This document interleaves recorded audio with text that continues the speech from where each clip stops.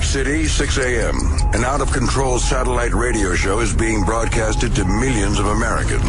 At the controls, Greg Hughes, a father. I am amazed it lasted this long. Anthony Cumia, an alcoholic. Holy mother of God. And Jim Norton, a comedian. There's no positives out of this thing, except for everybody's blood. The three men make up the Opie and Anthony Show, a popular radio program known for its cringe style of entertainment and having very few limits. Oh, my God. Okay, no, this is getting really intense now. It starts funny and then gets very uncomfortable. In the past, they have been accused of multiple FCC violations and have even gotten their show suspended from satellite radio. You couldn't have picked a fucking more self-destructive show. Yeah, crazier the better, yeah. What are you, 19? I'm 19. Delicious. You made Springer uncomfortable. Do you know how hard that is to do? Thank God this show's on radio. Everything you are about to hear is real. Real people, real excitement. Hey, let's go fucking have a good time. What the fuck? Get ready to experience the thrill of a lifetime. This is the Opie and Anthony Show. Just sit back and enjoy the show. But enough of this palaver. Let's get the show on the road. Yeah. Good.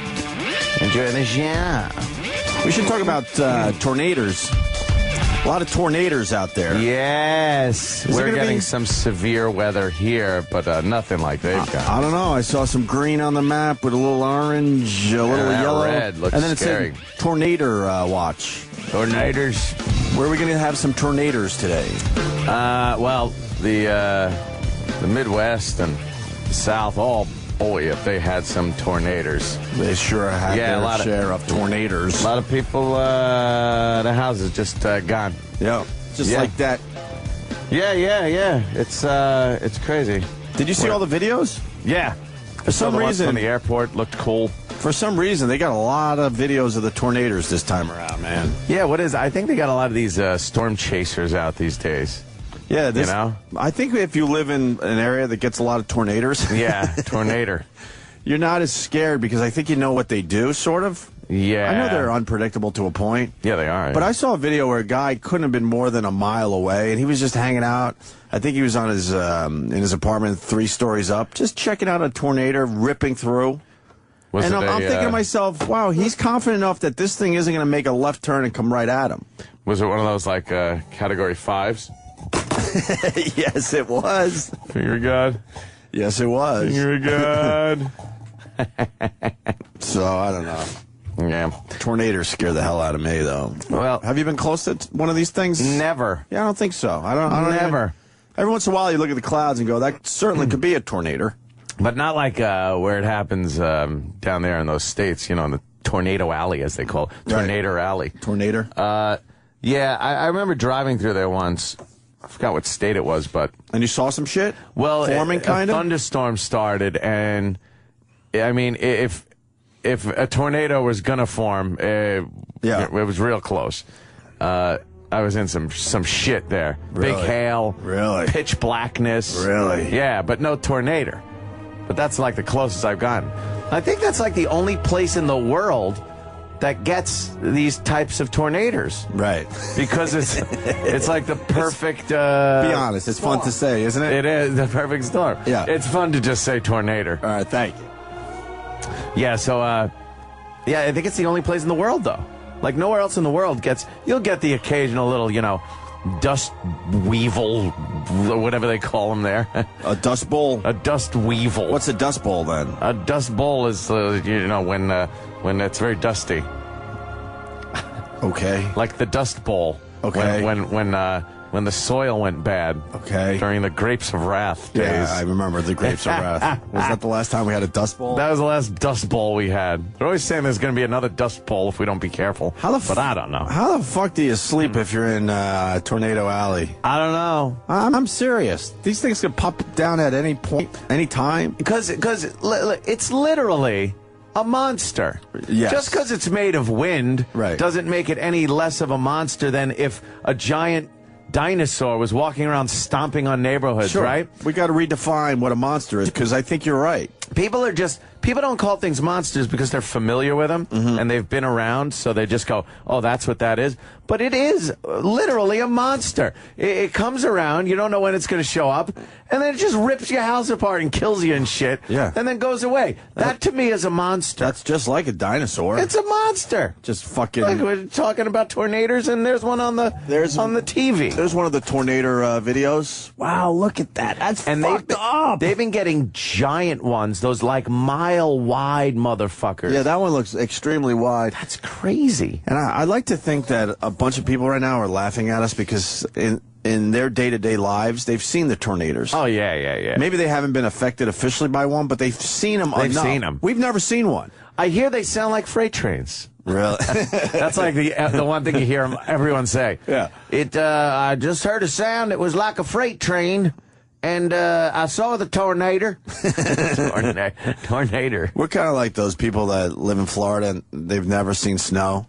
We've never seen tornadoes. And when it snows, they like freak out. Right. Look at there's 2 tornadoes on 2 different TVs. I'm telling you, for some reason, they got a lot of video of tornadoes the last couple of days. Yeah. A lot. Did you see the one? I think one? they know that it's been like really, there's been a lot of them lately. You see the one going over the stadium? No. That was pretty cool. A good one? I don't know where, to be honest. But, oh, wait, this might... Yeah, that's the one right there. Thanks, Danny. Oh, that's... wow. Look at this massive fucking tornado. That's crazy. Going right over... Is it the Cotton Bowl or something? It's a pretty famous place where they have the Cotton Bowl or something. It goes over it? Or? Well, I mean, the angle this guy is shooting, it certainly looks like it. Yeah, it does. Maybe it's behind it. I don't know. Looks close. Travis is saying it's Brian Dennehy Stadium. Brian Dennehy Stadium. No, see, that's where Danny's wrong. He misheard me. I said it's Bryant Denny Stadium. Why would he have a stadium named after him? He's a fine character actor, but to name a stadium after him? Alabama's weird. Cocoon was good. It wasn't that good. Yeah, no shit. And then this fucking asshole. This is what frustrates me about these fucking guys that make videos. Why stop right there? Yeah, I don't understand the stopping of some people's videos. Like, we all know if you make a video, you got to try to make it short. Short is way better than long. Yeah. We all know that. But if you see a massive tornado like that, you keep rolling. You can't stop. And, put the long form out there. Hell fucking You can make a short highlight. And then you put the long form out there. And then I'll decide when to fucking move on from your stupid video. I'll see. I'll check out the short one like a trailer almost. Right. And then I'll watch the full length. This guy wants to tell us about tornadoes. David in Texas. David. Good morning, guys. Good morning. Hey, having lived in Texas all of my life in the same general area, I've noticed, I think some of it has to do with topography. It seems like that, at least in my area, we get them in the same general area. There's a lot of little minor tornadoes that you never hear about. And a big storm comes, I go outside if it's daylight.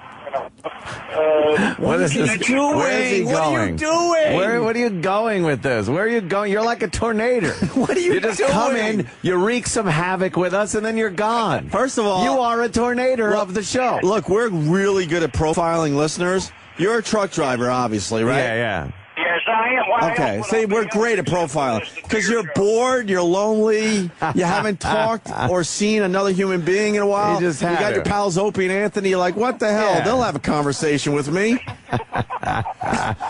This is a conversation. Yeah, we're just talking. Which I don't mind, but we're doing radio. Yeah, we're doing a show, so it really has to kind of, be a little different than just real life talking on the CB. Right. And then there's the time. Yeah. I think it's topography. What you got? We get them here occasionally. They come up, and usually it'll start rain. All right. This is like the conversation he has as he waits for his turn to get his load. Yeah. Or just kinda- online for the scales. Yeah, he's just kind of hanging around. I don't have to be in Oklahoma until Tuesday. Goddamn, my roids are itching like crazy today. I'm not to that point yet. All right. I expect that's coming. What is your point, though? Have you ever seen a tornado? Yes, I have. And does it scare the fuck out of you? Yes, it does. And It's hard to stop, but See, it's just, but when they start talking about them, you do pay attention. okay. Of course, if you're asleep at night and it comes up, well, maybe you're dead. Look, I'm not sitting here downplaying this shit. I don't want to see a tornado anytime soon. No. I think we almost saw some shit. What was it? Late summer, early fall around here? Yeah, Didn't yeah. one roll through Got bad, Brooklyn? but there, we just can't get that type of tornado here. It's like an odd thing that has to do with the Rocky Mountains and then the plains and shit, and the way the weather pattern is Just kind set of up in the funnels into Midwest that there. area? Yeah, there's a way, and that's why it really only happens in that part of the country and the world, is because it's a perfect setup for these tornadoes. Right. Back to my original point about topography. Right, back to topography. Well, you were right on with topography. Yes. Anthony, All right, David. my friend. Thank you, sir. do you ever hear of them getting them in Europe? No, never. I was just thinking about that. Hi. Here's a question. No. So we know about Tornado Alley, right? Yeah. Where else do they get tornadoes in the world? They don't. That's It's the a only weird thing. place. They get these small ones. Like, we'll get them here. You could get them anywhere, but it's not a real, like, cold air fucking falling like crazy and hot air rising tornadoes. It's those weird vortexes that we get here. I get You ever it. see, like, the garbage twirling in a parking lot? And you're like, well, those could get pretty big and do some damage, but it's not the same as the Midwestern fucking weather-based tornadoes. It doesn't happen anywhere else in the world. Nowhere else in the world. Nowhere else. Where would number 2 be? There's got to be at least a number 2, even if it's a drop-off. I don't think there is, because I never knew that. it just has to do with the way the Rocky Mountains are set up and the temperature of that, and the way the Great Plains open up, and the way the jet stream is. It's just perfectly made for fucking tornadoes. No kidding. Yeah. I did not know that. I thought somewhere in the world had a similar situation. A cyclone is not a tornado. No. Cyclone is a Pacific hurricane. No. Oh, is it? Yeah. Oh. Yeah, What's the name of a tornado that spins the other way? A instrument. I don't know. Maybe they do it in Australia. Is David still on the line? I think he is. Oh, all right. Yeah. Hey, Dust Devil. Oh, he's so happy right now. By the way, we love you truckers. We know you're out there. I make a lot of miles to you guys. Oh, I appreciate it. Thank you, David. man. All right, Keep brother. her between the ditches. That's right. Later. All right, there goes David. I like that guy. Oh, my God. Was there- Shiny side up, dirty side down. It's a twister. It's not a tornado. She's a twister. She's a twister. I think a twister is just a wacky name for a tornado. I like this thought by Brian and PA. Brian, let's go, brother. Good morning, boys. My favorite part about all this is after they mention the freight train and all the chaos, what do they say? We're going to rebuild right here. Yeah, Why yeah. in the hell do they rebuild? We're gonna rebuild. Yeah, your family's not that special or important. They'll Yeah. come visit you in a safe area. Well, that's cool. I think people stick around because they got family, that they don't want to leave. Well, yeah, but how about in West Virginia when it floods in a holler and they build right in the same damn holler where there's like 10 feet of water that come down every time? Family's been here for years. We ain't moving. We ain't a moving. Yeah, fuck that, man. I get hit with one of those things. Yeah. Well, then again, we got hit with 9/11, and we're still hanging around here. Yeah, I know. Yeah. It's still the fucking epicenter of what the terrorists want to hit. And they let out documents that said they wanted to bring down the Brooklyn Bridge also. Oh, good. Recently. Oh, good. Al Qaeda was like all good. fucking hip on cutting the cables. Oh, good. And, So we're the same way. We're hypocrites. Yeah, we because kinda that's are. our tornado. That's our monster. We should have fucking moved to the hills. It doesn't strike we as didn't. often. But when it strikes, holy yeah. shit. Yeah. That just comes out of nowhere, though, and just fucking rips your house apart. That's like Godzilla. Just comes out of Tokyo Bay, he fucks shit up, goes back, and then you know what happened. Your house is gone. Uh-oh. Freaking out. You might have given the wrong info today. What sir. happened? Let's go to Dave in Iowa. Dave? Hi, Dave. Yeah, hi, guys. Hey, Ian, I hate to burst your bubble here, but a cyclone is a tornado over water. What you're referencing as being a Pacific hurricane is called a typhoon. Oh, typhoon. Ah, fuck, you're right. Yeah. My mistake. You're right. All right, guys. Punch him out. Cyclone. So a Shit. cyclone is a tornado, sort of? And a roller coaster. Yeah.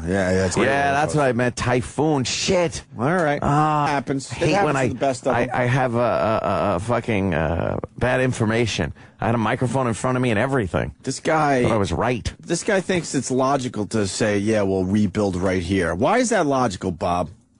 Well, where else are you going to move? A tornado doesn't come along that often. And then you want all us hicks to move up there to New York City where there's no tornadoes? Well, this is the beauty... Somewhere. Bob, I'll tell you, this is the beauty of the media. And we're guilty of it, too, because we try to point this shit out.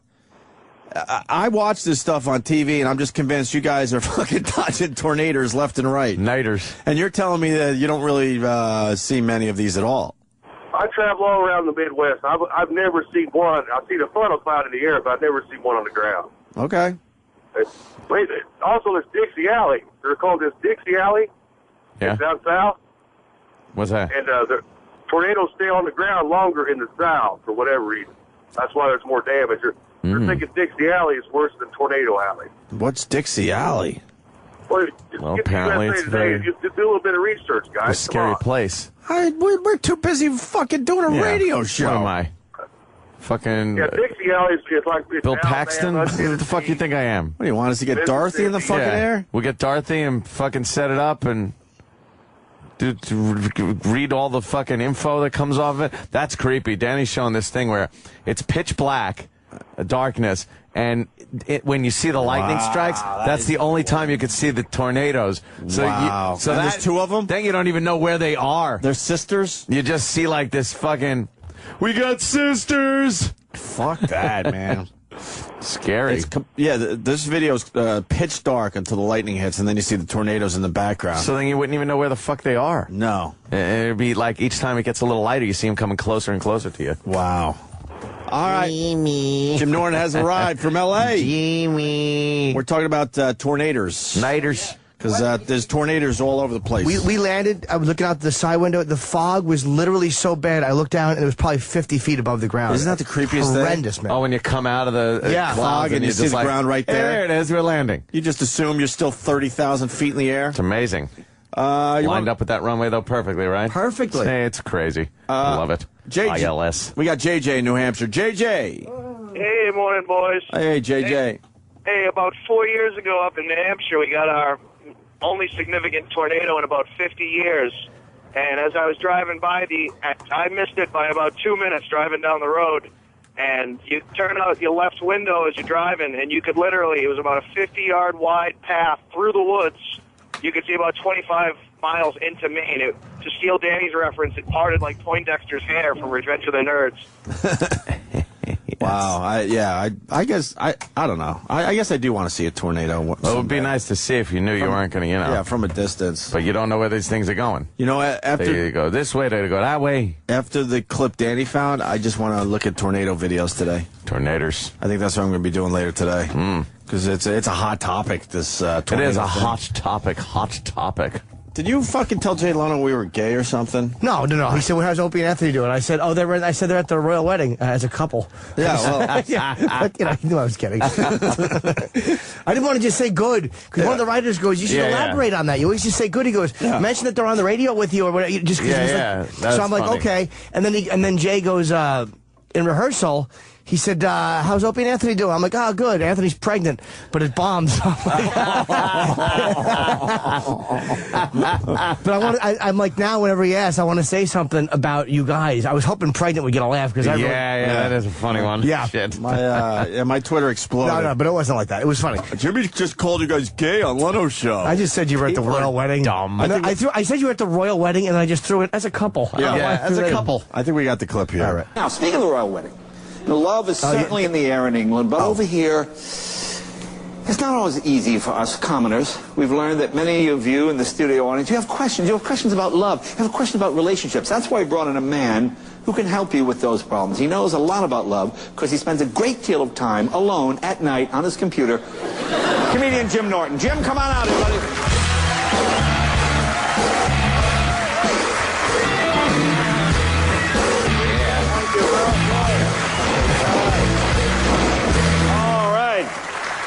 I guess the dry cleaner still got the pants, huh? Right. Good. How are things on the Opie and Anthony radio show, all right? They're good. They're currently at the royal wedding. Oh, they're at the royal wedding? Yeah, all right. Well, as a couple. Now, our audience has lots of questions. I just threw it in. I will assist you in any way I can. It's time for Love Advice with Jim and Jay. But he screwed me up when he says I'll have it on the radio show. Yeah. Because I was going to go, this radio show is going great. But he's like, so how are they on the radio show? I was like, radio show. What, you have jeans on or something? Yeah, but they were nice dress jeans, and he always fucking attacks my outfit. And I had my suit jacket on, and it was good. I mean, I haven't seen it yet. I went well. certainly I'm very happy DVR'd with it. Do you know who Buddy Guy is? I didn't know who he was. Who? Buddy Guy. The Buddy Guy? The guitarist, yes. Yeah. So I got a photo with him, but everybody was fawning over him. Apparently he's like a legend. I just didn't know who he around was. forever. Yeah, it sounds like one of those. I couldn't name one song. I couldn't either. Jonathan was but telling me. I know the name. He said, like, if Keith Richards and Mick Jagger were here, that's the guy in the room they'd really want to talk to and hang out with. Like, it's one of those 74-year-old blues guys. Yeah, he's been around forever. Yeah, everybody seemed to know who he was. Fuck yeah. I just don't know what he sings. Do you know what he sings? I'm just distracted. Every TV has tornadoes on it. I'm telling you, for some reason, they've really got great video this time around. Tornadoes kill 160 in the South. Right, just fucking... That's crazy. Jimmy, you just arrived, but Anthony made a good point. Tornadoes are fucking monsters. They're monsters because, like, if anything else... We define monsters the wrong way, like zombies, and dinosaur, Godzilla. This is a fucking monster. It comes out of nowhere. It completely fucks you up and kills people and destroys your house, and then it's gone. Right. It's a fucking legitimate monster, I believe. All this thing needs is eyes, and then you would go, it is a monster. If it had, like, a brain or something. Yeah. But that's even worse, because this is just so willy-nilly. You don't even know where it's going or anything. This is a jellyfish in the air. Yeah. Just it's all a big, willy-nilly. giant jellyfish. It doesn't know what it's doing. I'm amazed jellyfish. I'm amazed jellyfishes can survive. So stupid. They're They want to go over there, but it just takes them all day. Dumb things. They can't get their body and organized. Do they even want to go anywhere? They just kind of... You think they just bump into shit and get lucky? Big transparent cockhead. A tornado is wind with Down syndrome. I guess. It doesn't know its own strength. Just wants to pet the barn, but instead it rips it apart. Jimmy called tornadoes hillbilly movers. Oh, God, it's on my old CD. That's from 2003. I don't remember that line. Yeah, it's an old one. It's a good one. I know Jimmy's act. Very I remember accurate. That one. Oh, you're never going to guess who's on my plane. Oh. You're not going to guess. I know. Well, you got to give us a fucking hint. Hold on. I got these. Yes, that's right. It was Arthur Chu. Chu. Is this one of those weird fucking... No. Is it a celebrity? No. All right, what are you doing? I don't have time for this today. What are you doing? Chipperson? No. Pete Stevens. Who the fuck? Who the fuck is Pete Stevens? I was laughing. I was just giggling all the way up the hallway. Pete Stevens. Thinking about a horrible thing that is. And how much I wanted to tell you guys that Pete Stevens was on the plane. And you who gives a shit? Who is he? Who's Pete Stevens? Exactly. Who knows? So wish your fucking plane was canceled. That's hilarious. Oh, I didn't sleep. Oh, Sweet Home Chicago, Buddy Guy? Never heard of Buddy it. Guy. Is that Buddy Guy? Sweet Home, Chicago. If you're talking Buddy Guy, what would be the fucking song on his tombstone? I have no idea. Well, we should fucking throw something out there. He actually did a pretty good new song called 74 Years Young. I guess that's his new album, but it was fucking good. Jay worked with him when he was 19. So he has a lot of those guys on that he worked with when he was real young. There's a Peter Stevens for Peter you. Stevens. No, not Peter. Pete. I hate this. I hate Peter Stevens because he has white eyebrows. Good old Peter Stevens. Yeah, nobody likes that. He looks like almost Rutger Hauer. Oh, God damn. I can give you info on the other countries that get tornadoes. Oh, really? Ryan in North Carolina. Ryan. Hey, morning, boys. Morning. Welcome back, Jimmy. Thank you, buddy. This fucking royal wedding. Are we going to fucking get into this a little later, hopefully? It happened, right? Tomorrow. The lead up to this thing. Why are we giving them attention over there? We would laugh at this shit in America. Yeah. Go ahead, Ryan. What's up? Hey, the other two countries that get the most, we got Argentina and Bangladesh. Oh, yeah? And it's similar to what Ann said. It's topography. Yeah, but they don't get those mile-wide fucking monsters. No, man, those are freak ace. No, that's like... And that's two areas when a tornado hits, do you even know it ever hit? Yeah, right. I know it's a fucking really hack joke, but... Bangladesh. Bangladesh. That might organize some shit. Yeah. They need a good sweeping. Cause thousands in improvements. Right. We're going to lose out on T-shirts if they kill out Bangladesh. What's that? I didn't hear you. We're going to lose out on all. We heard you. Oh, We haven't gotten one in a while. I know. Oh, and he basically just dusted off his face and came right back in. He certainly did. You want some more Buddy Guy info? Yeah, I would love some. All right, Kevin in New York. Kevin? Good morning, boys. Good morning. Hello. Many times, Eric Clapton has said that Buddy Guy to him was what Elvis Presley was to everybody else. That's what got him playing guitar. Fat drug addict. Yeah, exactly. Shitting on the bowl until he dies. Guy who liked fucking banana and peanut butter sandwiches and made hard duties that stopped his heart. Yeah. A guy that almost knew karate. a guy whose wife fucked his karate instructor. A guy who went a lot. A guy who wore a cape. A pedophile. No, you know what? Clapton did an album with him. Jonathan knew a lot about him. I'm sure Buddy Guy has done an album with or played with just about everyone you can imagine. This guy is going to give us the ultimate Buddy Guy song. Are you being too cool for the room, or is this the hit, Jim? The ultimate. Me? Jim, Memphis. Go, Jim. Yeah, hey, Buddy Guy's a blues legend up there with B.B. King. His biggest hit is Champagne and Reefer that he performed with the Rolling Stones there in New York City. Up there in New York City? No, did he get invited on stage? You know, John said that. He goes, if the Stones performed, he's one of the few guys that they would invite on stage. You see Buddy Guy in the audience, you got to say, come on up, right? Yeah. Keith Richards gave him a vintage. What if it's Yngwie Malmsteen sitting in the audience? Thank you. Can we hear Champagne and Reefer? Never heard of it, sir. We don't have it. I can get it on YouTube if you want. On the Blues Channel, we don't have it? We have a Blues Channel on this dumb fucking platform, and we don't have that song? Well, it's in profit, and we have this, and I love that song. Dumb Champagne and Reefer. But maybe this guy that's his favorite. I want to know the ultimate Buddy Guy song. If it's the one I'm thinking of, it goes boom, boom, boom, ba-doom. Champagne and Reefer. I bet it doesn't. You want Stevie Ray Vaughan and Buddy Guy doing it? Stevie Ray Vaughan, I fucking loved growing up.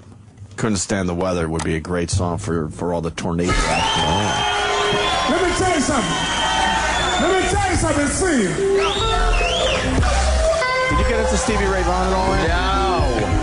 I hate this music. Danny did. Awesome. I hate this fucking music. He won 6 Grammys. In my life, mate. The guitar work he played last night was fucking fantastic. Get on down, man. When you hear a guitar like that, I don't care. There's nothing wrong with the world, man. Oh, stop. Sounds like his fingers are caught in the strings. Listen to this shit. Stevie Ray Vaughan's got a statue dedicated to him. Fuck this. In Austin, He right? is good, man. And this is every fucking blues song ever made. Up there, Mr. Stevie Ray Vaughan. Let's go. I like dirty blues. I don't like when they polish it up. They overproduce the blues, which is the biggest mistake that genre has done.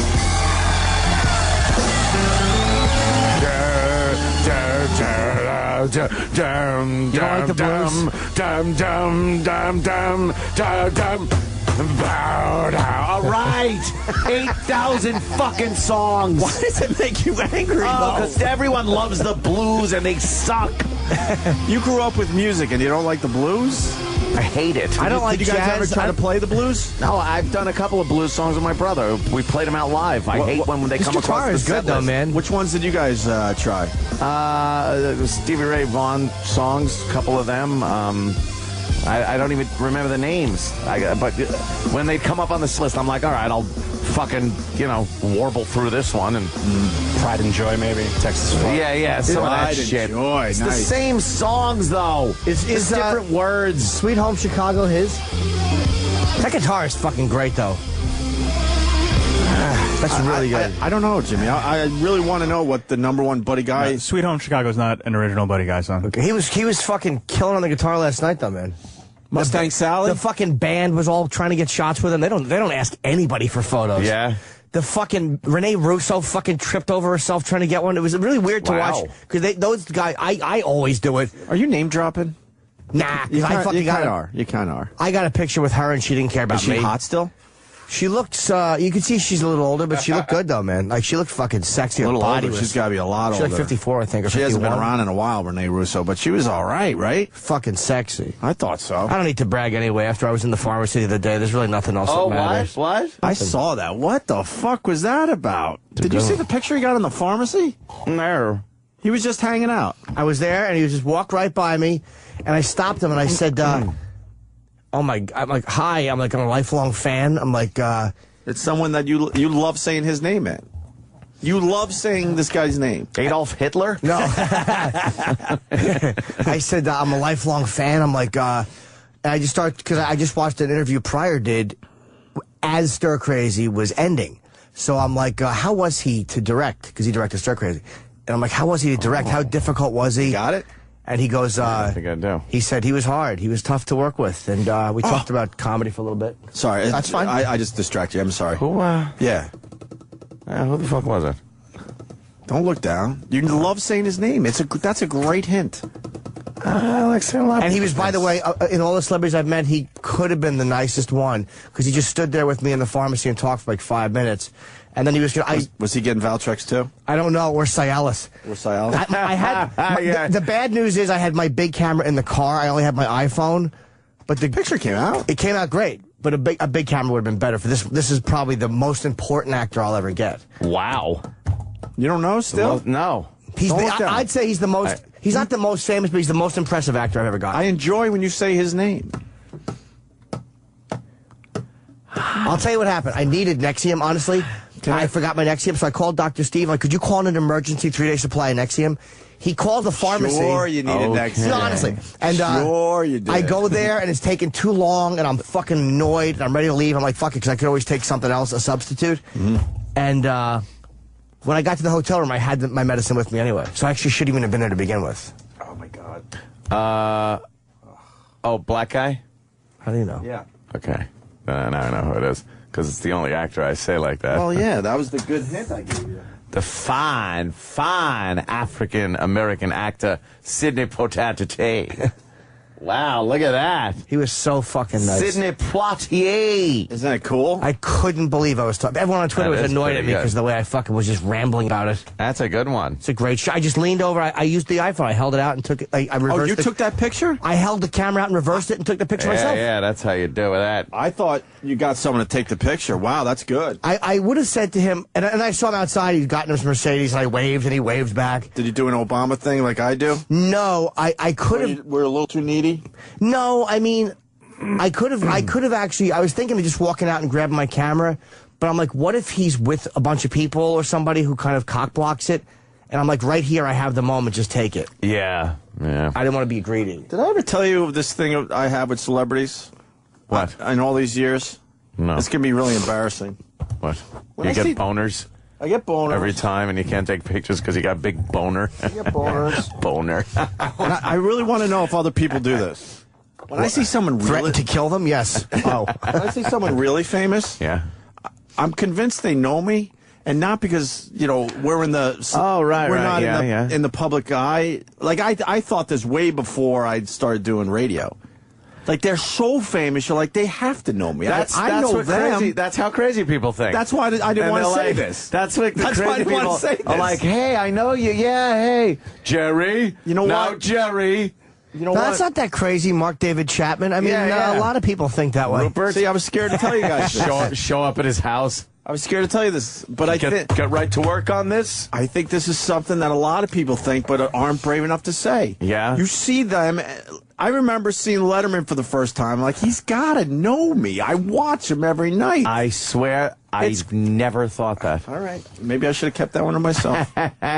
No, someone will back me up. I felt like people would know me from I'm the not business. talking about... Like, from that, I've thought. Oh, no, I'm not talking about... They didn't. No, this goes way back before I did my first fucking radio show. No. No, I never thought. Wow.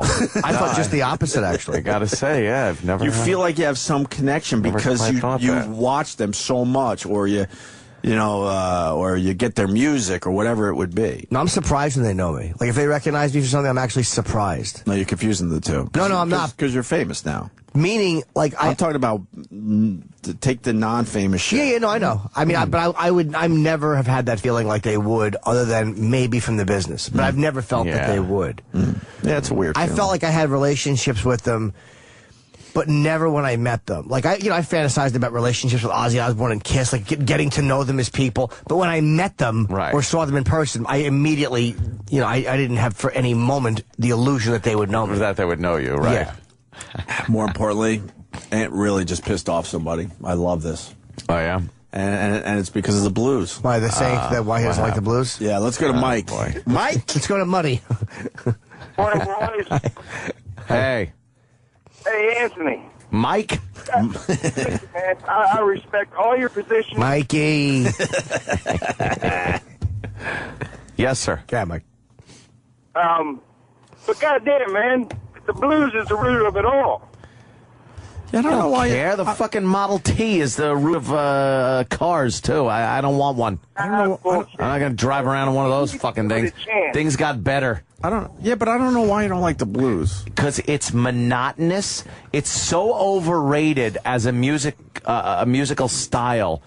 I understand it's like the beginnings of rock and roll and everything. I understand that. But it's overrated as a music style in and of itself. It's monotonous. It's the same shit. I can't tell one from another when Clapton's doing it, or this guy's doing it, or fucking BB's doing it. It's the same plodding fucking chords over and over again with the same dumb ending to every dumb fucking blues song. I hate it. Bow, dow, dow, dow, dow, dow, dow, dow, dow. Bow, dow. All right. How many times? That's how every blues They really do. You just No. In a bubble, brother. It's life stories, man. You gotta give it a chance. Gives a You shit. gotta listen to it. Gives a shit. I understand. Ooh, times were tough. Times are really tough. All right, boys. What, not even Muddy Waters? Ant is such a jerk. He really is a jerk. He really is. He has jerk. Ant has his things he likes, and That's that's just a meanie. Oh, when I don't like something, I don't like it. And blues, I don't like That's blues. not up for discussion. I don't like blues, and as much as I don't like blues, I don't like jazz. Nah. Jazz is hipster blues. Those all fucking... I listen to blues. Sometimes I go into the restaurant, jazz, and jazz is playing, and it's like, get the fuck out of here. They're all playing something different. Jazz is a little rough.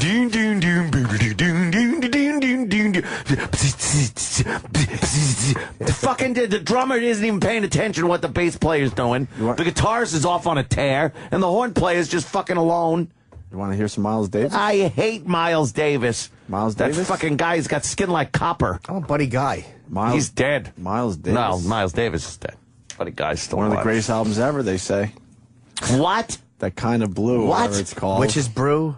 No, man. Miles Davis. Yeah, listen to this shit.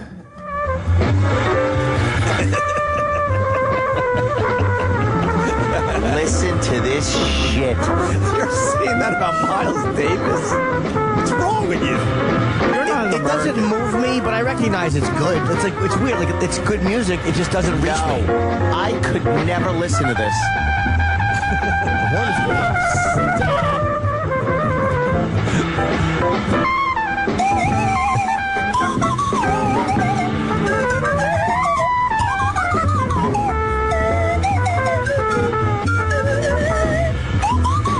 I'm jamming with him.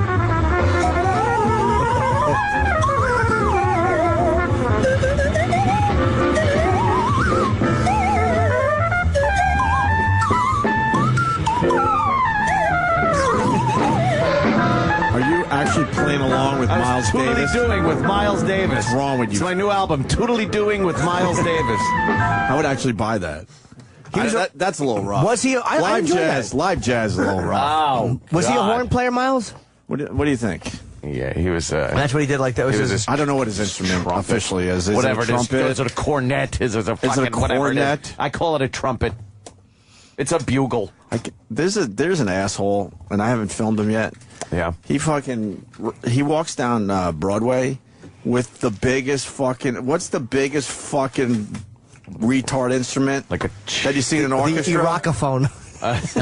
What is that big? It's a cello. You're talking about a cello? Is it a cello? Is the biggest one? Yeah, it's like a fucking violin 50 times the size. And the case has like a wheel on it, right? And they wheel it, right? Yeah. Like, you know, we all grew up, and I think most of us tried an instrument. Yeah. And you never went, like, they wanted me to play the French horn or whatever. Yeah. And I saw the case, the French horn came in. I'm like, I'm not walking around school with that. That's crazy. I'll look like a fucking queer. Do they want you to grow up and be a radio agent? Yeah. Yeah. And then fast forward, like, our agent happened to be one of the. Is he good? Loves his French He horn. fucking was part of the. Where was he? In Israel. Oh, as really? Part of the orchestra or something. The Mossad.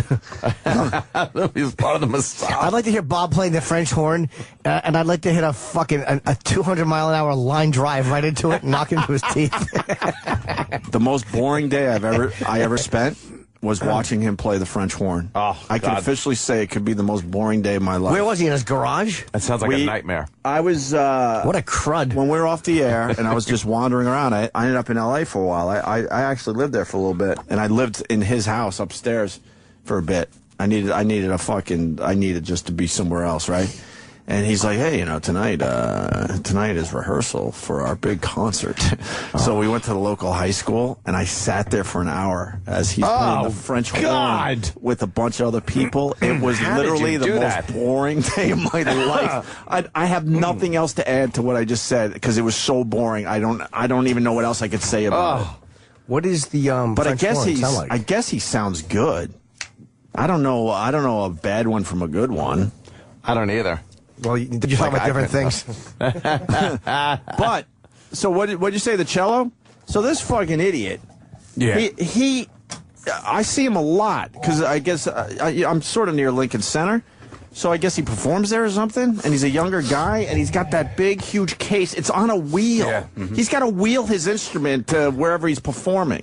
I'm like, I want to tell the guy, like, you look like a fucking idiot. He's playing at Lincoln Center. Yeah, what a dick. Who cares? But you ever hear Apocalyptica, though? Apocalyptica? No, what's that? Is that the Metallica thing? Well, they do a lot more than that. I think they have originals now, but they're getting kind of big. But if you've never heard them, it's pretty interesting stuff. They were the ones that performed with Metallica, right? Yeah, they did Metallica. Yeah, they do it by on four cellos. So what else are they doing? They have a whole bunch of original stuff now. I haven't heard it myself, but I hear it's really good. I like the Metallica stuff. Yeah, they do that and some Pantera, I do believe. Yeah. They do a bunch of covers. But why would you pick the cello is my point. good. If you got musical abilities, why wouldn't you pick something you could kind of just carry around casually instead of wheeling it down Broadway? Yes. You can't even fit it in a taxi. You got to walk it everywhere. Yeah, that is crazy. Woody Allen plays his clarinet. They're That's what Woody perfect. plays. There you go. A little case, God. clarinet. You're good to go. Yes. Clarinet. A few people want to back me up on that weird. The old licorice stick, as they called it. Playing the old licorice stick. Oh, really? Oh, back in the day. How do you know that? 1920. How does he know that? I just heard that. I don't know. Yeah, it's delicious. What memory is that covering up? That he made sure that knowledge Taste was the in licorice stick. By the way, we don't have to go there, but I'm relieved that a bunch of people are backing me up on that weird celebrity feeling that you get when someone's uber famous. Really? Yes. There's a bunch. Someone's backing you up on that? There's a bunch. Yeah, they're calling from prison phones. Yeah, I think the same way. Yeah, my restraining order says, and I know them. Hey, can we play Couldn't Stand the Weather into break or a little piece of that? You don't have to listen to it. I know I know there's some Stevie Ray Vaughan fans out there. Oh, God. I know, and they'll bring me back. I'm just going to eat You my got it? sandwich. All right, we'll go to break with a little of this. You can start up because I believe there's a nice fucking long intro. Hey, did you hear? Of course, there's a long Did intro. you hear the story about the girl who had the same name as Kate Middleton? Oh, it's fascinating. Really funny. Were you here for that? I don't know. I heard it. I'm really confused. Were you here for that? Because we played the audio from the Today Show. Are you fucking with us? I don't know where the audio is from. I remember hearing it. I don't know if it was here. What are you doing? I don't remember. Do you want us to replay it? I don't know if it's the same story. All right, we'll get the audio and you tell us if it's. What is the point of the story? There was no point. What were they saying? None point. We'll get into it because it's really it was really strange. Yeah, but here's a little point Stevie Ray Vaughan. We won't play the whole thing, but couldn't stand the weather. We'll be back.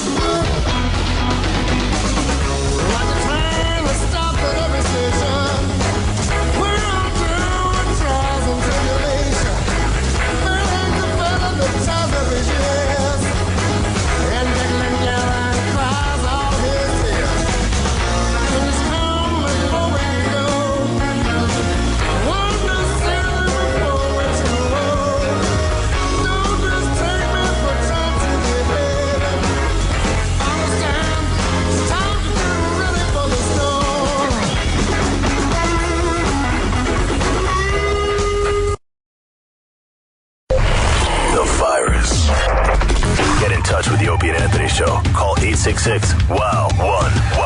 That's 866-969-1969. The Opie and Anthony Show.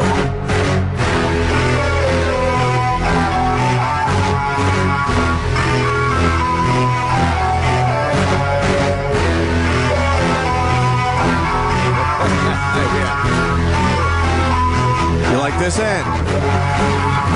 This is the cello. That's the Metallica thing. Yeah. With the what's the name of the band again, or the orchestra? Apocalyptic.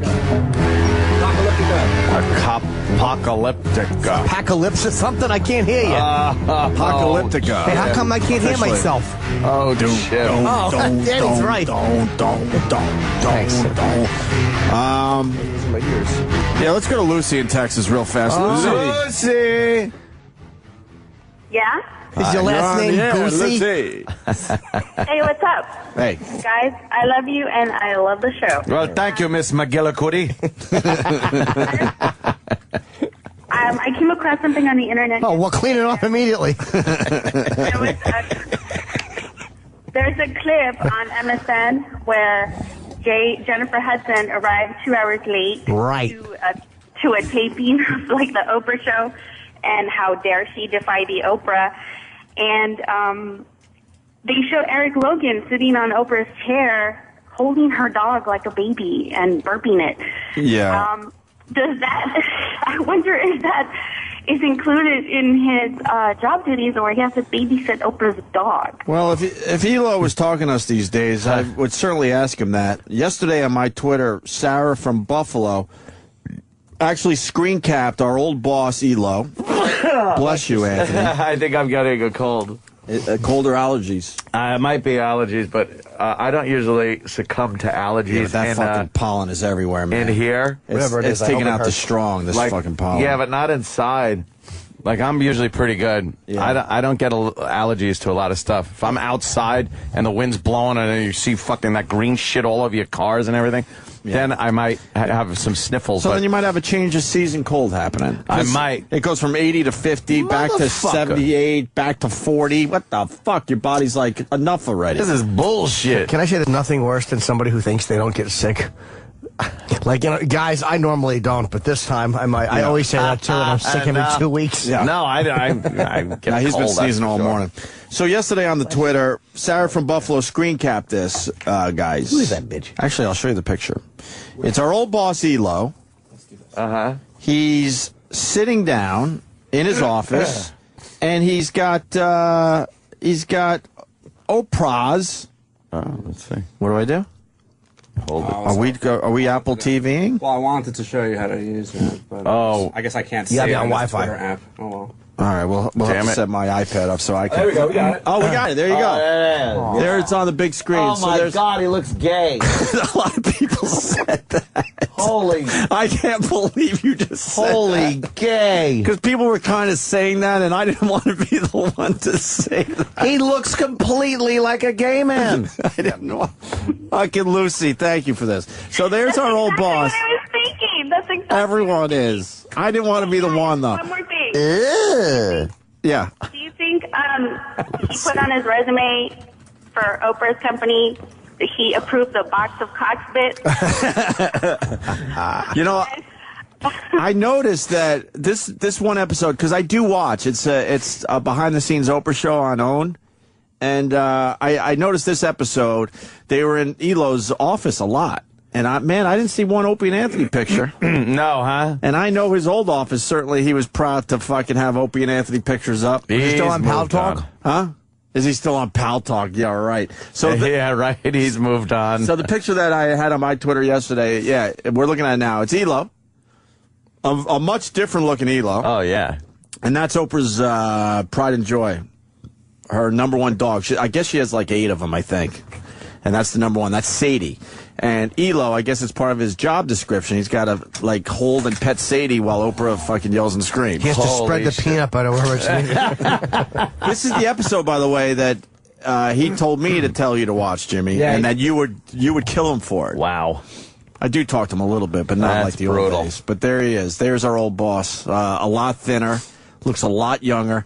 And Anthony says looks gay now. He looks completely gay in that picture. Now, I don't know if the video, watching it, may put him in a different light, but that still pic grabbed off the TV, that looks very, very gay. He shows up on OWN every once in a while, and I swear to you, Ant, I don't know this guy. I see this guy, and I go, I know that's him. We worked with him, but he completely changed everything about him. Yeah. He is... I think it's happiness that you see. Yeah. Because you didn't see happiness when he was working at XM. He leaves XM and his alcoholism gets fixed. What a shock. I know.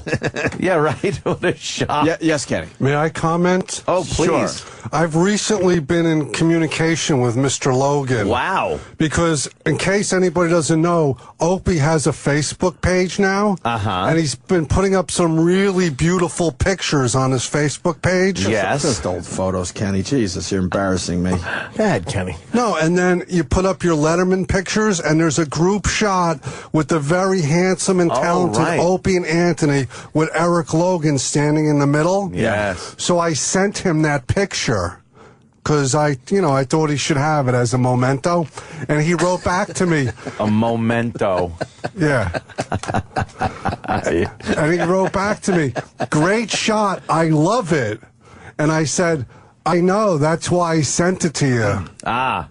And I invited him to the Antisocial Network show in Chicago, and he accepted the invitation and is going to attend Wednesday, June 15th. Thank you. Excellent plug, tied in with the story. That's amazing. Kenny just had what is the perfect radio appearance. Yeah, what happened? How Don't did that- ruin it. Your show is in the middle of the week? It's the opening night of the festival. Yes, he because I wanna kicks go off to the that. festival. How are we kick going off- to do that? Are we going to take a few days that week? No, I'm going to Chicago. I can take one day. I mean, we kick off the festival. No, we're taking a few days.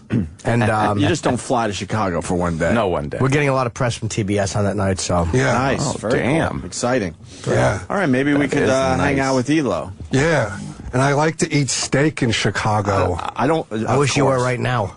Right to the heart. Yeah, it's TAKE. Yeah, of course.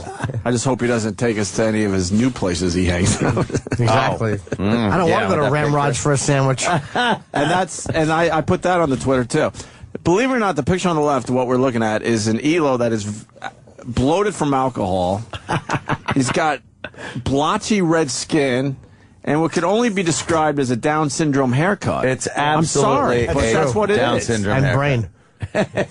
And on the picture on the right, it looks like he had a facelift. Yeah. He looks. How many years younger on the right? Would you guess? Oh my God. Fucking 6 months younger. It has to be 6, 7 months. And that's the answer you should have had, Jimmy. Thank you. He does look like he looks like a GQ model. Yeah. Yeah, he's his skin is back to normal. I don't know.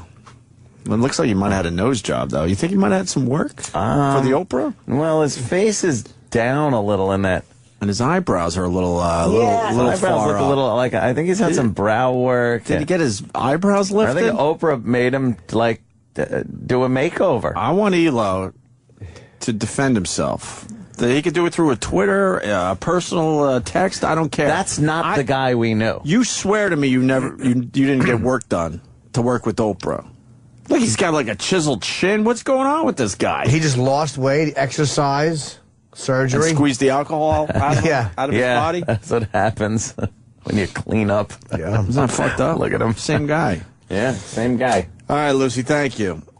Alrighty, bye. Bye, Lucy. Lucy was still there. That was wonderful. Hi, Lucy. Go tell Mrs. Trumbull to watch little Ricky. We've been working hard, too. Remember in the Crow Milk Bar, twisted her nipple and milk came out? Yes, that milk was came Lucy.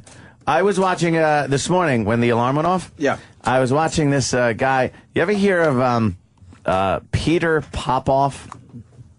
He's a reverend, a kind of priest guy or whatever the fuck it is. This guy is the biggest fucking shyster piece of shit really that I've ever seen legally shilling on television. You know how they do all those, they selling shit, a lot of infomercials in the morning when we wake up in the morning, the hours that we keep, whenever we wake up, the TV full of that shit. Yeah, just selling shitty products. This guy, Peter Popoff, he's got the Peter Popoff Ministries. He was taking people and victimizing them during the worst times of their life. Like, and here's his gig. He gets a shitload of black people to send him money, and makes their prayers come true. Like, he's got this pipeline to God. He sends you this holy water, right? And then this envelope he sends you. And I guess what you're supposed to do is send him seed money. And then you pray over your bills with the magic water, the miracle water, and your bills get paid. And he's got all he's parading out these, these black people. What do you mean your bills get paid? Your bills get paid. By who? By God. They could accept that? If you call the cable company? You don't have to. It's paid. Why would you call them? What are you talking about? Exactly. I was watching this just going, what the fuck is this guy doing? And then he gets a bunch of black people to give testimonials. And they're like, I needed money, and I sent Peter Popoff my seed money, and I got a check for $21,000. From who? Exactly. They never tell me where the checks come from. And the next month, I got a check for $8,000. And he comes back and he goes, praise God. From who? I know. So, he should be arrested. I know. That's what I'm saying. This guy is the worst, most despicable guy I've ever seen on an infomercial. I've never heard of him. You got a good clip? Yeah, Peter Popoff. If you don't, we could do it in the back office. No, this should be just this. This should be all right. There's a little of him. Let's see what he says. And he heals people, too. You want God to take away the nicotine craving and the emphysema? Yeah. How many of you smoke and don't want to smoke? You want God to deliver you. A lot of people, black people. Amen. I just believe that the Lord is going to give you victory right now. Yeah, I want to go to the Springwater Club. I thought that was going to be more Springwater. Wait a minute. So So hold So on. he heals Before people. Hold on. Oh, that's one of the. So probably. he's going to cure this lady of emphysema. Oh yeah, God is instead of like. Well, but you got to figuring out the Japan situation. Yeah, you got to throw him some cash though too. Is that what Japan's doing wrong? They're not giving their seed money. You need seed money that you got to give to Peter Popoff, and he was doing the old. Woman on the crutches, and he goes, now throw him away, and she throws him away, and she's walking, and everyone's hooping and hollering. We did that. Yeah, well, he fell down. It didn't take. Please tell me one of the greatest things you've ever seen. Oh, it was right up until the point where the crowd wanted to kill us. I was a miracle worker that day for 3 seconds until the crippled fuck fell on his face. There's times that I wish we had video rolling, and that's one of them. One of the most amazing things we've ever attempted. That's a good one. In this case, do we have that on tape anywhere? We should play that on the 10 o'clock. A tape? Did we broadcast that day? Wow. We were doing Maybe a gig. It was an Alice in Chains cover band, I think. To like 95, 96. It was when we were in Boston. It was Wheelchair Fred, and everyone wanted to see him, so we brought him to our live gig. Sorry for the people that have heard the story before.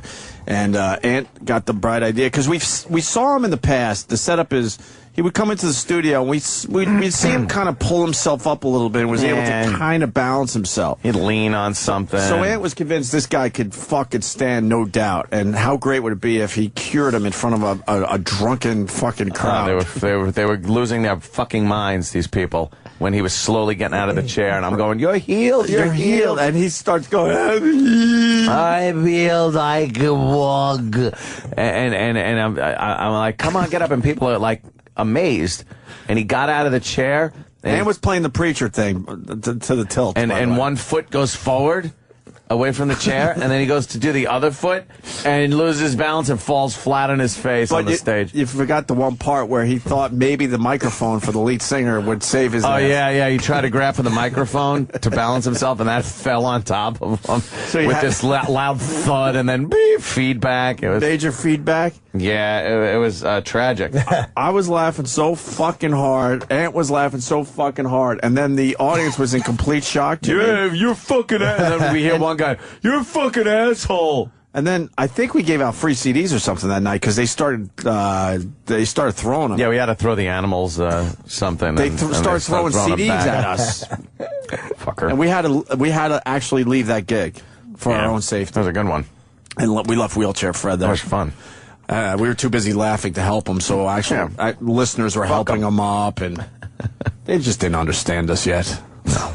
Anyway, go ahead, Ann. I'm sorry. No, that's at least we weren't charging money. Right, seed money. Yeah, seed money. This guy, Peter Popoff, just the biggest shyster, take advantage of people that obviously need help because they are behind on their bills or whatever. And he's saying that God will give you money. God will definitely give you money. It's a miracle. And then he quotes some Deuteronomy shit and says that, and on such and such a day, debts will be forgiven. And he goes, it's in the Bible. It's in the Bible. Listen to this guy. Let's see what he says on this one. I'm going to pray. Come a little closer. Touch my hands as a powerful point of contact. There's no distance in prayer. This anointing, this power is going to flow to you right there where you're at. You're going to feel it. You're going to sense it. You're going to feel that bondage break as you open up and receive the anointed word.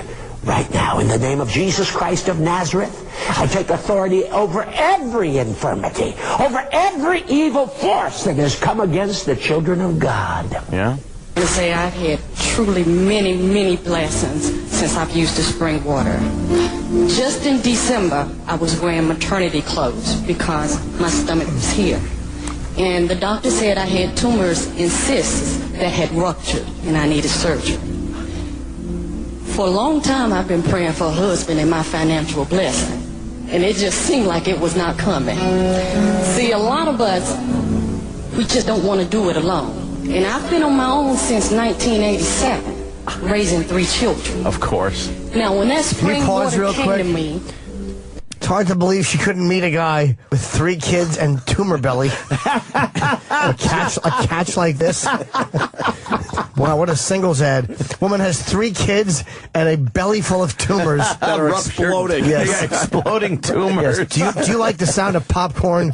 Well, I've got a bunch of them in my stomach. Is there a singles bar for that type of shit? It really is fucking horrible. Oh, she's awful. You're kind of right, Jimmy. I paid for a husband. I prayed for a husband, and my financial reward.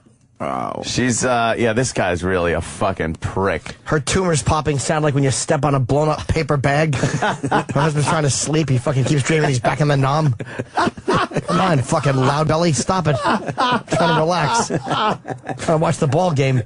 Your fucking, your lumpy stomach's in front of the TV. Let's hear a little more of this fine woman here. Reverend Popoff said, your financial blessing is coming, and it's gonna be big. And guess what? Your husband coming too. And not only did he say I would meet this person, he told me when I was gonna meet this person. He told me April 23rd. And I was thinking, well, oh no, I ain't got nobody. Well, I used the spring water.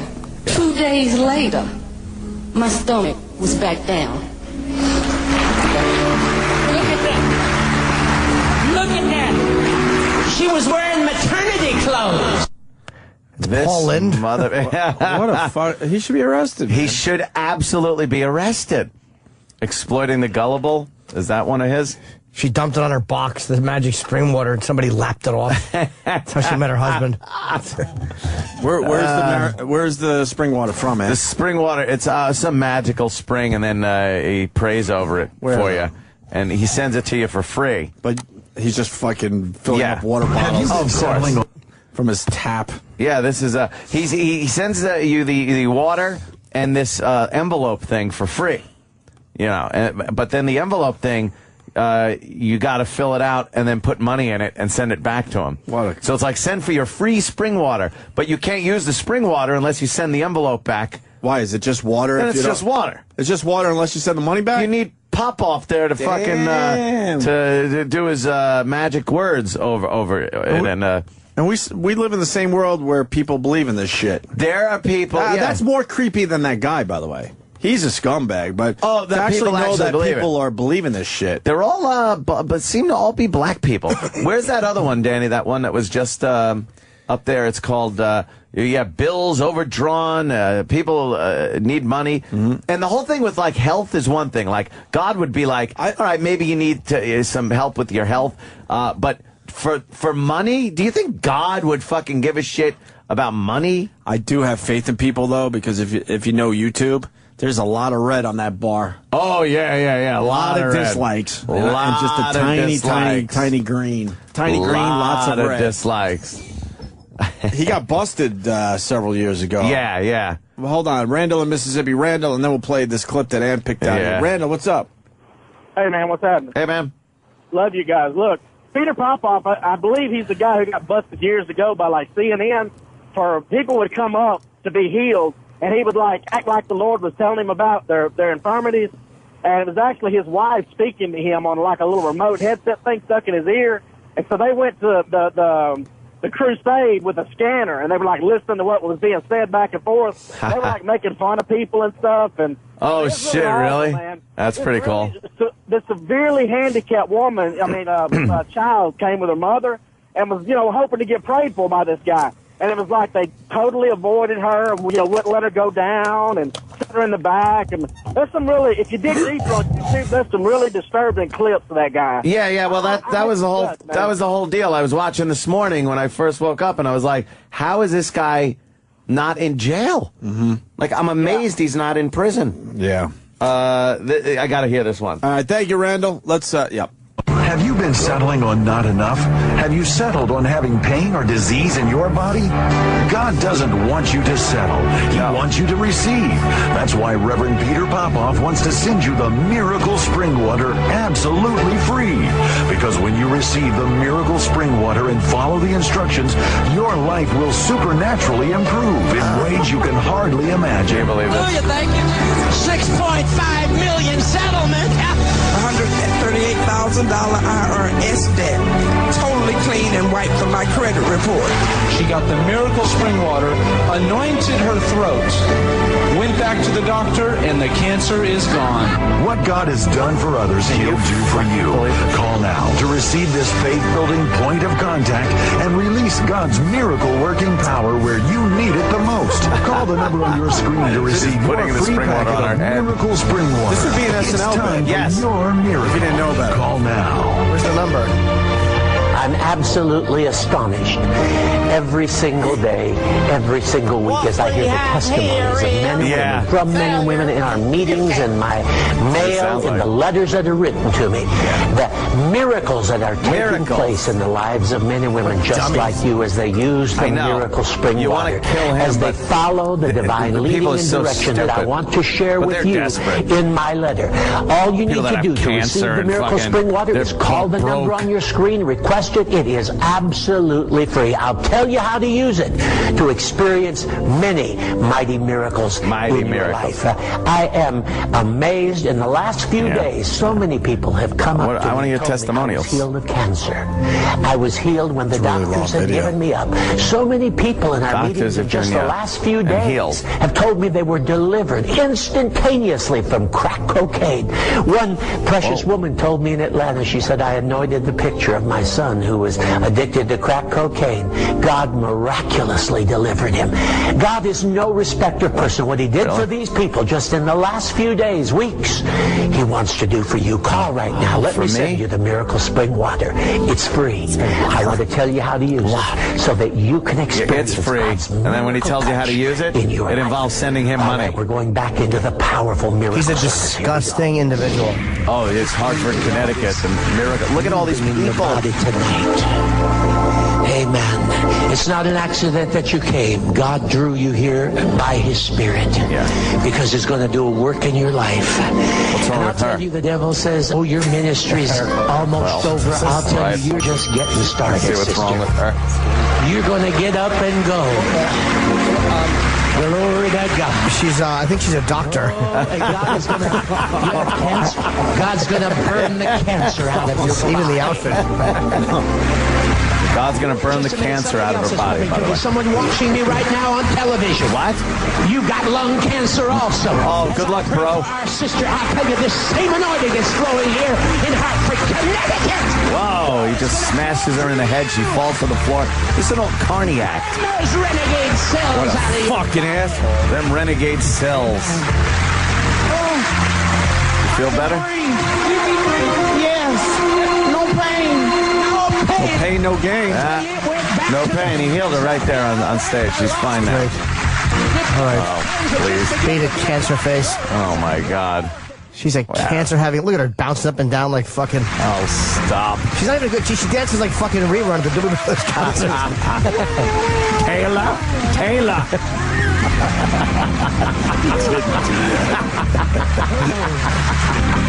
Hallelujah.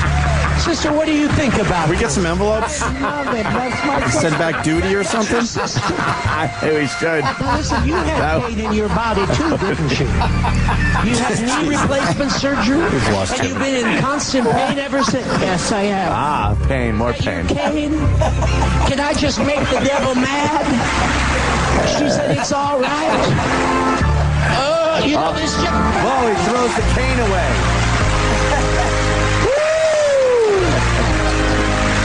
In the name of Jesus, I rebuke the pain. And she walks. Lord Jesus, from this day forth, let her walk pain-free. There she goes. She's fine. What's that shit? This guy. What's that shit about, though? Is it adrenaline or those fucking... No, I think they're shills. Those guys are in on it? Yeah. So they get old fucking black women that are in on this? And they probably give him some cash and go, look, you know, do the right thing. You're here for some money. God's going to give you money. And now she's dancing. So why don't they talk to those people? Look, she's doing a jig. She is. Oh, damn. that's a terrible dance. She was just crippled.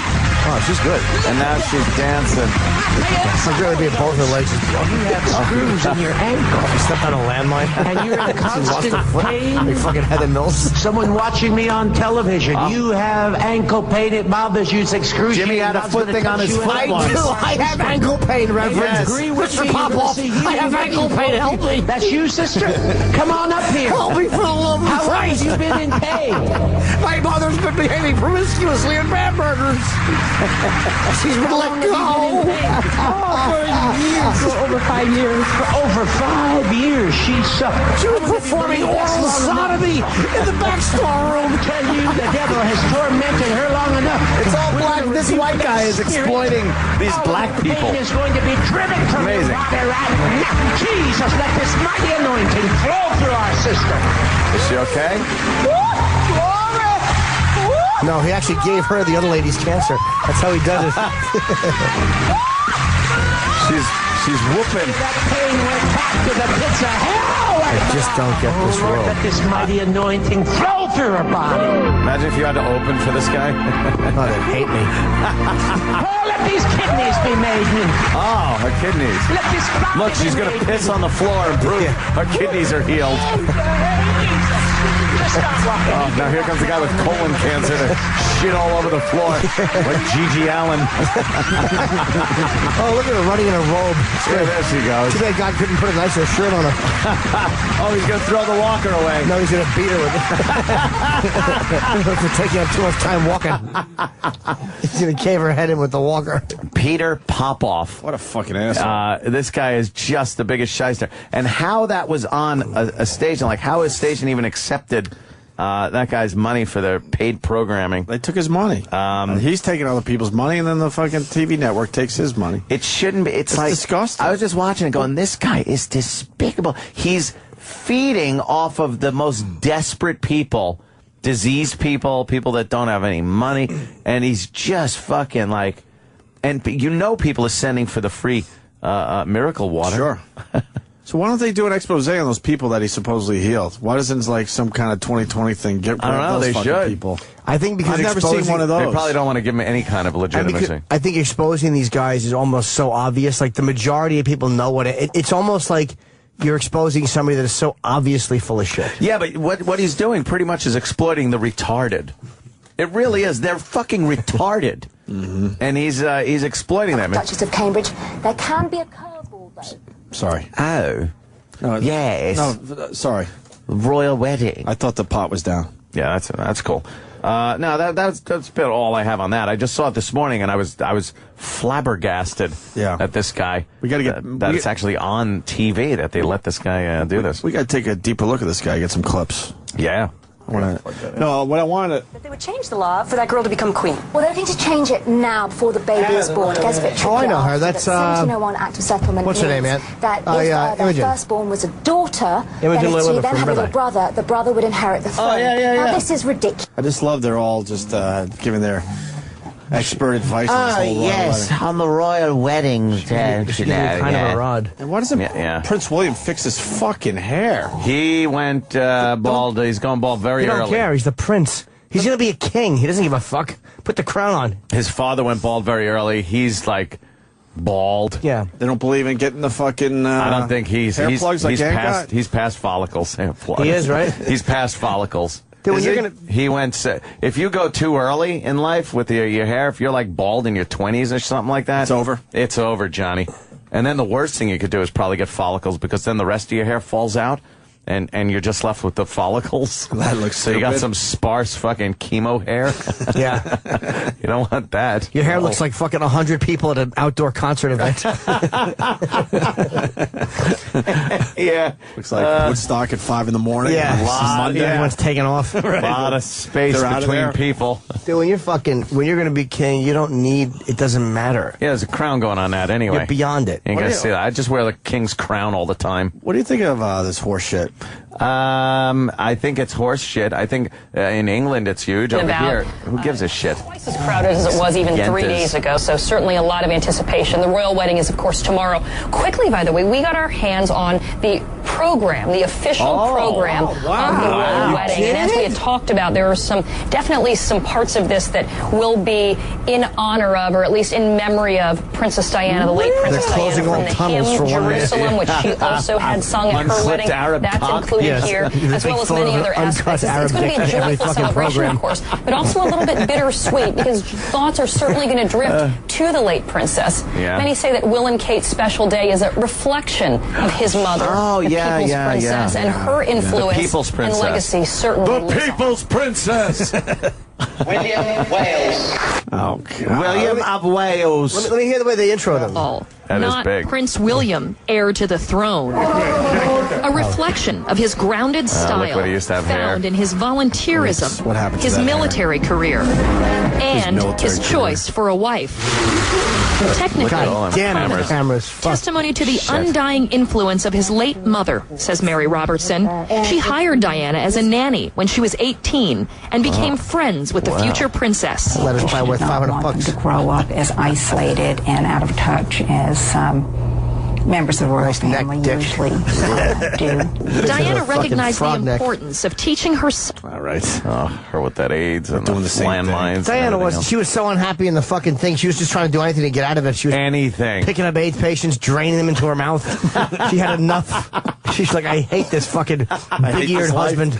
Dumb royal family. These inbreds are bugging me. He doesn't fuck me right. She's walking through minefields. Yeah, she's just praying. She didn't do that.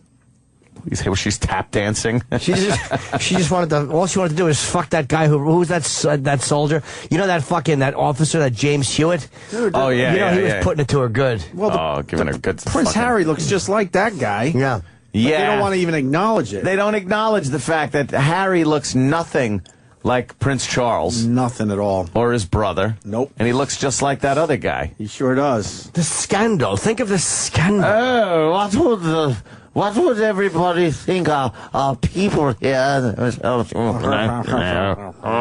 Boy, it's fuck. I bet you James Hewitt would fucking pull those fucking horse riding tight pants off her and fuck her hat off. Oh, God. I bet you he would fuck her hat right off. Yeah. He'd fuck her so good against the horse. She'd be pressed against the horse, and her fucking chin strap would just kind of bobble off stupidly. Man.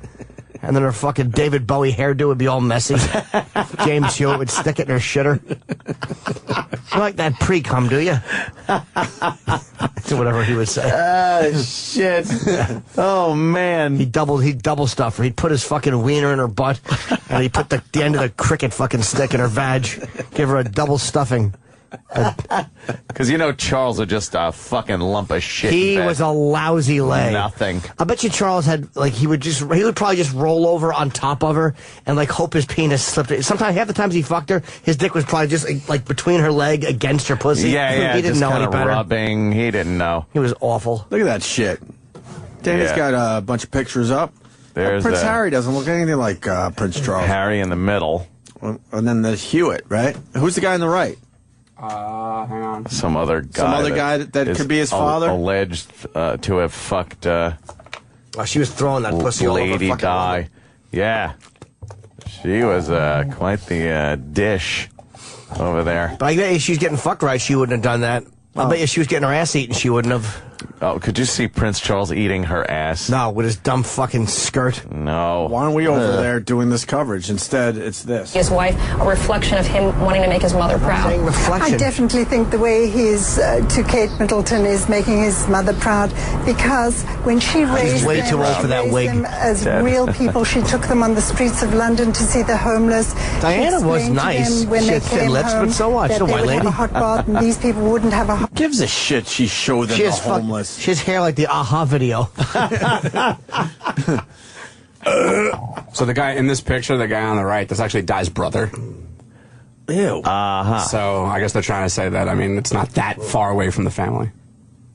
Because that guy Hewitt, he's on the left there. Right. Oh, they're trying to say that. Okay. Right, Yeah, right. so- That's a defensive picture. Yeah.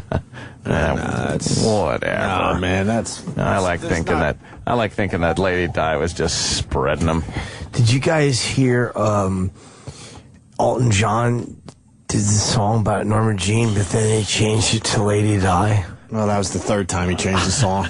Did it for Ryan Really? White too, Did he? right?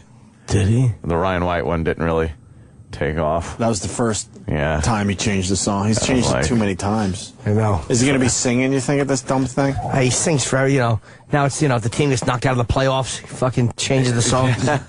Hey, the Lakers still in it? I haven't watched. Of course they're still in it. It was all about hockey last night, though. Travis's Canadians are done. Yeah. 7th game, overtime loss. No, it's not a heartbreaker. I just want to say, really quick, I picked 3 out of the 4 series. Oh, you did? Individual games, I suck. You're cursed. But I picked the Lightning, I picked the Flyers, and I picked the Bruins. The only one I didn't get right was the Blackhawks. I just want to put that out there. Because I get killed with the sports curse. Individual games, I suck. Didn't you pick the Islanders like 6 months ago? I picked the Islanders. Oh, well. No, I didn't pick the Islanders. Good joke, but I knew that was a shitty team. Well. You following the basketball, Jimmy? No. So why you ask about Lakers? I'm curious how they're doing. I mean, because I used to like the Lakers, but I don't give a fuck about them. I watched the football. No, I was thinking of the Lakers last night because they were showing footage of stupid Kevin Hart who had courtside seats, and there was a fucking player almost landed in his lap. Jesus. So he was like in the shot. That would have killed him. He's a small guy. He's a slight of friend. Looked like a child in that chair. He looked like Adam Rich when he was on 8 is Enough, being interviewed by Carson. He's a short guy. Yeah. He's shorter than you, right, Jim? Yeah, giant cock. Really annoys me. You know he has a big piece, huh? Giant. It's legendary. That's going to look silly on a short guy. I know. That's the only thing I could feel good about. Penis looks silly. Why don't we break? We got to get into the Roger McDowell story. Yeah, that's a good one. And Bob Schieffer calling Mr. Trump a racist. Well, that's idiotic. Not for the racism. He's not a racist, but he is an absolute ass. An asshole. We were live when he was doing his press conference yesterday, Donald Trump. It was hilarious, the shit he was coming up with. Just an idiot. Just not a racist. And Whoopi Goldberg saying she's sick of all the racism, and she's pulling out that damn card. She's playing the race card and not even trying to cover it up anymore. Well, we got that next, too. Fuck you. It's not a racial issue. They thought they had him. Everything's racial. If he was not eligible to run, then he couldn't run for re-election. It's like Watergate, or it's like fucking the blowjob Clinton got. It's if they can get you, they get you on anything. Anytime they see a little light coming through the crack in the door, that's what they do. This is a dumb issue. It's not real. Of course. Let it go. Some guy got mad at me on Twitter because I made fun of Trump. He's like, you're afraid no one on late night makes fun of Obama. Shut up. All right. Fucking asshole. Trump's just an idiot. He's a dope. He's a businessman. Who gives a fuck? He's a professional wrestler on a microphone. Yeah, enough with him. It's fun to watch, but you can't take him seriously. Also, the group that says the world's ending on May 21st, we got a little audio on those guys, too. Yeah. And Brie Olson is finally calling us. Good. At 8:30. She's on the cover of the latest issue of Penthouse. Looking lovely. And Whoopi Goldberg was on Star Trek TNG, not Star Trek TNB. Yeah, there's a difference. There is a difference there? Yeah. A little bit? Some websites have, some acronyms and stuff for certain things. LeVar Burton was on that one, too, right? Yes, LeVar Burton was on that, too. And Worf. Yes, Worf, of course. Star Trek TNB. Thanks for calling the Opie and Anthony FU line. Here's the latest batch of FUs. Hi, I just want to say fuck you to my job for basically firing everybody and ruining all chances that I had at the life that they promised me. And for my boss always coming into work and talking about all this new stuff, the new house, the new car that she bought. Fuck you, I have to sell my house because I can't afford it. Fuck you! Yeah, this fuck you is for the state of New Jersey. Thanks for making me sit in court all fucking day and then double charging me for a stupid unregistered vehicle ticket. Fuck you. And just generally for making it impossible for anybody to fucking make it out over here. Fuck you, New Jersey. Fuck you! Hey, you fat fucking cunt. In line, when it says 10 items or less, you don't take 40 fucking items, you fat fuck. Maybe that's why you're gonna have a heart attack in the next 5 years, you fucking moose. Fuck you, fat pig. Fuck you! Yeah, this one goes out to your moron fucking weekend programmers. You guys all fucking suck a dick. I'm tired of hearing this fucking faggot ass motherfucker Jason Ellis. Bye-bye. Fuck you! Yeah, I want to give a big fuck you to my ex-girlfriend who, her reason for dating a new guy after like 3 days is she's so in love with me that she can't be alone. I'm not sure how that works, but fuck you anyway. Fuck you! This FU goes out to my girlfriend's parents, who won't let us sleep in the same bed when we visit, even though we've been dating for 3 fucking years. I'm 24 and she is 27. Fuck you. Guess what? When you come over to our place, married people aren't allowed to sit down. Enjoy standing, fuck shit. Call the Opie and Anthony FU line. 866-FU line 1. That's 866-FU line 1. Sirius XM. The virus. The Opie and Anthony Show.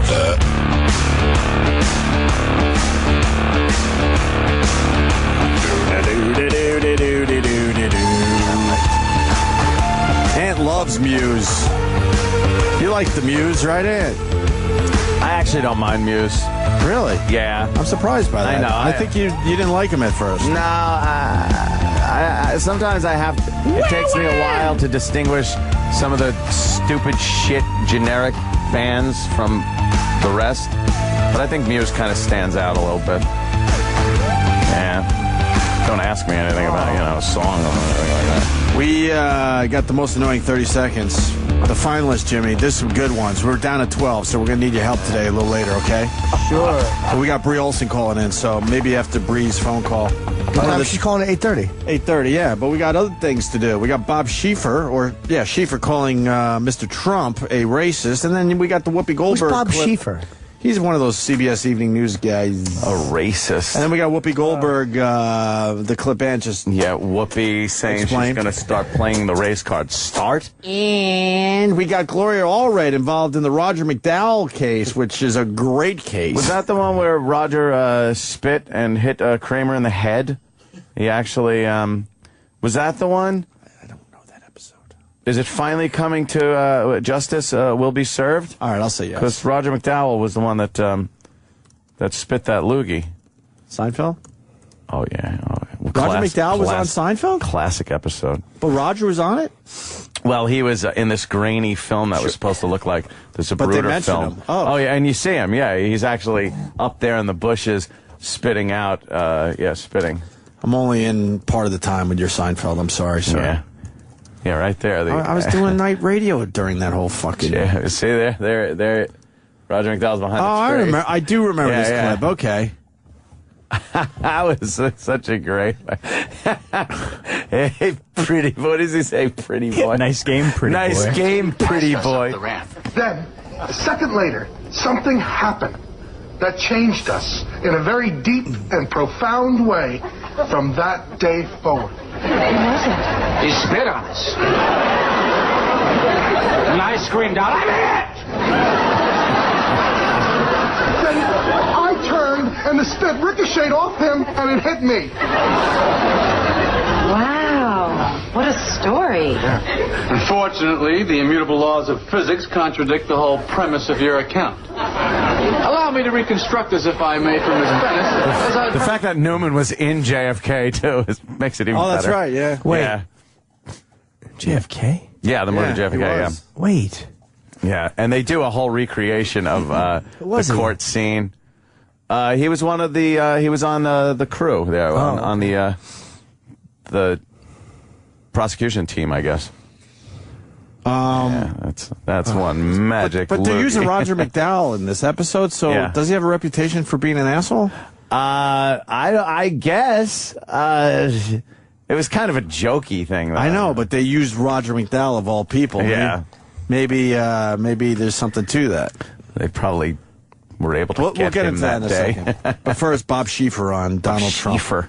Bob Schieffer is our chief Washington correspondent and anchor of Face the Nation. Bob, this was a pretty remarkable moment today. Do you think this will put an end to the so-called birther movement? You know, I really think that it will, Katie. I mean, I think this resolves it once and for all for reasonable people. There are going to be some people out there that are never going to be satisfied, but I want to go on to what Donald Trump said after he said this is out and everything. He said, we need to look at his grades and see if he was a good enough student to get into Harvard Law School. That's just code for saying he got into law school because he's black.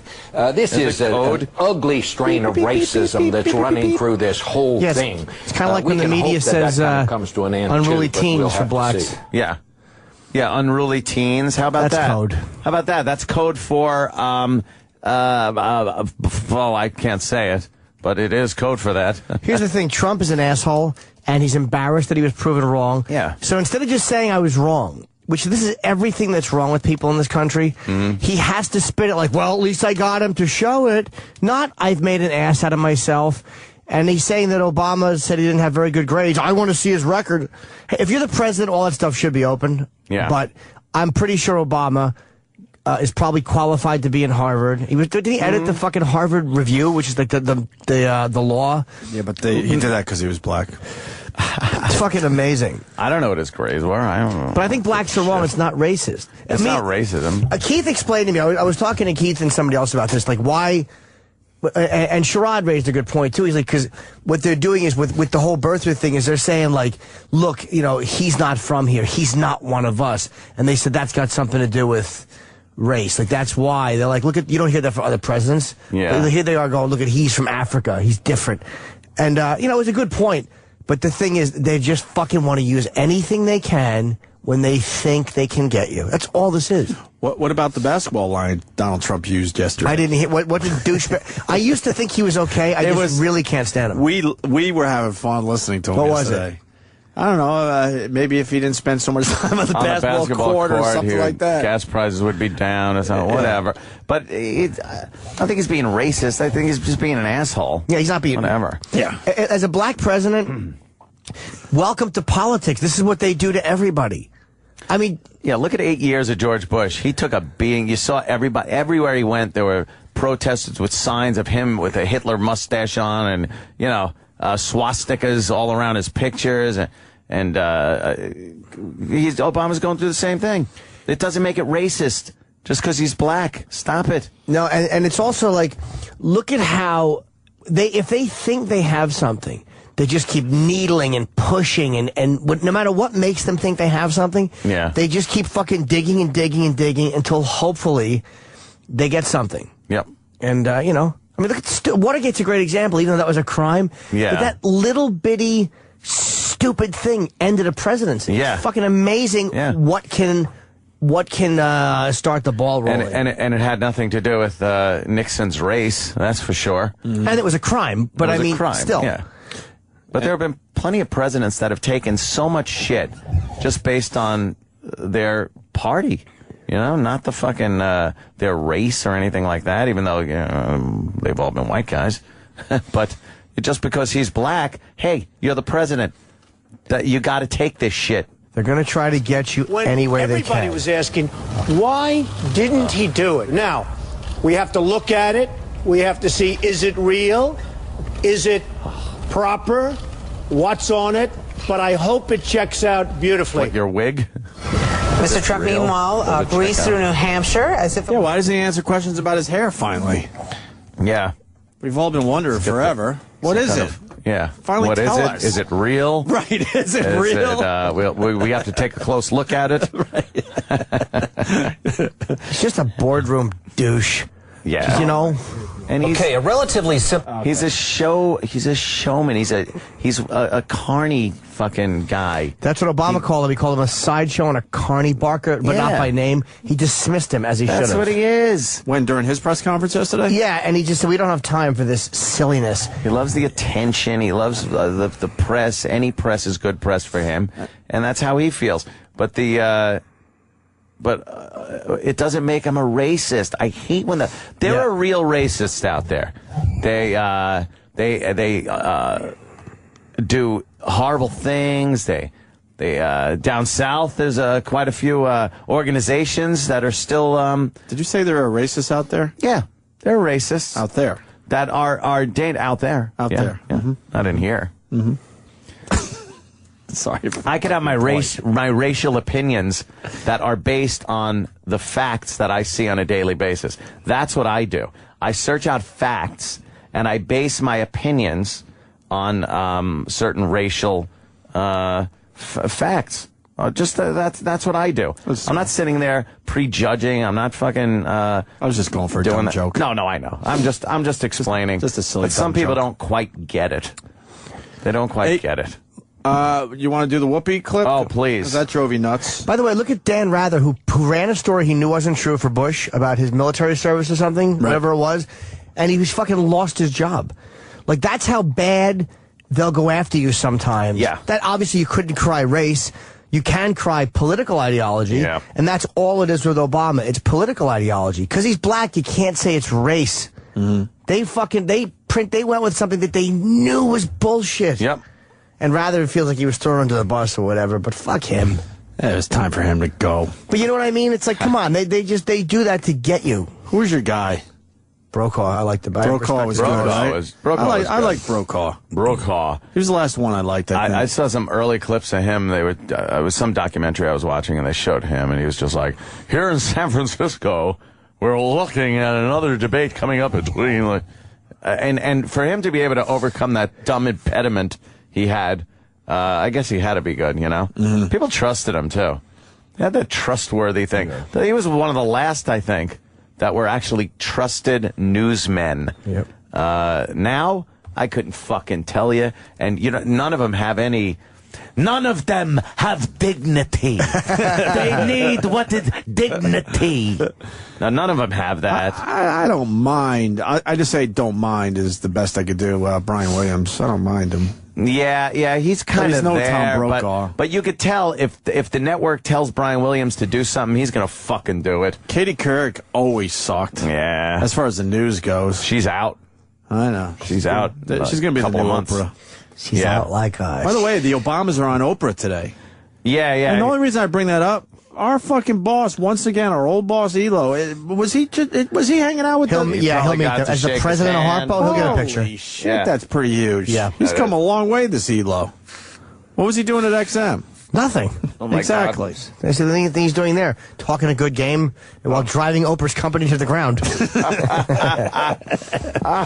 You think they'll play the homeless Charlie clip? Shut up. I don't think that's going to happen. Wait, that had something to do with not Obama, though. No. Okay. That's everybody else. Condoleezza. Remember the CEO at the time? Oh, yeah. He loved it, didn't he? Yeah, great. Yeah, he loved it, all right. I love the disrespect to show that guy by showing up for a meeting an hour late. As I'm sitting there like going, well, he'll be here any minute. Fuck him. You didn't even acknowledge that he had any power at XL. Fuck him. Who, Nate? Yeah. Nate. Yeah. I knew we were doomed when Ant finally arrived, which was hilarious. Yeah. And he looks at me and Ant goes, I just want to let you guys know that I completely agree with the Don Imus firing. Yeah. I just went, well. All right. Racist. I actually said, well, I have nothing to say here then. I wasn't even going to attempt to fucking say Thanks shit. for your completely racist-based fucking opinion. That was his opening line to us when it was supposed to be because Elo set it up, because Elo was always our guy, and Elo wanted us to really get to know Nate, because he was running the company. Oh, God. And Elo was trying to tell us he's not that bad of a guy, and, you know, you guys just all need to just sit down and get to know each other a little bit. And that was his opening line. I'm like, well, I have nothing to say. Should have convinced him otherwise. No. You just knew. Ant knows. Yeah. You just knew. Look at him. Look at him. And not because of you. Yeah, there's no way I see his dumb face. him. I would. Guys like that are so easy. Nope. Because they're saying something that's out of agenda, and when you hit them with logic, they have no point to be made. He was the president of the company. He was used to saying things, and nobody fucking challenging him. Jimmy, you know I challenge people. You could have challenged him with respect. No. In that situation, I knew in my fucking soul that the only reason he agreed with that was because he was black. Yeah. That's right. That's me saying it. And there was I was no like, way to change that's his mind. the only reason he agrees with Imus's firing, because it's a black thing. I knew that, by looking in his eyes, and I'm like, okay, I know where I'm at. There's no fucking way of even discussing this. It still would have been nice, though, to fucking, even if he didn't acknowledge the point. And it kills me that I have to say that. Smashed him. But that's what I believe that day. I didn't even care. I knew he was fucking on borrowed time anyway at that point. The greatest feeling is when you talk to someone like that. And again, you can't yell at him or argue because he's the president of the company. But the best thing, even if he doesn't give in, when you know that he knows you kicked his ass in the fucking in the chat. Yeah. There's no better feeling than when you walk out of that office and they know and you know that you've kicked that fucking ass in that conversation. It was a hellish time for XM. I just knew it was just way better to shut my mouth and just eat my fucking eggs. Yeah. Seriously. No way, man. Since you offered that, can I ask why you feel that way? Which one? That's what I would have said to him. Oh, really? Sure. I mean, again, there's a way to do it respectfully. Or, I don't agree, and here's why. By him saying that, he's obviously up for discussing it. Or maybe he wanted to hear your take on it, or maybe he wanted to challenge you on it, or maybe he wanted to dare you to challenge him. That issue to me, I mean, and how I say it's going to be kind of whatever, but it was so black and white. Like, it was so obvious that Ivan shouldn't have been fired, and he was fucking just trying to entertain his audience that day. Are you saying I can't see it the other way ever. Are you saying that because it offended you personally, or you don't feel like he did his job? Yeah. No, I understand your questioning. Sure. I just didn't feel like getting into it. And what you do is you the whole time you're talking, you just massage your cock. Yeah. Just fucking rub it. Massaging my cock. Squeeze the massage. helmet. Yeah, squeeze that. I'm annoyed for you guys that you had to hear that. Oh. And by the way, I'm talking big shit now. No. But had I been in that room, I might have done this. We were on our way to bingo. Shut up. Okay, sir. Okay, sir. Okay, sir. Okay, sir. I want to hear the Whoopi thing? Whoopi shit. Sure. Yeah, let's hear what she's up to. You know what? I care about all of it because I need a setup on this end because I don't know this one. She's black. Go. Yeah. It's about the race car. Yeah. But what got her going? I guess the Obama shit. With the birth certificate? I think maybe a couple of other issues, but it's been over time. She's been so, pissed off at people about Obama and hasn't, as she said, hasn't played the race card, which is bullshit. I've seen clips of her playing the race card at every turn. So now she's like, now I'm just admitting it that, yeah, I'm going to play it. So fuck it. Okay. You know what? I care about all of it because I'm getting tired of trying to find reasons not to think of stuff as being slightly racist. Exactly. It is very difficult on a daily basis to see this stuff and not just say, this is what it is. But I have been raised to think, okay, well, maybe that's not what they mean. Maybe let me figure it out. But I have to say, I do think again. But, being black, when you say, this is racist, 9,000 people say, oh, no, you just playing the race card. Well, I'm playing the damn card now. Woo, whoopee, woo! Shut up. Put your race card away. Stop it. The only thing that makes me think, though, and I don't think that Patrice had a great thing one time, and believe me, it hurts my fucking chest to say that. But he said, I've never met a racist. No one ever fucking owns up to it. Yeah. So it is kind of hard to see because it's not like when you ask somebody about it, they're like, yes, so we can make informed decisions. But racism, it's like you could call anything racism, and 99% of the shit that's called racism isn't. You're right, but it just isn't. A lot of things that are racist can easily be said like, no, it's not. No, I was only doing it for that reason. You know what? If you can't identify racism, it ain't fucking racism. That's what I think. I absolutely think that. If you can't just... it's God punishing you. Hold on. Yes, it is God punishing me. With the AIDS. No, if you can't identify it, then I don't think it's really racist. But, like, what identifies it? What identifies it is real racism. Racism is something like fucking... It's like fucking rape. It's like it's a thing. It's something that happens, and it's terrible. But don't dilute it by calling shit racist that isn't racist. So when Nate said to you, I agree with the I'm firing. Yeah. He didn't say, I'm black, and Right. fuck him, he's white. Yeah. But you knew. I just knew. You knew. That's sometimes all you can find with something that's racial. Well- You just know. And you were right. That was why he said that. But am I being racist for thinking I just knew because he was black? That's the way he felt. No, about because that? he sat you down and said, I agree with the Imus firing. You didn't he just offered that. But now you're right. You know what? Technically speaking, yeah. What are you going to do? Maybe he just agreed with it. No, but you know why. Yeah, I know why. It's almost like when a guy who's legit and a college sometimes student is you being just- followed in the store, he knows why he's being But I didn't followed. make a big stink You about can't- him being fucking racist. You can't defy it. Sometimes you just know. Yeah. You just do. Well, Whoopi, on the other hand, has a vested interest in things being racist. She does. She's gotten annoying with She's race. black. She's black. She is? So, yeah. The way Figure. she fucking didn't want to talk about it with us, that to me says she's gotten a little bullshitty about race. And she pisses her pants when she laughs. I've seen those commercials. She sits there and she fucking giggles and She jiggles. She jiggles and giggles and That's fucking that's pisses. a racist laugh. Yes. Jiggle. Like, I like to let black people know that I'm not racist, so I'll meet black people, and I'll put our hands together, and I'll go, you know, you're as good as me. Yes. And they appreciate that. And they're like, thanks a lot. We're all the same color on the inside. No, I don't say that. I just say, you know what? You don't I do wouldn't that even mind if you moved within 5 homes of me. Five's a good buffer. 5 homes. Five's a good buffer. I don't know. You get a few warnings in between. You know, the great Dr. Reverend Dr. Martin Luther King Jr.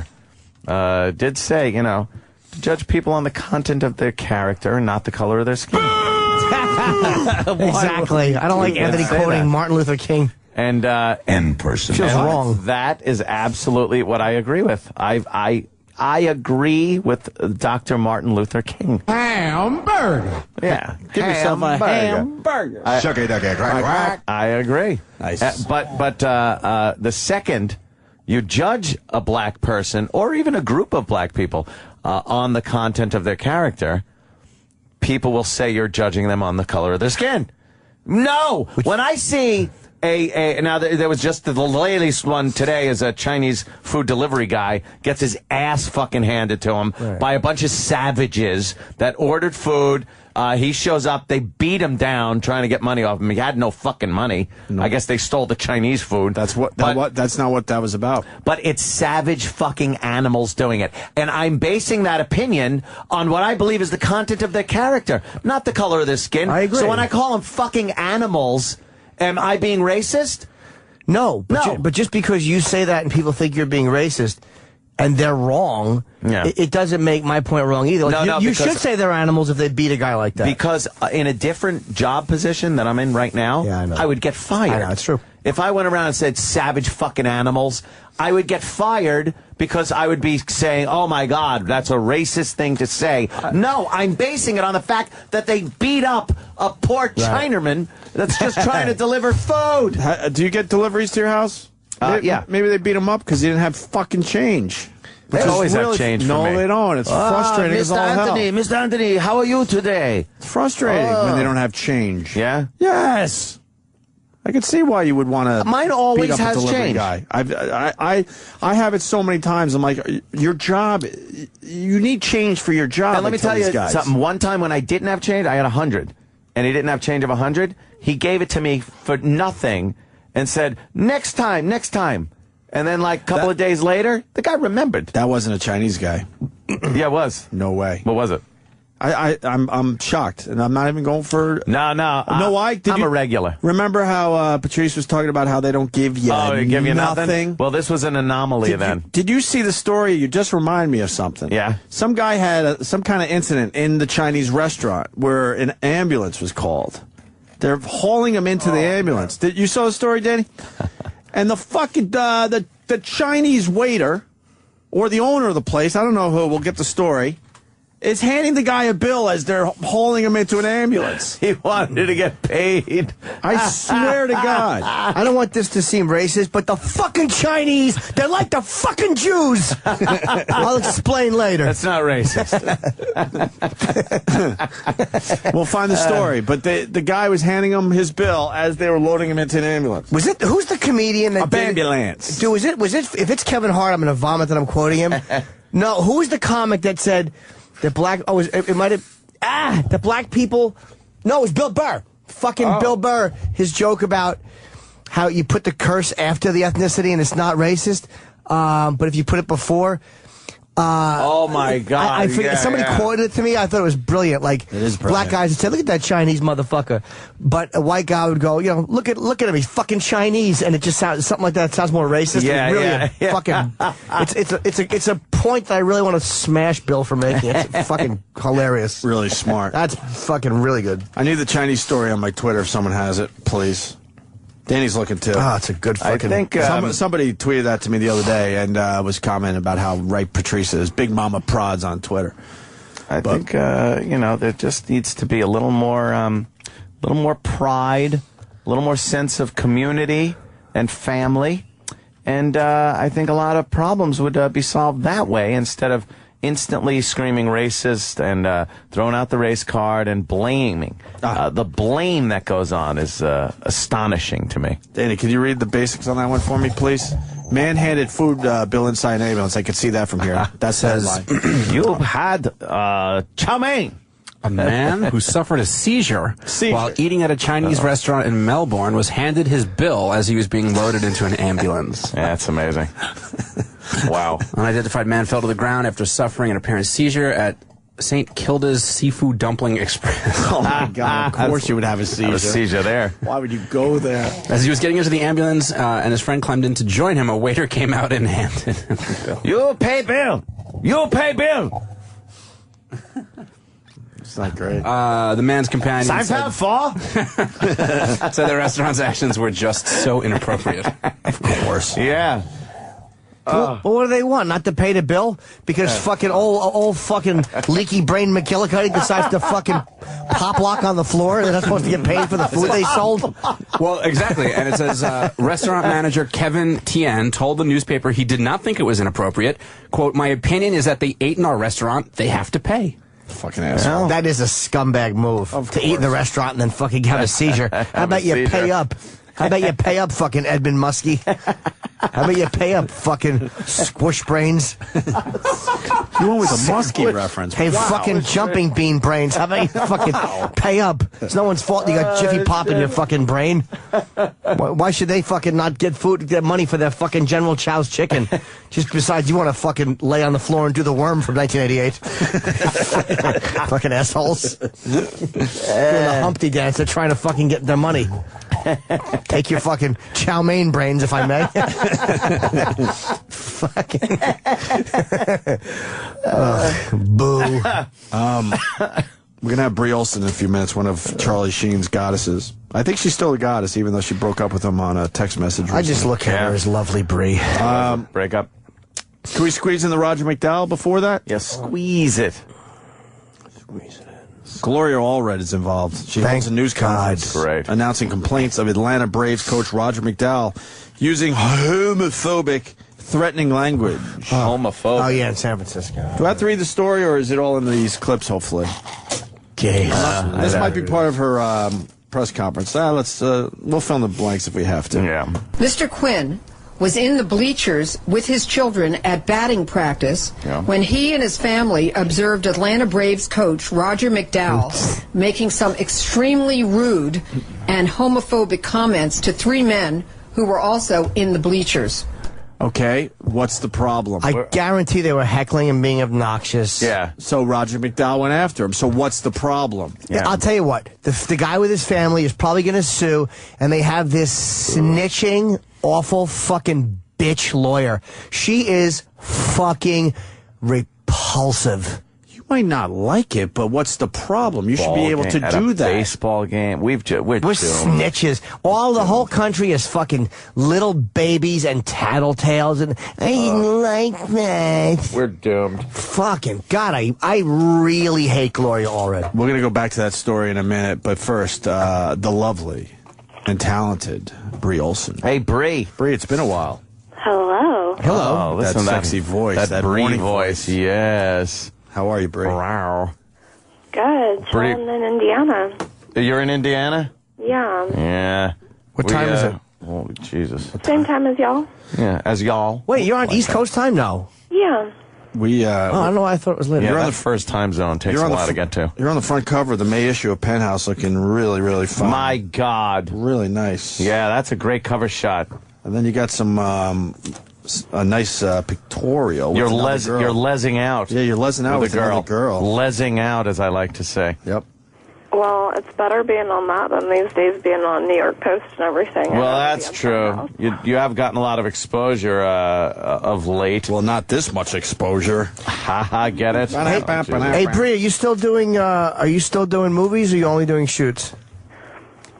I'm not sure right now. I'm getting ready to go to LA for a few photo shoots, and I may end up dabbling into movies again. When's the last time you actually shot a film? It's been a few months now, but I haven't, it never came out of my mouth that I retired or anything like that. Right. So,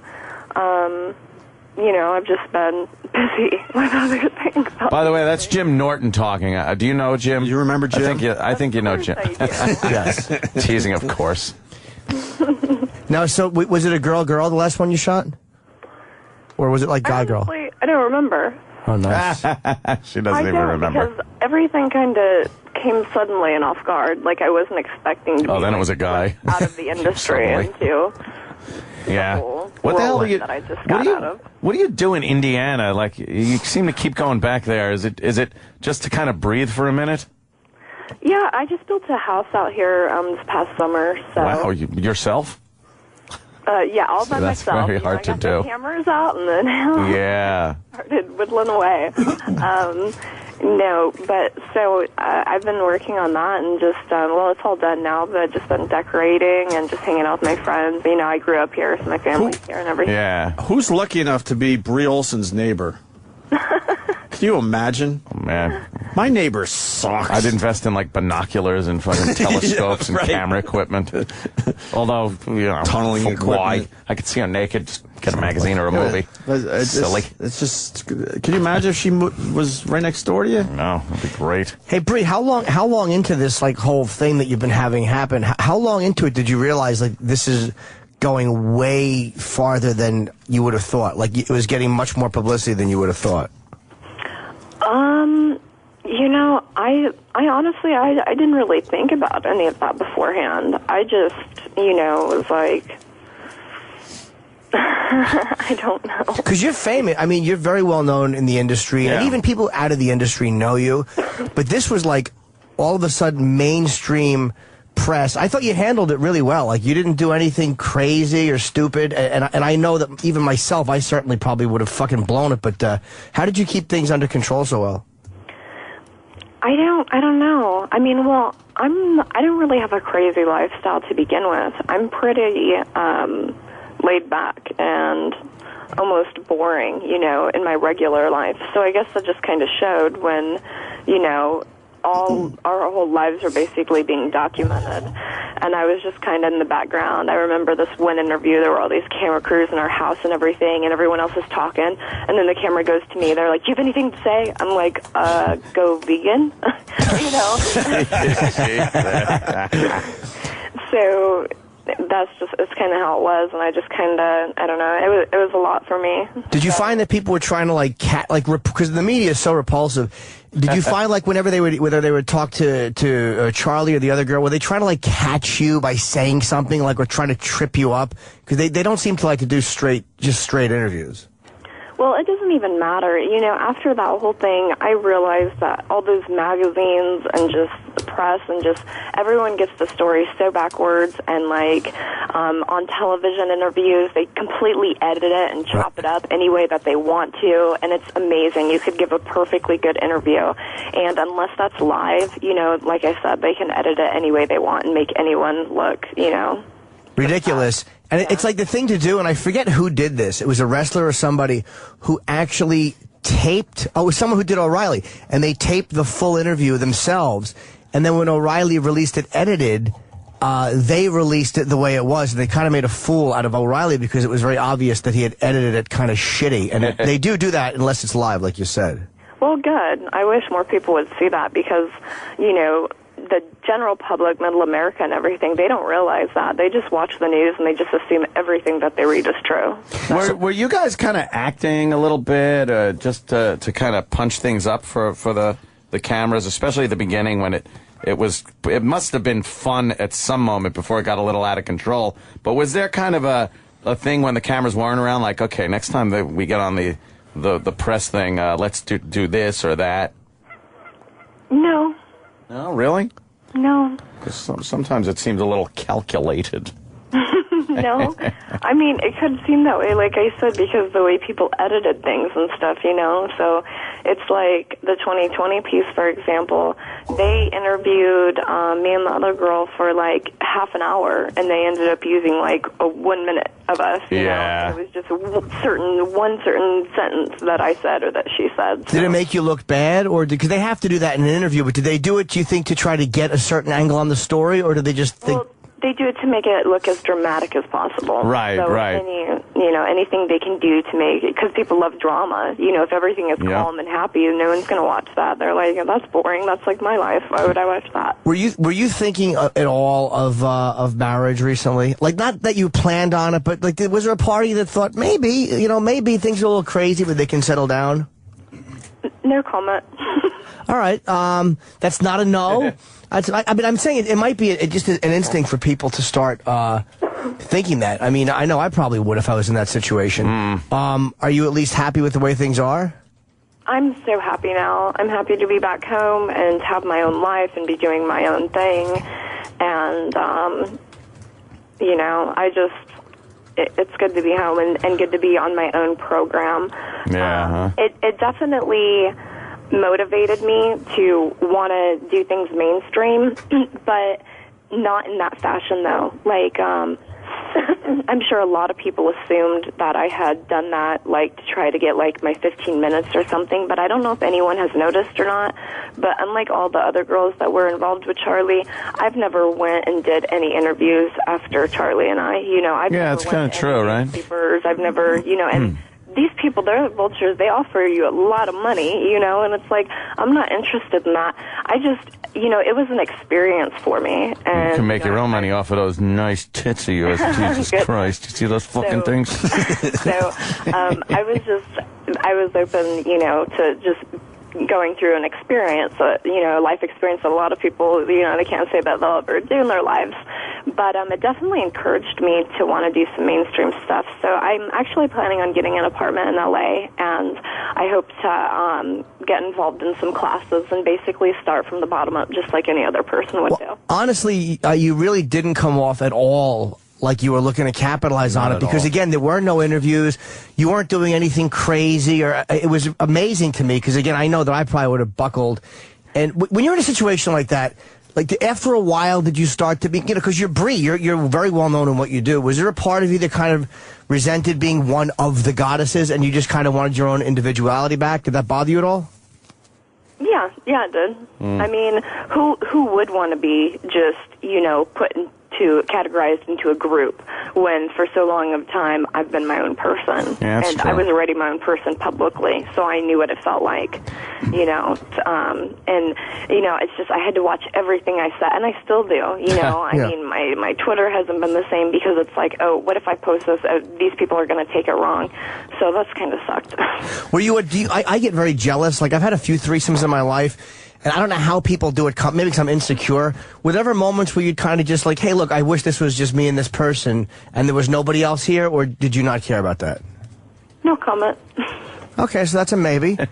No comment isn't a no. I know I would have gotten I won't say possessive like a psycho, but I get a little bit. Are you by nature a jealous girl at all? No. But no. See, if Jim. you were to ever talk to any of my ex-boyfriends or anything, that would be the last thing they would say. Is it that you really didn't care? Oh, really? No. What does it take to make you jealous? Because I have my limits as well. What does it take to make me jealous? Yeah, meaning... That's a really good question. Meaning, because for me, it's not necessarily, hey, the girl I'm with fucked somebody else who is a great fuck. It can be some kind of a weird emotional thing, or there's weird shit that will sometimes trigger jealousy for me.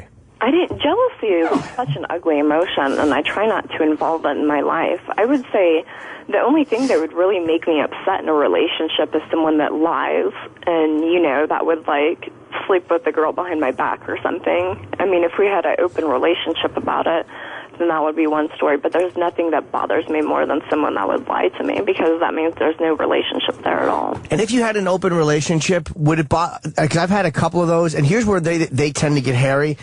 If you're in an open relationship and then there's that one person you don't want the person to sleep with, or if it's somebody you know, there's always a weird catch in open relationships.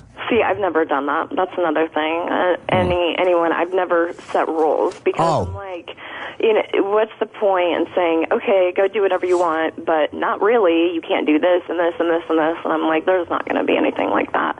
But, if I had advice just to give to anyone that's like, oh my gosh, that has to be so cool to have open relationships, and I wish my wife was like that, and da-da-da, it really is. There's a reason that it started with, two people, and just, couples and everything, and I just think it's a lot more intimate with two people. I mean, even in my scenes, when I was shooting movies, I always preferred one-on-one, because it's like you can give each other your full attention and just become a lot closer than, if it's three people, then that's more time you have to split between more people. So I would say just in general, relationships are better one-on-one. And you look really great. Honestly, the Penthouse spread, you're on the cover, and you look fantastic, and the spread with the other girl is really, really hot. Sexy. Did you like... Because I saw a picture of you on stage, and it was like you were dressed pretty casually, at least from the one photo I saw, right? Yeah, there's a long story behind that. What did you want to dress different, or did you not want to dress different? No comment. Okay. Did you like being on stage in front of that many people? I didn't mind. No, it doesn't bother me. Any stage fright or no? No. No? No. So, how was the ovation there from the crowd? Because I've read some things, and again, the press, who the fuck knows? But was it welcoming, or were there hecklers? What was going on? It was. I mean, as soon as the show opens, it's unbelievable. No matter what Charlie does, everyone still loves him so much, and so there were standing ovations at any show that I had been to. And no, that was people walking out, Brie. Well, you have to stand up before you walk out. In Detroit, obviously there were tweaks and everything that were made after that show. Yeah. But after that, it was pretty smooth sailing. And then, occasionally people walked out or whatever, but... Can I say what was impressive about that was he got booed the first night, it was rough, and the second night in Chicago, he did well. And then, in New York, the Radio City, they said the first show was tough, and then he talked shit in Connecticut, and it was supposed to be a disaster, and the second show in Radio City was actually supposed to be good. It was that was one thing, as a stand-up, I'm like, you know what? He fucking adjusted quickly. Right. He knew he had to. Yeah. I was very impressed with that, because I'm like, there's no way he's not going to be dead in front of all these people. You just can't do that. Was there a lot of panic behind the scenes, people trying to put the show together? Because whatever they did, it seemed to start working. It's not a lot of people putting the show together. It's basically Charlie, and he's the one that makes the ultimate decisions, and then people might kind of throw an idea or something, but he came up with the whole thing on his own, and I think that's another thing that people expected, was because he was on 2.5 Men, a comedy show, that it was going to be basically stand-up, and it wasn't. That's not what the show is at all. It was just him there to, tell his stories and talk about the truth, and kind of, just for that audience to be in the mind of Charlie for an hour or so. Well, I'm sorry, what was your feelings, as a friend even? Because as a comic, I love watching people fucking bomb. Like, there's nothing that makes me happier than seeing one of my friends shit the bed.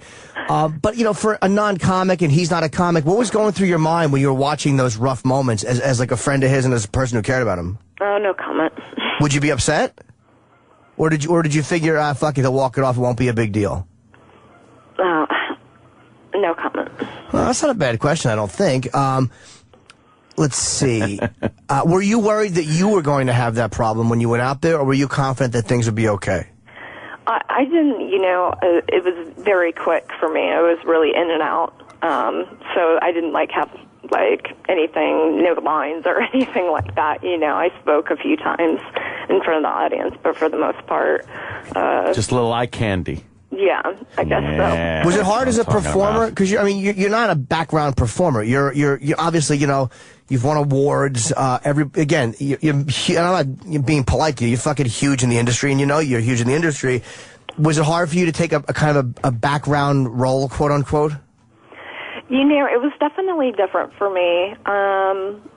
Yeah, it was. I mean, everyone prefers to be the one in the spotlight. I don't care what anyone says, you know. I mean, I wasn't jealous about it or angry about it at any rate. I mean, Charlie's worked very hard, and he has a really long-standing career, so that's to be expected. Geese in the background. But, yeah, I don't know. Do you now, you're happy to be back in Indiana. I mean, we have to ask. I mean, what if you don't want to get too detailed, you don't have to, but what made you want to leave? I mean, did you get sick and tired of just the life, or did you just miss home? Oh, no comment, definitely. The no comments, let me just tell you, I could give you guys very short answers or untrue answers, but I don't want to do that because I'm not a liar. So I'd rather just say no comment. That's fine. I mean, we're not freaked out by it. I mean, you know, it's cool. You talk about what you want to talk about. You know, we like you. It's, you know, but we have to ask. I mean, obviously, you know, we can't not ask. I mean, otherwise we're morons. Is it that you were? I don't blame you. Is it that you were just sick of watching Apocalypse Now? Maybe that was it. If you guys get Casey Jordan on the air, I mean, you know, if you get girls like that, then you know you can ask any question you want. I would actually, honestly, I would rather talk to you because they will say anything to any radio show, and there's no fun in that. It's almost like, who gives a fuck? We know what they're doing. They're just trying to grab a headline for themselves before it goes away. I would rather talk to, you know, at least have a real answer from somebody. Bree, are you out for good? Because some people say that you're still a goddess. You're still one of Charlie's goddesses, and you're just taking a little break. No, I'm my own goddess. She just wants, to move on. Sometimes you want to just move on, and it's like, you know, certain. How let's just say this in a very general term. How in the last few months, no people named, how were your sexual experiences? Were they good, bad, or average? I can't speak of that because I don't mind talking about my own sexual experiences, but everyone knows the people that I was involved with, and I'm sure they wouldn't appreciate their sexual experiences being put out there. Oh, shit. Wasn't good. Well, yeah. It might not be bad, but it might have been a little odd. Cause my guess is you were bored. My guess is you were bored after a while. How about this? Is it hard to sleep with regular guys when you're in the business? I asked Belladonna's husband this too. Like, I didn't know how he did it. Like, is it hard to sleep with regular guys after being in the business? Because the guys are perfectly built and professionals. No, not at all.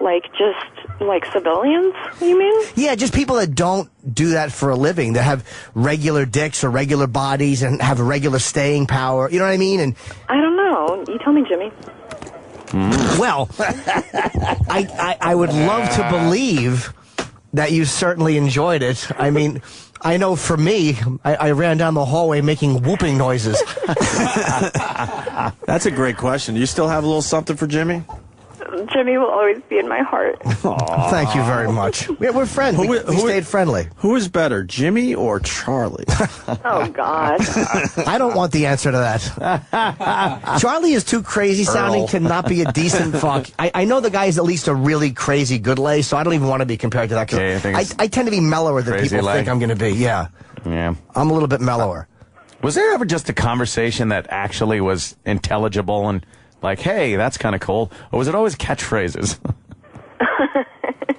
Seemed to be a lot of catchphrases and lines and stuff. I would just imagine a conversation like, hey, that show was pretty good. Yeah, that was fun. Or take a shower or something. Have a conversation. You got to care about the other person. Not like, hey, I got to rocket into the shower and cleanse the body of the god that I... It's like, why? Well, you're just taking a shower. Lighten up. Was there ever a point where you were still enjoying yourself, but where you looked in the mirror and you were like, ugh, all right already? Oh, goodness. We all have them. Can't really say. This is one that everybody wants to know. So I think the answer to that is absolutely. Possibly. I mean, sometimes a no comment is telling. It's not a definite we just yes. make up our own answers. Yeah. Yeah, we'll just make them up. I have a feeling there wasn't a lot of sex going on. Yeah? Yeah. Let's just say this. Everybody has been asking, is the guy sober? I mean, it's a fairly... I thought that people were trying to throw him under the bus and saying he was using, and I actually didn't think he was using.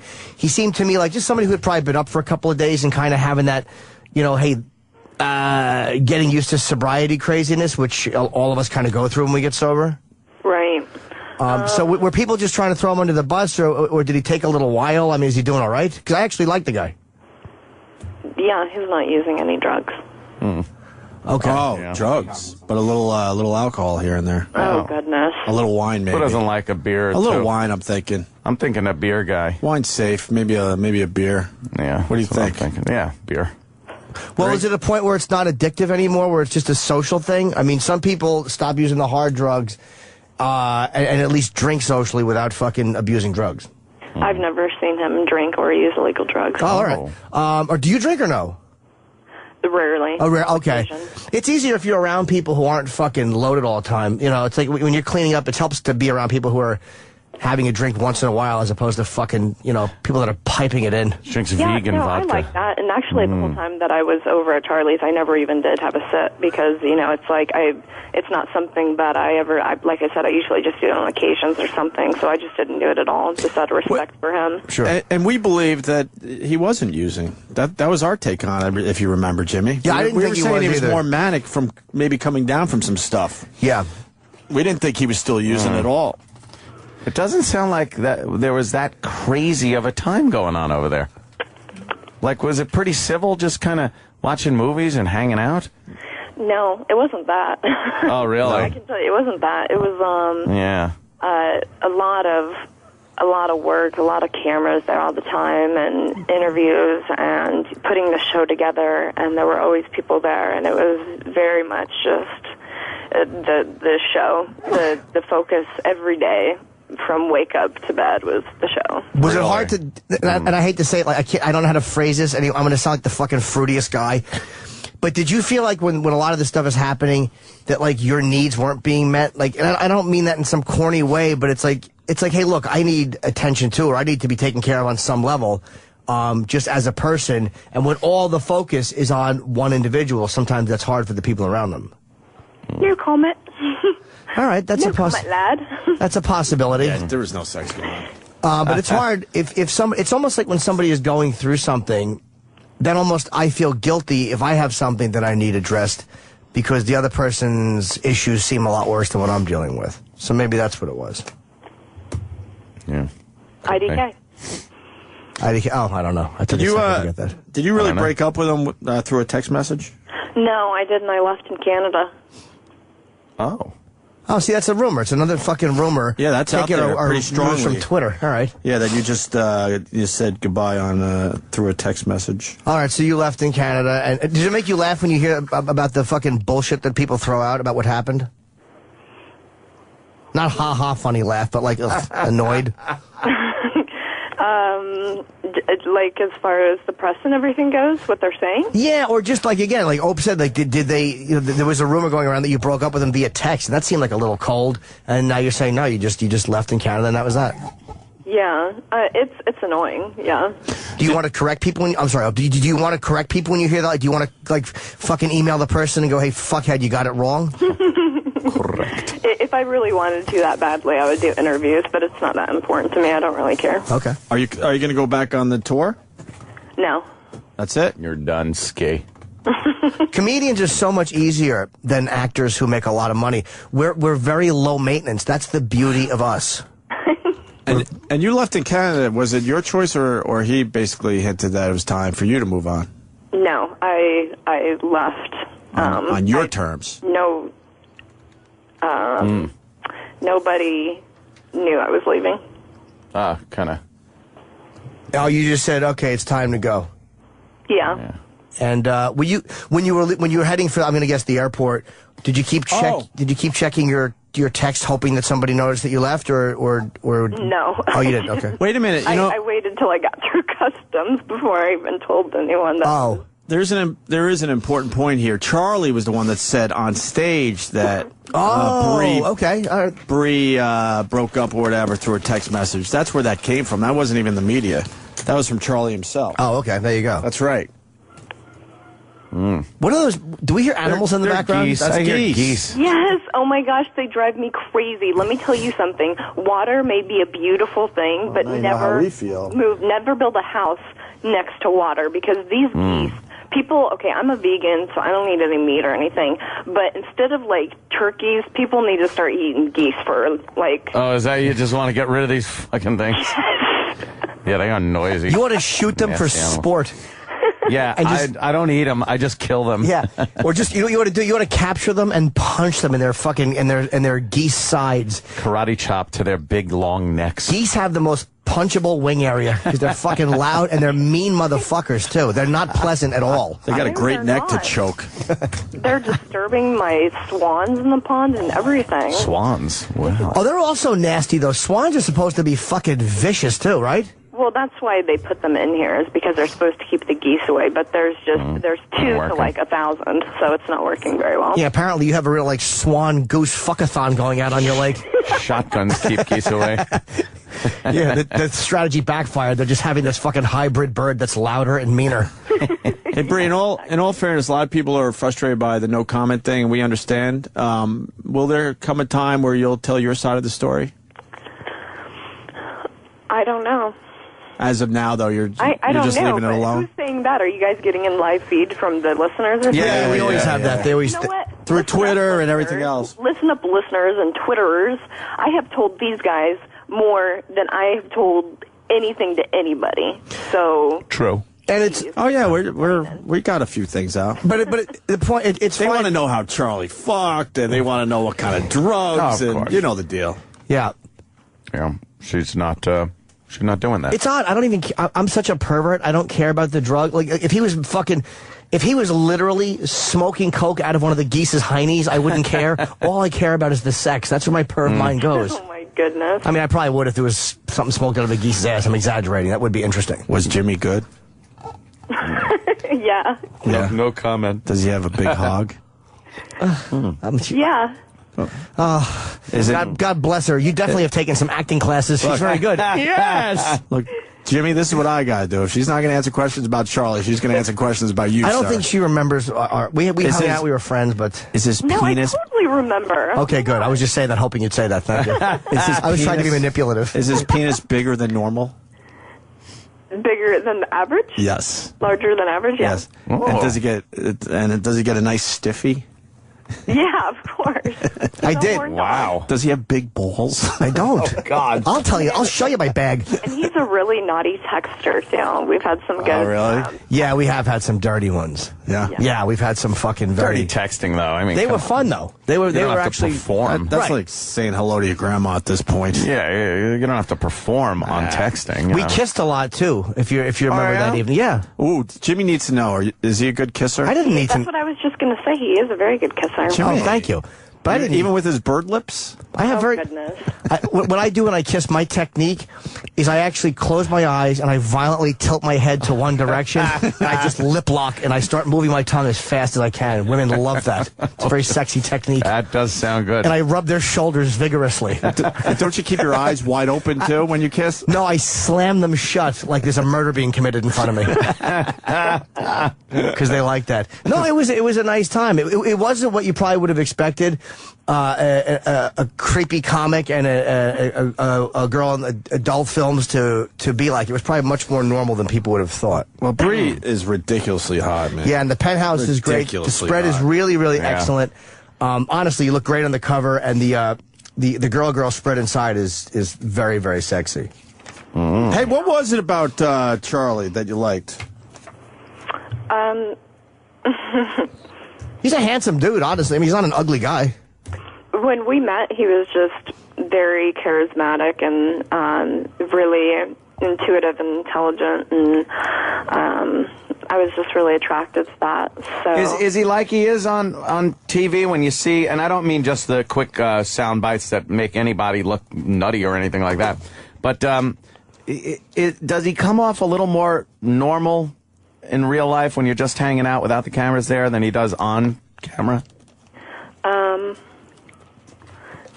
I mean, it depends on the day. Some days he's more hyper than other days. When I first met him, though, he was very, very chill. Like I said, laid back. Very, very laid back when him and I had first met. That must be great, though, and before he comes walking up to you. I didn't even know who he was. I had heard his name before, and I thought when I met him I would, recognize him, but I didn't. How great is that? The hell you been? Jesus. Here's the great part. She recognized Jim Norton and not Charlie Sheen. That really says a lot for how fucking certain awful things can work out in this world. What horrible circles she's been in. I know. God almighty, you definitely need an upgrade in life if you recognize me and not him. It's fucking... But honestly, do you miss him, or are you okay and you passed it? No, I'm good. I'm good, definitely. Yeah, you strike me as the type when you're done, you're done. Yeah, and it's like, I mean, I'm with people for people. I don't care who they are or what they do or, how much money they make or anything. I mean, obviously, or else I wouldn't have left. So, living the life for Riley over there, it was cool for a bit, and then it was like, okay, it's not for me, time to go. So I left. And are you happy that it didn't go any further? Like, that you don't have to leave a marriage, or there's no, obviously there's no... kids or anything involved. Yeah, it's got to be nice just to be able to make a clean break. And leave. Yeah, I mean, I have a clean slate. I've never been married. I don't have any kids, Thank so God. Don't ruin that fucking body. Jesus. Maybe she has a kid growing in her belly right now. Oh, goodness gracious. Throw yourself down those stairs, new stairs you built. Do you know how mad, not to be graphic, but do you know how mad I was at myself that I pulled out? I really was angry at and I'm never mad that I pull out. Well, you want to share that thought? You shared a thought with us before she called in. Maybe it's time for you to have a no comment, Jim Norton. Well, but she would be probably flattered by that. I wasn't. When the times I've spoken about it, I've never said anything nasty about you. No, not at all. It's always been very rave reviews and nice things. But just that listen to it. Like, I usually am fucking Pete pull out, and I aim for the carpet. I want no mistakes. But I was like, fuck. That was one instance where it was one of my greater regrets that I did. I'm sure it's not a regret of yours. I'm sure you heard. I'm sure if I didn't, you would have just stood in the middle of the room and jumped up and down quickly. just to get rid of the fucking demon seed. But would you have Jimmy's blinking baby? He's adorable. He basically said he didn't want to pull out, Bree. I didn't. He's in love, yeah. I'm not, because that makes me sound like an unhealthy, crazy person. I wouldn't say that, but it was just such a nice moment. You're a healthy, crazy person. No, but I felt in that moment that we just should have made a child. Wow. Yeah. Wow. That would have been something. Yes. I had that feeling, too. Oh. All right, well, there's plenty of time. I mean, I'm 42. I'm looking younger and in as fine a shape as I did when you last saw me.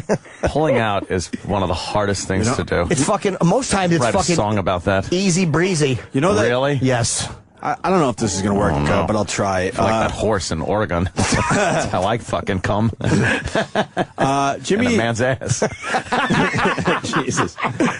Jimmy's also touring the country doing his comedy thing, his antisocial thing. I am, yes. Selling out bigger places than Charlie Sheen, by the way. I don't know about that. Bigger places. No, because all she had to do is look on the website and go, oh, we did that theater, not this one. How great would it be if Bree Olson just showed up at one of the shows for little Jimmy Norton? No comp tickets! Oh, sorry, Bree. Got to buy your own. Everybody pays!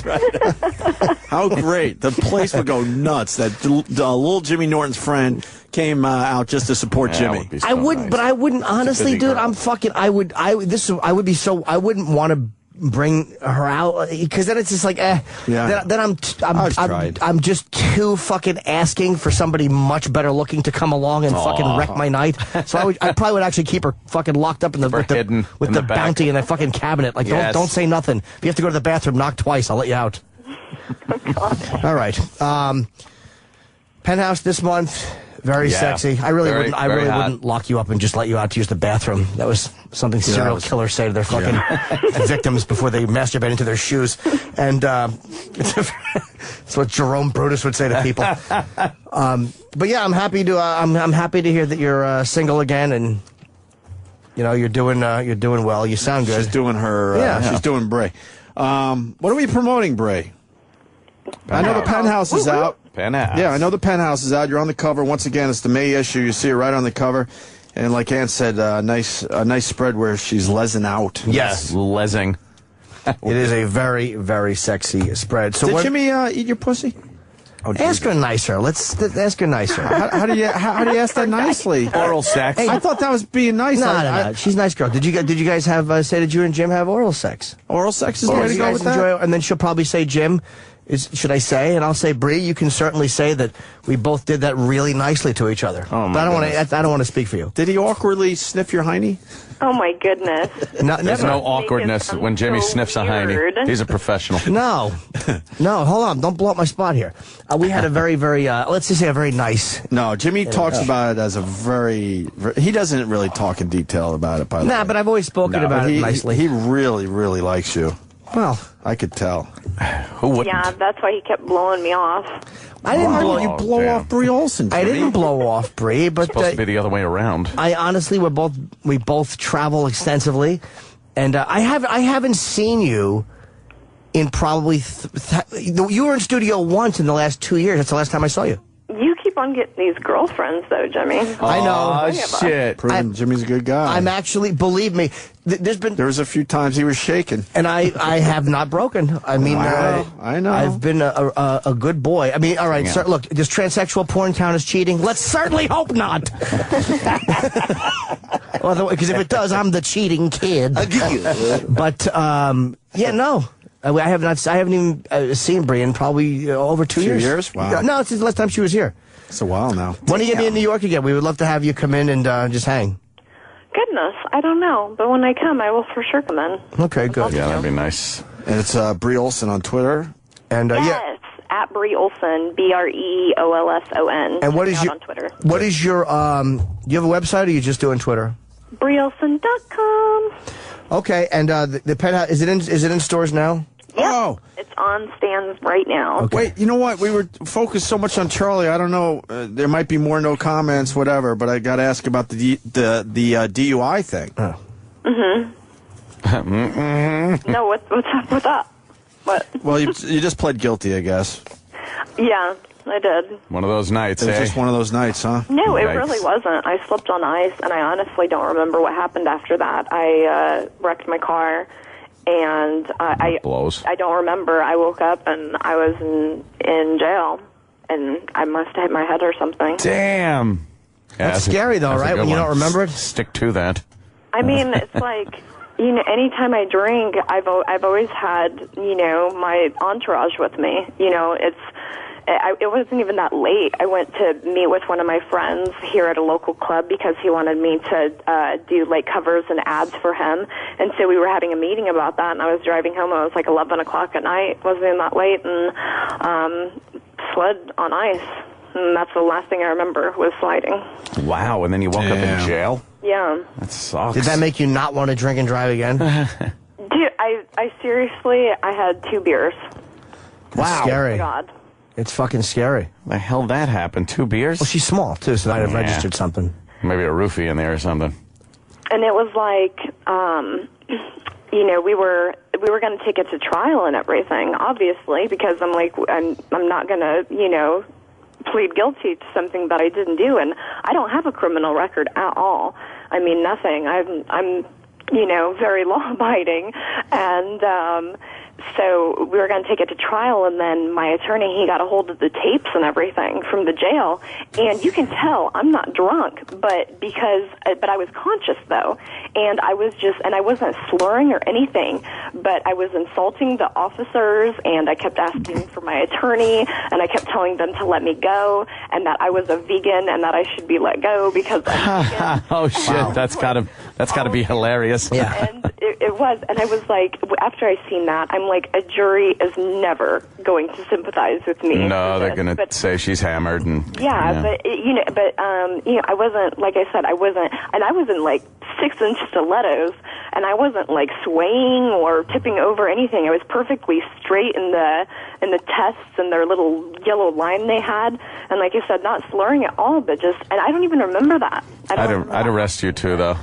With a cop, especially if she hit her head and fucking. Mean officer. Oh my God, I'd be off the force in a second. They'd catch me in the back seat, just fucking her.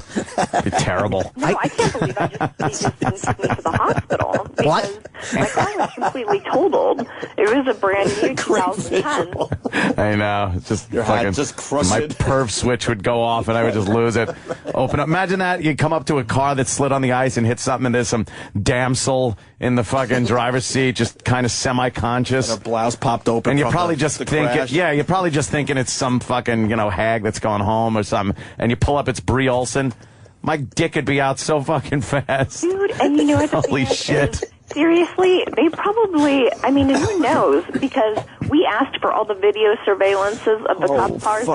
One squad car turned in the tape. And boy. 6 cops did not turn in their tapes and said that they were non-existent. Yeah, the cameras all broke. Oops, what happened? Oh, boy. You should have fought this, because very suspicious that they got you and you only drank 2 beers. Did you wake up with what you thought was strudel icing on your back? No, I didn't. Okay. No, I didn't. Just making sure. But... like I said, it was really screwy and it was really messed up, and I was going to take it to trial, but it's like, and especially, it couldn't have happened at a worse time with Charlie involved and everything, and I was like, well, great, how is everyone going to look at me now? So I just was like, whatever, and, I can get it off my record in a few years with good behavior and everything, which I won't have a problem with, so I'm not worried about it. No, it's weird. It says here she's got to serve 1 year of unsupervised probation. What is that? She doesn't have to go see it. Double secret probation. Right. They'll just know. Yeah. Hey, I think you should have went to trial. I don't know how you don't think a jury would believe the I wasn't drunk, I'm vegan argument. That's worked in many, many DUI cases. You don't understand. That wasn't liquor. That was tofu. I was vomiting. Do you have trouble going to regular restaurants? It's not that bad. Some places, like Olive Garden, they put egg and milk in everything because, like, vegan, it's so extreme. Like, even noodles, you have to make sure they're not made out of egg, and even, like, red sauces, sometimes they'll put butter in it, and I can't eat butter. So it's, like, it's really extreme. So literally, Olive Garden, there's nothing there that I can eat. Nothing, unless I got their lettuce plain in a bowl. Oh, wow. But most restaurants, I can get, like, spinach salad or, something else, or noodles if they're not made out of egg and stuff like that. That's crazy. It's like it's so restricting on what you could eat. Any reason? Is it health or fucking like morality? I read this awesome book. It was actually a New York Times bestseller book. It was called How to Annoy Everyone I Go Out to Dinner With. No, everyone's usually really interested in... Is this the book that I wrote? Animals, they're not just for eat... I was going to say they're for fucking, but I tripped on it. But I just couldn't say it. All right, so what was the book? It's called Skinny Bitch. And there's also a male version called Skinny Bastard, and it's actually when I was on the heavier side about a year ago now, and I got up to a little over 140, and I was like, I just need to make a change. So I got on my iPhone and I went to iBooks and I downloaded this book, which I thought was just going to be a diet book. They really fool you with the name, called Skinny Bitch. And I started reading it, and it turned out to be a lot about veganism. And usually, I'm an Indiana girl. I love steak and potatoes and all that. No shit, right? And I literally read that book in one sitting and switched overnight and never ate meat or anything again. Why not just vegetarian? Why full on vegan? Because vegetarian, there's still dairy and eggs and all that, and that's still really fattening. And it also supports the veal industry, and, I can go into that for days. But I've always been an animal lover, and so, I got all animal rights. Which film is that? Oh, sorry. I'm teasing, of course. Hey. LOL. Hey. LOL, yes. LOL. Winky face. Well, Brie, thanks for calling. You're us. hot as fuck. Yeah, you look. Again, you look really good in the. I don't buy magazines much. and I was given this one for free, so I don't have to buy it. But this is a fucking very good issue. Yeah, so absolutely. congratulations on a great shoot. You certainly made a nice one to come back to. Thank you. And we'll see you when you're in New York. You're welcome to come in anytime. Thank you, guys. All right, it was good talking to you again, and I'm glad you're doing okay. You sound like you're fine. Thank you. Love you guys. All right, we'll talk to you soon. All right, Bree. All right. Bye, Bree. Bree Olson, everyone. There From she Fort goes. Wayne, Indiana. Yeah, like the no comments. I'll tell you why they didn't bother me, because she wasn't seeking out, like, hey, I need to, you know, she hasn't been talking to anybody, so it's like. Yeah. She said she gave us more than anyone else, and I haven't heard her say anything to anybody. I kind of respect it in a Exactly. way, because she's not exploiting it. No. She certainly could fucking make a shitload. Dude, she could be doing. She could be doing a lot. Yeah, She could be that's doing why a it's lot hard to with just this. go, well, fuck you if you're not talking. It's like, yeah, she hasn't said anything. She's been offered a lot of fucking money to say shit. Some of the no comments I didn't understand. I think there's other things going on that even the press hasn't picked up on, that she's kind of keeping on the DL, as they say. I think my thought is that she was done with Charlie Sheen a long fucking time ago. Yeah. And then it turned into this thing. And maybe it became a business arrangement or something. I don't know. Little publicity kind of a thing. And she got kind of stuck. I think she wanted out a while ago, and she was trying to figure out what this That's whole good thing speculation. is. I don't think. I really don't think they were having wild, crazy sex night after night. I think it's all a bit. I don't think it was a bit. Just but being a listener. Yeah, I think there was certainly some sex going on early. Yeah, yeah. But I really think all that went away. I really do. You want to hear the noise I make when I kiss? Yeah.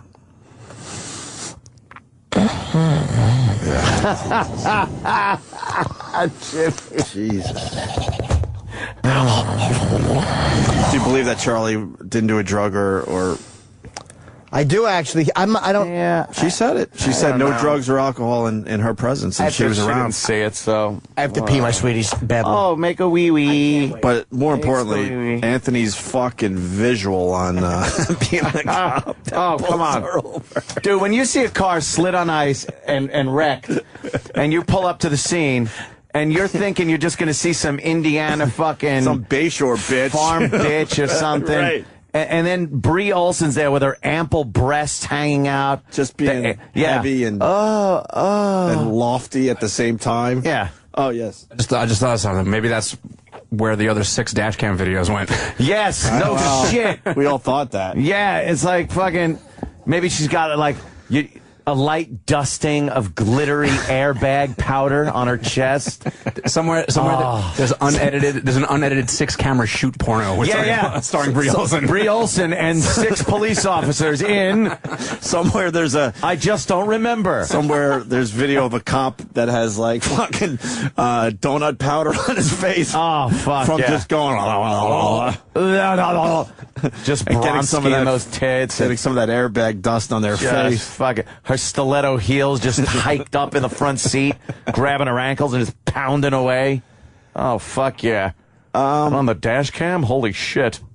Yeah, I failed a lot of people today. They wanted the boring clip, they wanted the boo, they wanted this and that. But what are you gonna do? You know, maybe she'll, maybe she'll talk eventually. You got. It's like, first of all, here's the deal. Also, what I was thinking.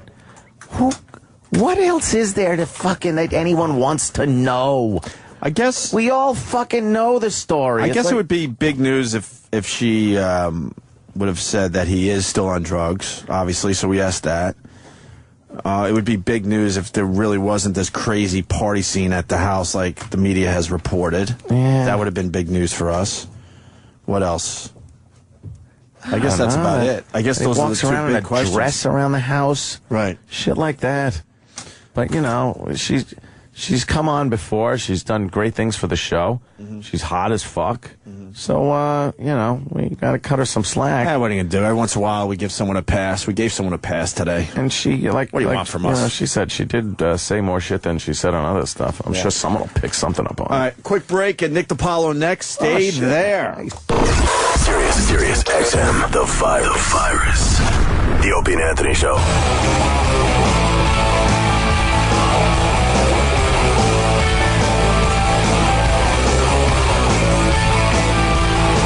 It only gets better. We got Nick DiPaolo in studio. Hi.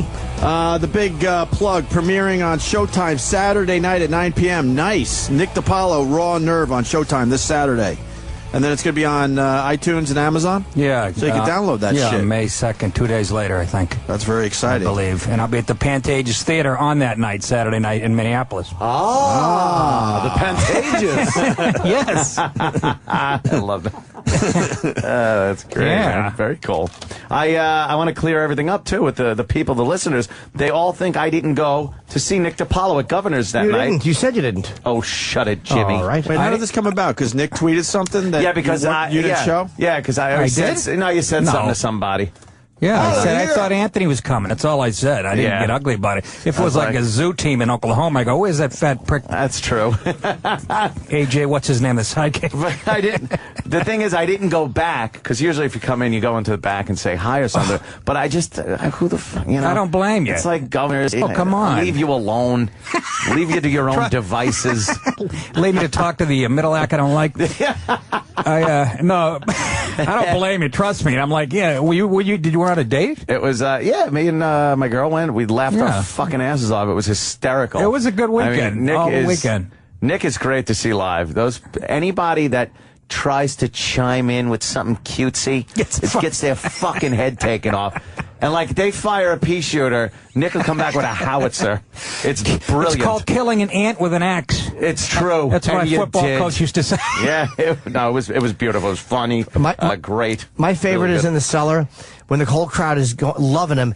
And then he says something that really comedians would even groan at. Like, you know what I mean? And they don't like it? I fucking hope Hillary Clinton's tits fall off. One lady who's had a breast removed goes, oh, you fucking liberal cunt. That's exactly how that went down. Shit. Yeah, I do. You know what? But that place, the cellar does that to me. I've been there so long and I'm too comfortable. It's like it's your living room. I feel like you're invading my sport, which is not the case. They paid to get in. That's why I don't go down there as much, but it feels freeing when I'm on a stage, on the road somewhere. Yeah. And there's distance between me and the first row, more than 3 inches. You know what I mean? I'm much, I'll let some shit slide, but the cellar does bring the fucking... brings the beast out. Yeah. Well, there's a lot of rudeness there, a lot of people talking. It's just every club, because it's a small club, so you hear everything. Is that what it is, that it's a small club? And you hear everything, yeah. Yeah, when I went down there was people yapping and shut the fuck up. It's a good place to work out, though, because with all those distractions, if it works there, once you get it working there, it's like my favorite line in New York. You can make it anywhere. I sing that in the mirror right before, like LaMotta when he was with your life partner.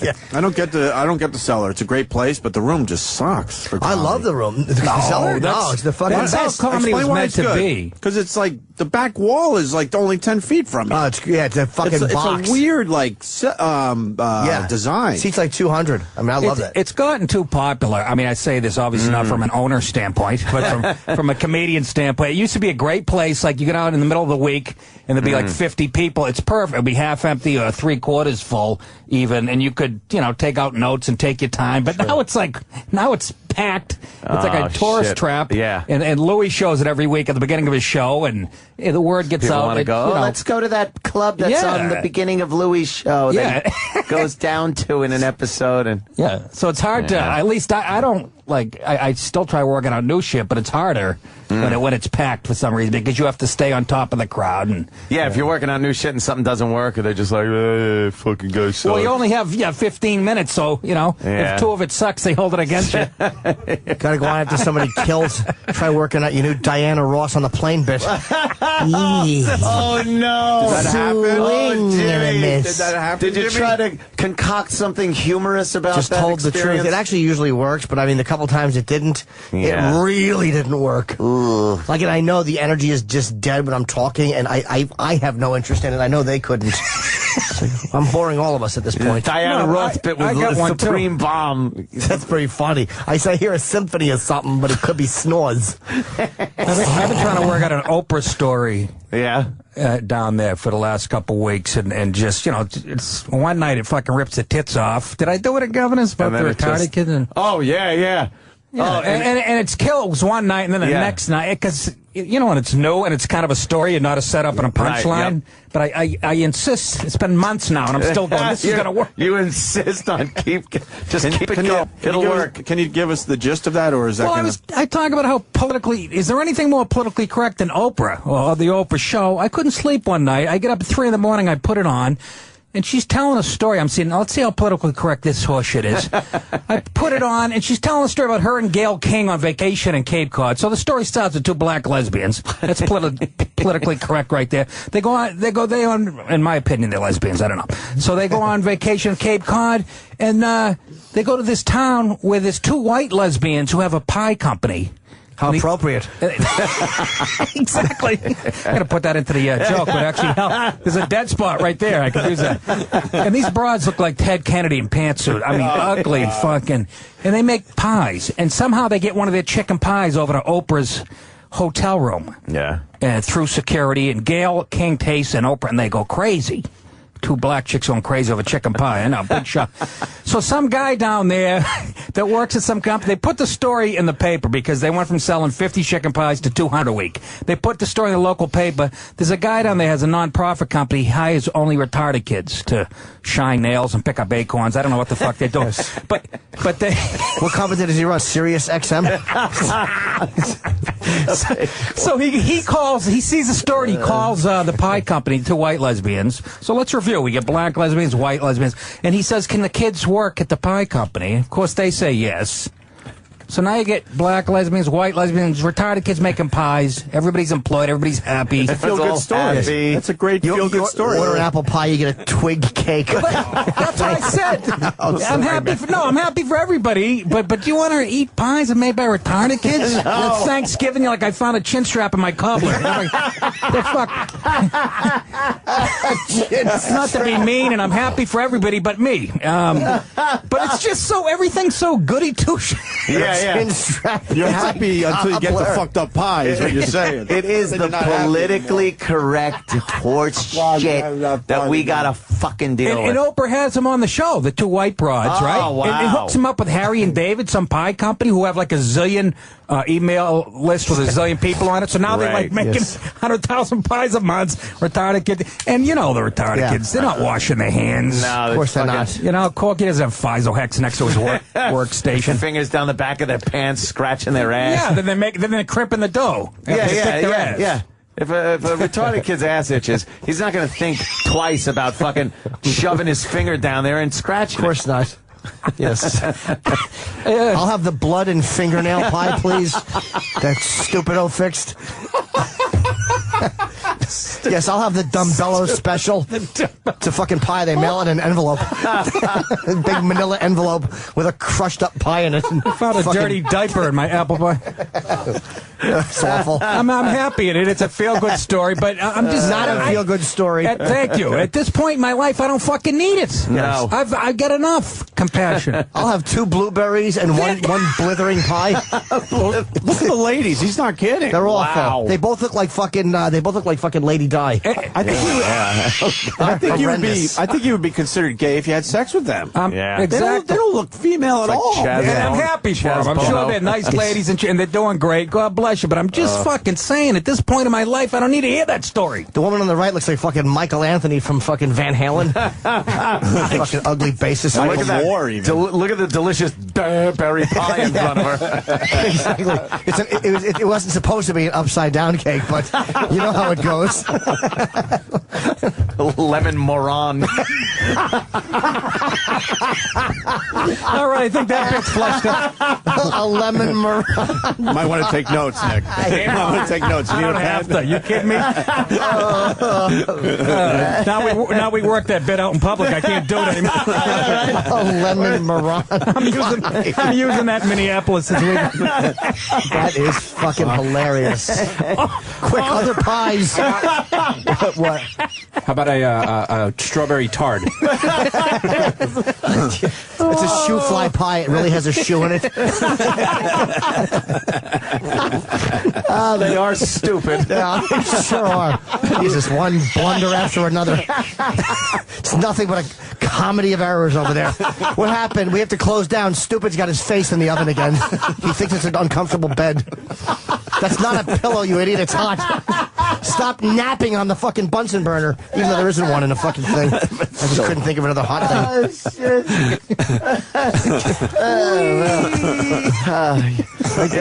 Are you sure the number? I'm calling. You sure the number's right?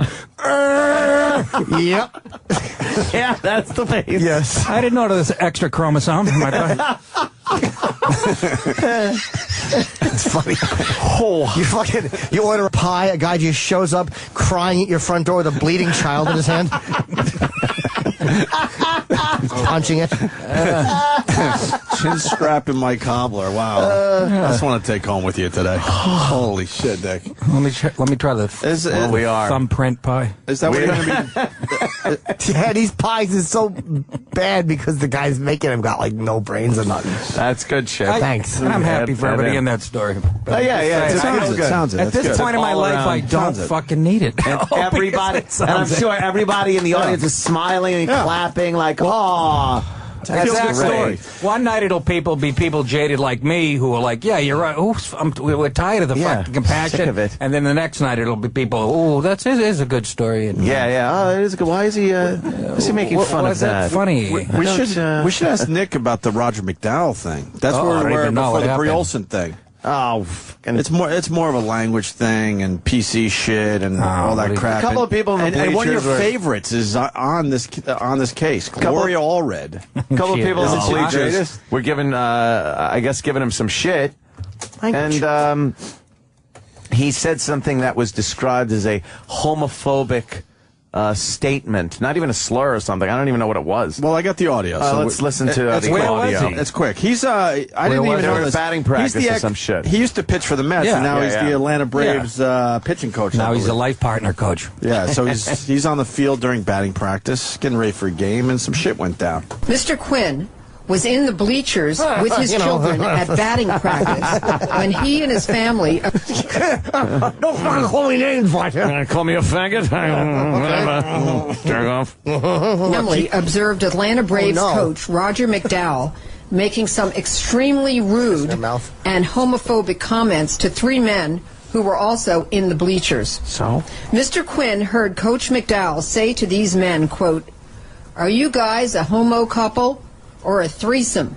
End quote. Oh my Jesus! Whoa! Didn't even say fag or anything like that. A queer. There's something going on, and I'm fucking tired of it. And we have gay friends. I'm in show business, for Christ's sake. I get as many gay friends as Kelly Ripa does. It's got nothing to do with you being gay, but it's about these groups and shit. You're getting a little too protective of yourselves. Yeah. Get the fuck over yourselves, okay? You fucking faggots. Assimilate to society and just be part of fucking society. Every time something happens, everyone wants to be accepted in society, but the second you're accepted like everyone else is and someone makes a joke about you, instead of leaving it alone, all of a sudden now you want to be separate again. Yeah, you don't want to be accepted and not be part of society. You want to be separate and fucking make society pay. For the love of having a dick Why would in you your take ass. this case? Because she sucks. No, we all know is she it? Who sucks. took it? I'm guessing already. I bet there's a lawsuit. It gets better. Oh, yeah, because there's a lawsuit. Then the coach allegedly grabbed a baseball bat and started shoving the small end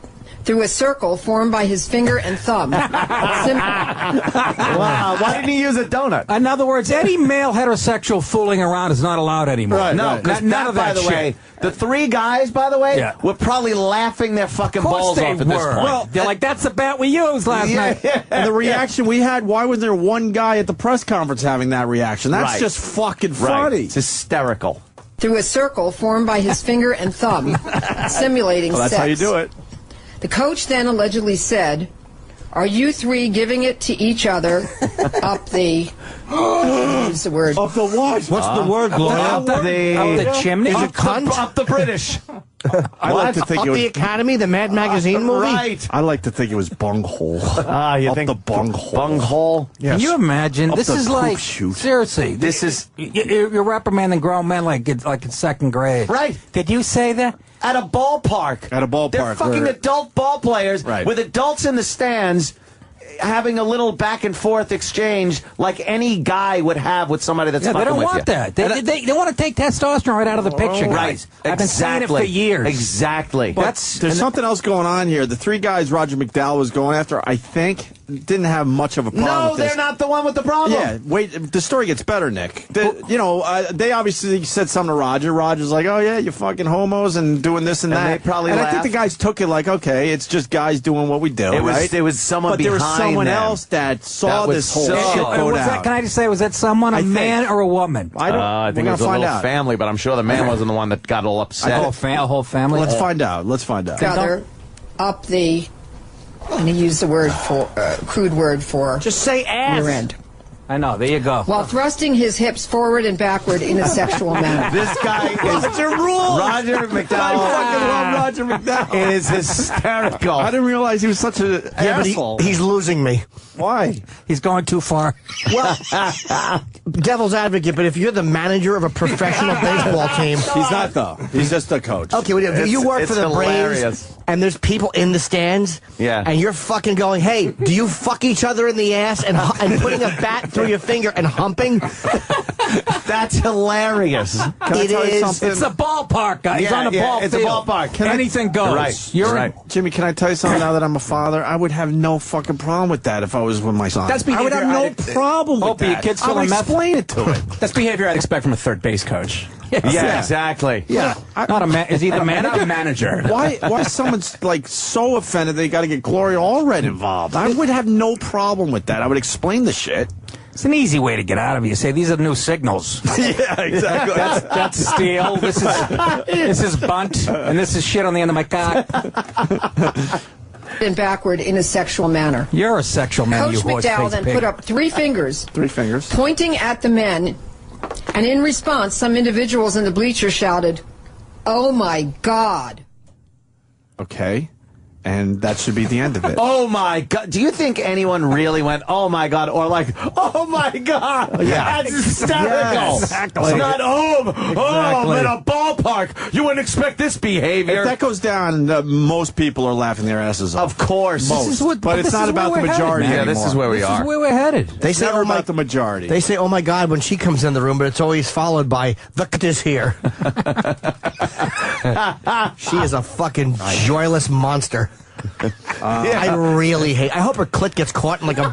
I don't know how a clit would get caught in a fucking bike chain. Very easy with her. Yeah. I hope she's fucking changing a bike tire. It hangs down. Steals it. Hangs down like Turkish taffy. Yeah. This is just we're doomed. Well, we as got- a nation, especially as a nation of men, we're just doomed. It's PC horse shit. And it don't come from the right, and it never did. I keep fucking saying that till I'm 1,000. We You're not going to live that long, Nick. I don't know. I did 10 sit-ups this morning. we got one more short clip. Let's to wrap this up. Do I look thinner? Thanks, Nick. Well, it's the black you're wearing, But you though, don't. Jimmy. It's thinning. Black. I know. I'm eating like a fucking... I don't give a I fuck. like when people say nice things to me. At that point, Justin shouted, "Hey, there are kids out here." Oh, Justin. Hey. Where is this paradise? Everybody's butt fucking. There's children watching. He's got the donut. Oh, she's making me want to go to this place. Oh, Uncle Paul. Yeah, you make the little finger through the whole thing. You show them. That's how you make the big boys happy. Holy shit. So I guess Justin's the problem. Justin was the father with the kid, probably, right? Yeah. At that point, Justin shouted, "Hey, there are kids out here." Yay.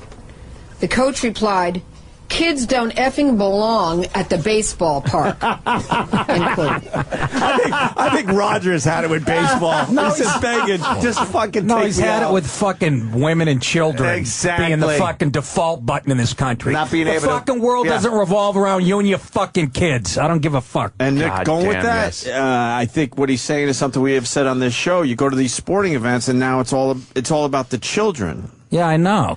They get rid of all the stuff that adults enjoy at a sporting event because Yeah. it might Guys- offend the child. Do you understand that's female think? Yes. Okay, the more empowered women have become in this society, I'm going to say it again and again, the more that's how we're starting to think. Yeah. Oversensitivity doesn't come from a male point of view. No. You know what I'm saying? That's a mothering thing that would happen in a ballpark, not a dad. I remember going to the fucking ballpark with my dad, and all I heard was cursing out of him. He was the one. And you're on the pitcher's mound crying. Yeah. His father was Vic Morrow, and then he slapped him on the stand. Then Tanner Boyle fucked his mouth in the tree fort. Good example. You mean the guy who threw spaghetti against the wall? Yeah. Used the C word? I just remember hearing like other people yelling and cursing, and as a kid even finding it hilarious. Yes. And it was like cool as a kid. You're just like, oh my God, I've never heard so many curses in my life. Right? It's great. It's called growing up. You gotta make the fucking world child-proof and risk-proof. You're right. What the fuck are you Everything's got to be fucking put in bubble wrap, and all the sockets got to have the plug things in them and protect. Like, and I mean that in a kind of generalized term, not literally. I think you should probably, if you got kids, keep the old sockets full. Yeah, I can tell you. But I can tell you that's not that way, Uncle Paul. That is scary. Keep the sockets full. But we're fucking fill them sockets. Pussies. Well, here we go. Let's kowtow to them. Well, guys, we've given into it, so it's our fault. We got 30 more seconds, and I'll just enrich you even further. Ballpark. End quote.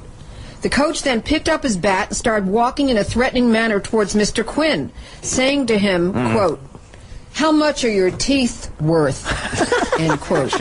It's the greatest Actions that we think are appropriate are that both Coach McDowell and the team should be fined, and Coach McDowell should be ordered to apologize to Mr. Quinn and his family, and to all the fans and to the city of San Francisco for his homophobic, Why is this vulgar, and threatening behavior.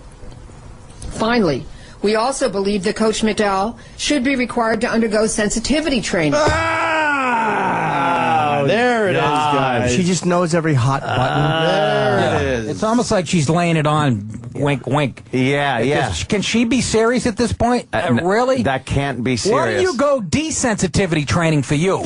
Don't be so sensitive. Seriously, put her in a fucking... Apologize to what amounts to an entire city. Well, you heard in there, it was an away game. Yeah. Of course that's how you Where treat was the it, fucking anyways? home team. San Francisco. Was it not a smart move on his part. Ballpark, or was this AAA? Major League, I think. Was it? Roger McDowell, excuse me, yep, he had to apologize. The fake apology. But he is acting. You got to say this every time. It just kept getting worse. It wasn't like he just said, "Hey, you three homos." He did the hip thing and he mimicked the bats and he said, "Fuck in the ass," and then he said, "I'll knock your teeth out." But you know what? We're not getting the whole story. What they were yelling at him. Dude, I'm sure it was awful. They're probably finally. Where's his pushed lawyer? him over the fucking They're probably yelling something like "No batter, swing." I yell that a lot. Now we get to the football games. Why would they yell that at the pitching coach? Exactly. That's the beauty of it. It's wrong because he's not a batter and he gets confused. This story has all the features because now this is something that drives us nuts too. So they force him to apologize. He apologizes for the gay slurs and all that, right? Yeah. But advocates, including GLAAD, want Major League Baseball and the team to take more action. If you apologize, shouldn't that just be it sometimes? No, it's not enough So for you GLAAD. have to apologize and also fucking lose your livelihood. They want right? him fired. So why apologize then? Where does GLAAD? Where's their headquarters, and why doesn't somebody burn it down tonight? I'll give you $50 if anybody. Nick is kidding, completely kidding. I'm only kidding. Nick is joking. Not real fire. No, That's what Nick is does. completely joking. Nick's a I am kidding. comedian. Yes, of course. They don't have a headquarters. Jesus, no. The apology. Hindquarters. I'm deeply sorry that I responded to the heckling fans in San Francisco on Saturday. So they were heckling him pretty good, and he finally had it. I apologize to everyone for my actions. Let's gloss over that part of the fucking fight where he was getting heckled. That's not important. What a load of shit. And here's the shit. It goes, McDowell's apology is a start. Yeah. Why does it have to just be a start? Because he needs that sensitivity training. But the Braves and Major League Baseball must take real disciplinary action and send the message that anti-gay slurs have no place in And after sports. they do that, they better change your name from the Braves, because that's also offensive to Native Americans who take it in the ass. Yeah, that's true. They do the tomahawk chip. What's that? What? Professional sporting events should be an environment that all fans and families can enjoy. But adult males are not enjoying it because it's way too family friendly. Yeah, now it's family. So where's our enjoyment? Yep. Yeah. Not a place where children are exposed to violent threats and discriminatory language. Again, would that ever come from a guy? All the legends. You think Ted Williams didn't yell some shit out? Babe Ruth. Babe Ruth. Hey, that's right. Rod Carew. Oh, Joe DiMaggio. Babe Ruth would have been on the on-deck circle actually putting pine tar and sticking the bat in his ass to make his point. He would have been like, well, he's eating a hot dog filled with trans... Right? You like this shit, don't you? Well, he's smoking a cigar and eating trans fats. He's eating like 100 hot dogs. And then he'll smack a home run with the same fucking bat. And then Joe DiMaggio would have blackened his wife's eye and went off to war. I'm just listing things now. Let's not forget Ty Cobb. He knew how to handle himself. He knew how to handle himself. When people ask me about when I was at the Montreal Comedy Festival, I go, how do you describe your act? I go, I'm like Ty Cobb without the baseball skills.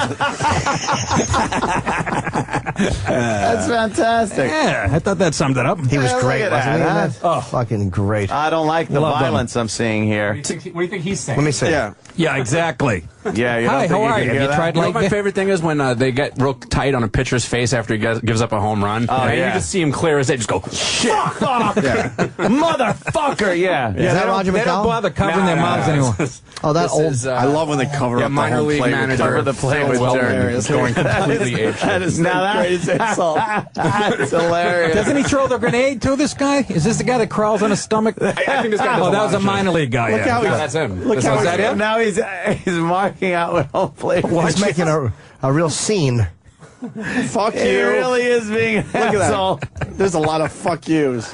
Oh, he's gonna get. Guy looks like he should be running a drill press. Now he picks up third base. He's walking away with it. What the fuck? I wonder what the story is behind this. Oh, he probably thinks they're big stamps.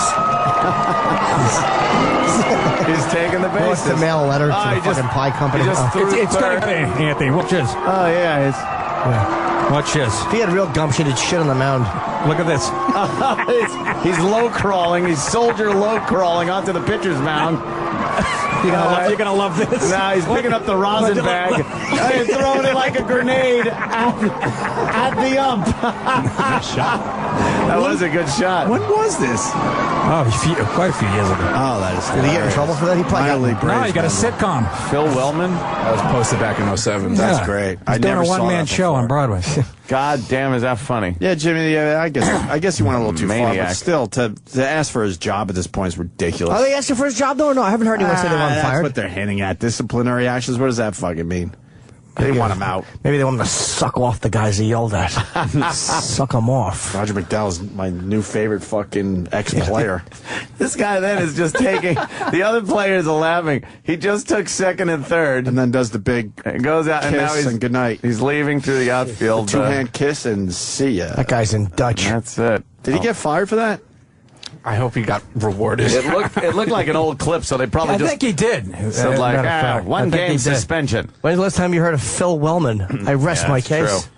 true. I like to say end all sentences like that. I rest my case, gentlemen. Good old Phil Wellman. That's very good. Thank you. That way I we bet know you you're done. McDowell had a few in him. Probably You know? did. Yeah. A couple enemies. Probably had a fight. You don't know what happened. He had a fight with his wife. These fucking assholes yelling at me, fucking fag. Fucking tell them. Hey, you homos. Yeah, fucking like the bat. You fucking take it. You guys want a small update on Philip Wellman? Yeah, what happened? Who was that guy? Well, he was in 2009. ESPN showed the top 10 meltdowns in sports history and judged that one to be number one. Number one. Nice. Yeah. Well deserved. Well deserved. Let's see. He was also brought up to the Major League Braves for a couple of weeks in March of 09. After the incident, before. After. All right, so And they then didn't fire him. after the minor league Braves finished the 2010 season with a 63-74 record, Wellman's contract was not renewed. What happened right after that incident? Does it say? He was given a 3-game suspension. Oh, that's it? And what year was that incident? That was 2007. That wasn't, Oh, wow. and that was AAA or something. That wasn't. Yeah, that wasn't. yeah. You know, That wasn't pro. That wasn't the show, as they call it. I don't even think it was triple. I might go double. You might be on that right, one. Ope. I might go double on that You one. might be right. There's a little too many advertisements on the hilarious on the outfield walls. Love that guy. Fuck. I'm so sick of it. Where's the Mississippi Braves? Anybody know? Oh, is that it? Mississippi Yeah. Braves. MISSISSIPPI. Double A. Nailed it. Topeka, Kansas. I spell Mississippi very well. Yeah, you do. Very fast. Jesus. I actually use that to try to get pussy. You're the only one that can spell. Mississippi. Girls like, I'm not attracted to you. MISSISSIPPI. Gobble. Damn it. You know, I'm sick of it. Fucking tired of it. You know, 128 people died in Alabama today. Yeah, it's crazy Wow, with what the fuck's going on? Tornadoes. Giant fucking monstrous movie tornadoes. Why don't we get them up here? It's all that whole thing. It's just set up perfectly. It's the Rocky Mountains. Topography. Is that what it is? And then the Great Topography. Plains. And for some reason, we don't get them here. Well, we got remember last year, we had a couple touchdowns in Yonkers. Yeah. Remember? Could you imagine? They got to always send somebody from the Weather Channel to go, well, we're going to investigate and see if this was a real tornado. But we never get one of those mile-wide fucking... Yeah. Those things that look like they're spinning slow, but they're doing 400 miles an hour. We don't get those. Is that how fast that shit spins? Oh, at least Wow. Motherfucker. I have to pee, but before I pee, I'm afraid I'm going to come back to no show, so I have to plug something before I forget. Why would you think that, Jim? Oh, I don't know, because I can't pee in less than 35 seconds. Oh, boy, it has. Watch my shit too, will you, Jim? The Antisocial Network is coming to Seattle Friday, July 1st. With Uncle Social. Because it's like in antifreezes. I don't know. It's with myself and Burr and Brewer and Attell, and it's the Paramount Theater July 1st. Tickets are on sale tomorrow, but today there's a pre-sale. Go to www.tickets.com, and this is the password, KISW. It's on at 10 o'clock a.m. to 10 p.m. on the West Coast. And that's because it's the station call letters for BJ Shea. Yeah, BJ's supporting the show. Yeah, right? and the show will sell out because it's a big show for BJ. Are we going to have him on tomorrow? I don't know. I honestly don't know. I think I have to call in. I like my time with still BJ. Out there. I love BJ Shea. Yeah, BJ's all right. All right, wildly attractive. Get out of here, Jimmy. We'll continue with Nick DiPaolo here, who's got a great I don't want to leave. special. Didn't you have to take a leak for 2 minutes? When's your special? Saturday night. How'd you get that? Are they looking for people? Raw nerve. What do you discuss on the special? All the hot topics? Yes. I was talking about buttons. I actually talking about this Alabama storm fucking a year before it happened. This is how good I am. You're a seer. It's I'll take I take a few swipes at Obama, and it's I shit on myself and my wife and getting old and marriage and politically, it'll be refreshing. Good. Yeah, it is refreshing to actually hear somebody talk like Nick does, because the political correctness is nauseating out there. Nauseating. Yeah. And then when Nick's on stage and says some shit, and you hear the crowd, sometimes they do gasp. I'm fucking roaring, going like, thank God. Thank God.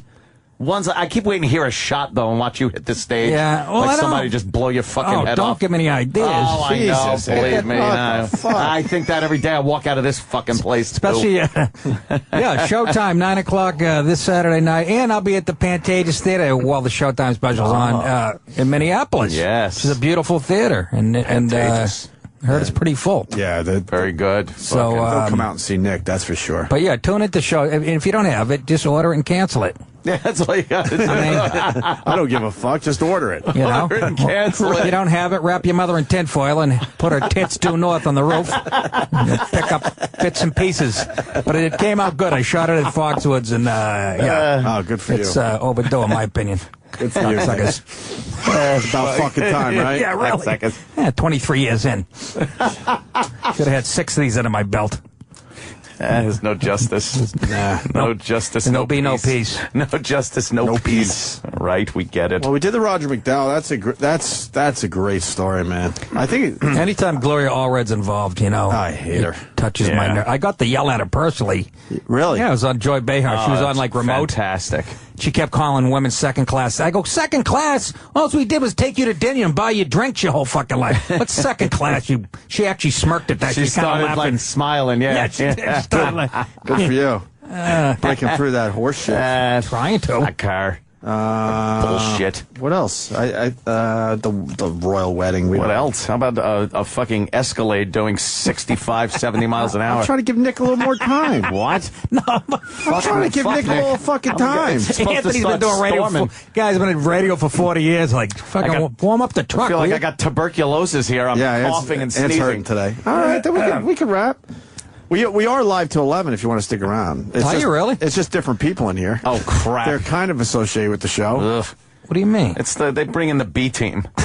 They bring in some of these kids to do a show. But you won't be here, you mean? No. Sometimes. And they talk about Nick goes shit. on now. No. Sometimes we're here. Why Sometimes would we're you? here. Here he comes. It's Sam Roberts. Yeah. It's called the shit hour. Yeah, we call it the. Oh, hi, Sam. There he is. We were talking about the shit hour. The kid with the fucking hair you don't usually see below 125th Street. People are asking about your DNA test. Yeah, what the don't we fuck? have the results? What are you asking me for? Like, I know this is a secret I investigation. thought we were supposed to have it weeks ago. But I'm not part of it. We're trying to figure out if he's black. We Nick. DNA tested him and sent it out and had it returned All to we're see trying if to he's figure got out black in him. if he has black blood. I'd say, yeah. Yeah, there's something there. He says his family's... that fucking hair's not because of the humidity. Come on. Come on. It's the humidity in the Congo, maybe. Look at the shrub. It's like, it's like Queen Latifah's shrub.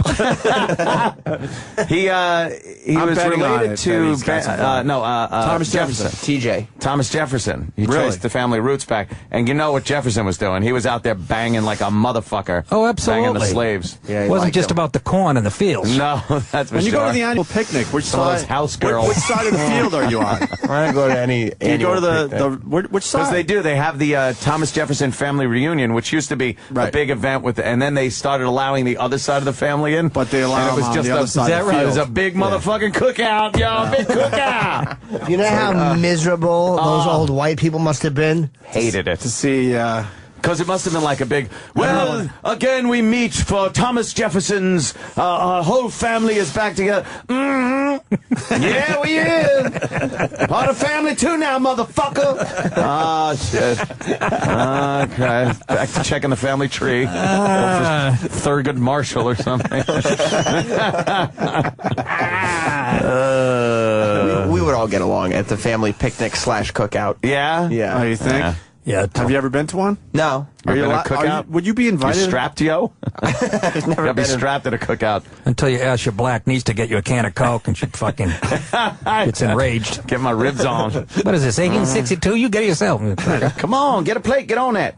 Get on that. Get on that. What? I'm eating. Get on that. Oh, fuck, the world's ending, and we didn't even give a shit enough to fucking play it. Is that today? What is it? May 21st? Oh, May yeah, 21st. The world ends. We got tomorrow. And we got I the- fucking paid my All right. bills. We got a few Shit. days. I didn't have to pay my bills. No way. Guess I won't be doing that gig. Yeah, in Florida on the 25th. That's it. Oh, shit, and I booked Red Eye, too. So did I. Wait, I think I'm on Red Eye on the 21st and the 25th. Oh, that's going to be a good one, though. Uh-oh. 'Cause you guys will Is be that the end of the discussing world that. day? Shit, That's not yo. well, I don't know what time it is. What better people to fucking perish with? Yeah. Greg Gutfeld. Absolutely. Bill Bill Schultz. Schultz. Andy Levy. And some fucking Three chick episodes. with nice gams. Yeah. Crystal Ball. That's who I was on with last. I was on with Jedediah. Jedediah. She's got nice legs on, I think. They all that do. girl. It's amazing. They put him in the leg seat. Yeah. Some of them got nice legs. His name's Michael, like yours. People saw Q&A. All right, we gave Nick his extra time now. All right, it's time to go. Is this all about me? Oh, come on now. We would have been out of here. We're just showing you Like respect. 5 minutes And you know over. what? and I We still got gotta pack 10 my minutes ago, computer. Nick. And you know what's sad? I have to stick around because I'm doing the little, the serious shit. thing. I have like 3 or 4 shows to You do gotta make until the like rounds. 2 o'clock. All right, well, we'll Were you promote. doing the fucking gay channel? I did that one. How was that? A couple of years ago. Yeah? Well, I had a ball in there. Yeah, actually. I bet 2 balls probably. Yeah. Do they like you? Yes. Oh, 4 this year. Yeah. You guys, sorry. I was just being Did you me. soften your delivery a little bit? No, I said, listen, cocksuckers, give me some coffee and let's talk about the weather. They're actually very good. Gay people, I don't have an ounce of problem with. I just when they get in groups and start fucking whining like glad, Yeah, fucking. and start typing shit out and sending press releases. Yeah, that type. Yeah. Come on, Enough. we all get bullied. Get the fuck over. I'm Yeah, sick of hearing have a that sense too. of humor. We've gotten to the point where we don't mind if they're in the men's room with us. So I feel like I'm grown as a I person. actually back off and show off. Yeah, I used to back off and wait and Yeah. stuff, but now it's like, all right, I think I could do this. I think I could fucking piss next to a gay guy now. I let my cock get weighty. Yeah, Do ya? Yeah. When there's a gay guy pissing next to me at the urinal next to me, I turn around and take a dump right in my urinal, just to show him that I'm not afraid of anything. It's enticing. But we got metal walls in our that's men's right. room. Does it smell like a dead monkey in there still? It's terrible. Oh, no, that was the other building. The other building was I was thinking of the other building. Oh, it was terrible. This one, too? This fucking bathroom, we've talked might about be it. you guys. We don't know what happens when we're not here overnight. Animals don't flush. It's ridiculous how it looks crazy. like a Port Authority bathroom or Fucking something. flush What's wrong the with toilet. these people? There's no reason to walk into a stall, open the door, and just see a big load of shit with toilet paper on. Just fucking. Well, how kick angry it. are you that the shit is on the actual seat? I know, that's another thing. What is wrong with you? Jesus Christ, I just got queasy with that story. I'm not awful. even. We've seen awful. this. When you Pee leave the stall, everywhere the on fucking the floor. toilet. See, now that's It's like, what what's Gloria wrong with your Allred dick? should be going after. Right. That type of behavior. People leaving shit in the bowl. Yeah, that I go after that. Pissing. Make that your cause. Yeah, really I is think everybody will get behind that Pee on one. the Nobody seat, wants pee a on the chocolate floor. frap. Boogers on the walls. Oh, I know. Oh, the Come boogers on the walls. Fucking Yeah, animals. That happened when I used to work at Free FM. Somebody kept, and they were fresh. What kind of Wipe it. fucking mental illness is that? It's like- That would and have tasted like a cold if you ate There's them. toilet paper right next to you. That was Tom Chiusano. He was guilty. he'd do that. Yeah, he was guilty of putting his snot everywhere to show who's boss. It was weird, man. It was Nick somebody's DiPaolo, fixation. It is Raw weird. Nerve premiering on Showtime Saturday night, 9 p.m. Congratulations on that, sir. Thanks, Al. Nick DiPaolo on Twitter, nickdip.com, and the gig in Minnesota. Yeah, is- Pantages Theater this Saturday night. That's awesome. 7 o'clock Minneapolis time. It's just fucking bizarre. You think this chick is hot? Big load. That wasn't yours, right? Of course it was. Who Get else is- out of here. Who else is shit when I have on my phone? What are you kidding me? You can download anything today. He got a pre-toilet paper. So. What are you working at Dairy Queen? Throw a scoop of fucking cream on that. Holy shit! Dollop. It looked like a cobra from Africa. Well, you know, that's... If I played a flute in front of it, that'd then come out of the toilet and kiss me on the nose. What, you mean like that one? That's not yours It either. is so. I'm the question mark kid. That's a dog's tail, isn't it? What'd you do? Flush a German Shepherd down the top? Let me see if I Share can. with everyone, Jim. Let me see if I can. I don't know if I can. Yeah, Yeah. let's. No, I don't have it It's on. in the shape of his intestine. Yeah. What are you eating? What's that? Tabbouleh? What is that one? Let me see. I have very good duties. That's It's perfect. just, impressive. yeah, I think Sean Connery's actually piloting that one.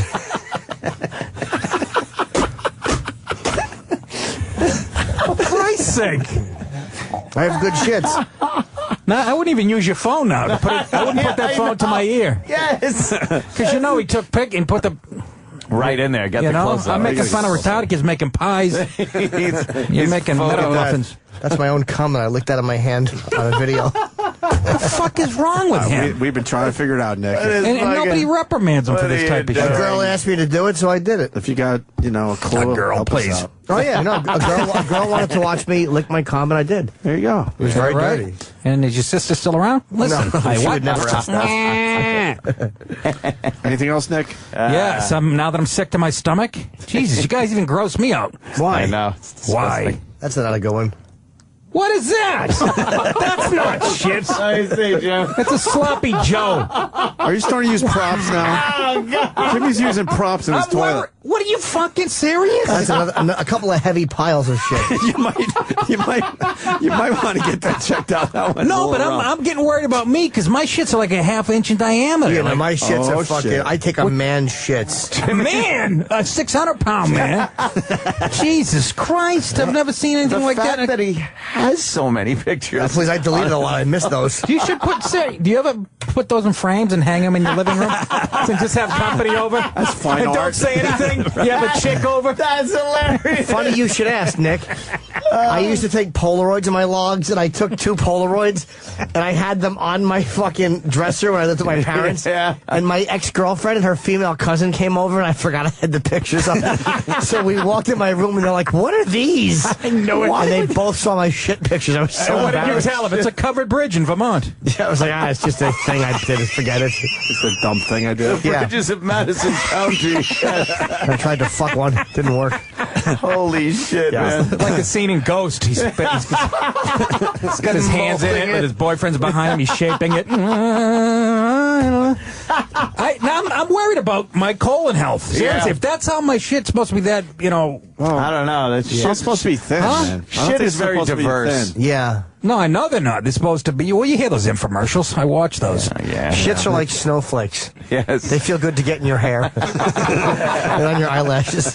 You catch them on your tongue. Snowflakes. You'll be killing. You'll be knocking planes out of the skies with those fucking. Jesus Christ! One of them said Barry Bonds on it. Holy shit. I've taken some very big meaty ones. I hate the shit piles. What are you eating? Can I ask you? I'm Sure, very I eat curious. tabbouleh every night. I eat pretty healthy. I eat egg whites in the morning. Yeah. A lot of grilled chicken and asparagus steamed. And my body responds by going, "Hey, thanks, Jim. Here's a log." A log. A log cabin. Jesus. There's no better feeling than when you see one of those mighty shits periscoping out of the toilet. I'm glad to know my asshole's not that stretched. I could never handle one of those. Dude, perfect consistency. They're like toothpaste. They fucking are amazing, my shits. He loves his shit. Who doesn't? Jim will be talking about this on Meet the Press Sunday morning with Yes. Jim, with Cokie Roberts. What do they call you again? I'm trying to remember. I just get queasy. Cocksucker? Well, not cocksucker. I know they call This you show is filthy. I'm not coming here anymore. I know. I'm completely embarrassed, Nick. What's that? What do they call you again? I know you have a name. Or a The Playboy? What? Playboy? shit. Play-Doh machine. The what? The shit. The You do know. The owner of the shit emporium? No. No, I was going this. Oh, the ship salesman or something? Oh, No, that's. He's so fucking with you. Oh, wait. I know he is. You mean the shit pusher? No, not Like when they that try either. to push it in, I push it back in there? All right. Oh my I guess god. maybe you don't have a nickname. You'll push for it that. out and I All right. push it in like a damn one of them ice pops. Like a pop-up. You push it out, I push it in. Something cute. Speaking of Dude. packing your shit. Duty wars. That's what I'm doing. All right, that's Fucking packing my shit. We're not gonna get the nickname. The whole room fuck outta smells here. like Desitin and powder. You'll push it out, I push it in. That's how they know I was bad. When the hole of my wee-wee is all filled in with it. Cement. You are. What the fuck? I had to snake out my penis hole. You were sitting next to me. It was packed like with clay. How do you not?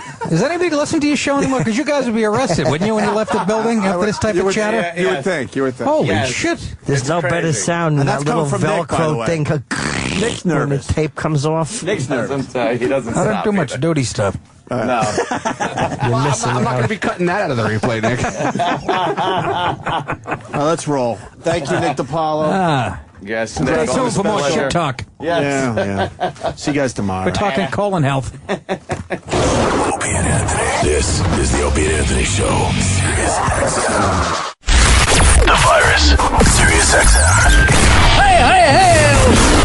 And now, the Opie and Anthony Show continues. This is After O&A Live. Here's your host, Sam Roberts. That's what it is. It's After Opie and Anthony Live. I'm Sam Roberts. Apparently, it must be Bring Your Kid to Work Day today, because as we're cleaning up the O&A studio here, everybody that's passing by has a kid with them. There's all these children. That's the best part about having a glass studio. You always know what's going on. There's all these children that are just wandering around the hallways. At some points in this building, that would be perfectly fine and safe if they're over in the Hits 1 area. But, I mean, I probably don't think it's a great idea to have children wandering around the completely transparent Opie and Anthony studio. I'd like to get some kids in here today on the show, I think. Let's see. I see Roland talking to Spencer out there, the talent bookers. Let's see if we can book someone's kids on today's show. This is a very special After Opie and Anthony Live. Of course, everybody's used to me as the host, Sam Roberts, and then my right-hand man is usually E-Rock the Sex Bagel, Nagel, as he likes to be called. That's why I'm laughing so much. Unfortunately, E-Rock's not here. He has a case of Tim McGraw concert fever. And Travis, you're in his spot. I'm covering for the Sex Man today. The Sex Man, do you think, because I mean, that's a big gap to fill, not metaphorically, but just physically, the space that he takes up is a lot. Do you think that you have what it takes to fill the E-Rock role today? To fill his space? Absolutely not. No. What about metaphorically? Metaphorically and job-wise? Absolutely. Yeah, and you're saying that you do it with ease. Without a doubt. Now, how come your kid's not here? You have a kid. Yeah, I don't think they're allowed to be here if they're under a certain age. What? And I'm working, so why? Why would you bring your kid here? Yeah, it's I have work. things to do. Yeah, it doesn't make any sense. No. Because I just saw another kid walking around. They're little kids. They shouldn't be walking by this studio at all. Speaking of that, we were sounding a bit like children towards the end of the show, telling duty stories. Nick DiPaolo didn't quite know what to make of it, but his Showtime special is going to be on this Saturday night. We didn't talk about it probably as much as he would have liked, or probably we should have, but it's going to be on this Saturday night. It's Nick DiPaolo's Showtime special, Raw Nerve. He uploaded a clip to YouTube from Raw Nerve, and I pulled the audio off of that clip. So you could probably just go to YouTube. But if you're in your car or something, I'm here for you. This is a clip from Nick DiPaolo's upcoming special, Raw Nerve. It's going to be on Showtime this Saturday night. And here it is on After Opie and Anthony Live. Obamacare's coming down the pike. This guy's... He's still trying to sell this piece of shit. He's talking about e-healthcare now. Do you see him explaining this? He's like, well, e-healthcare it combines 21st century healthcare technology with the interconnectivity of the internet. This way, elderly people can have video chats with their doctors. Oh yeah, that's going to work out great. What goes better together than old people and computers, you know? My parents just mastered the remote control on their VCR 2 weeks ago. Now you want my dad to Skype his proctologist at 3 in the morning?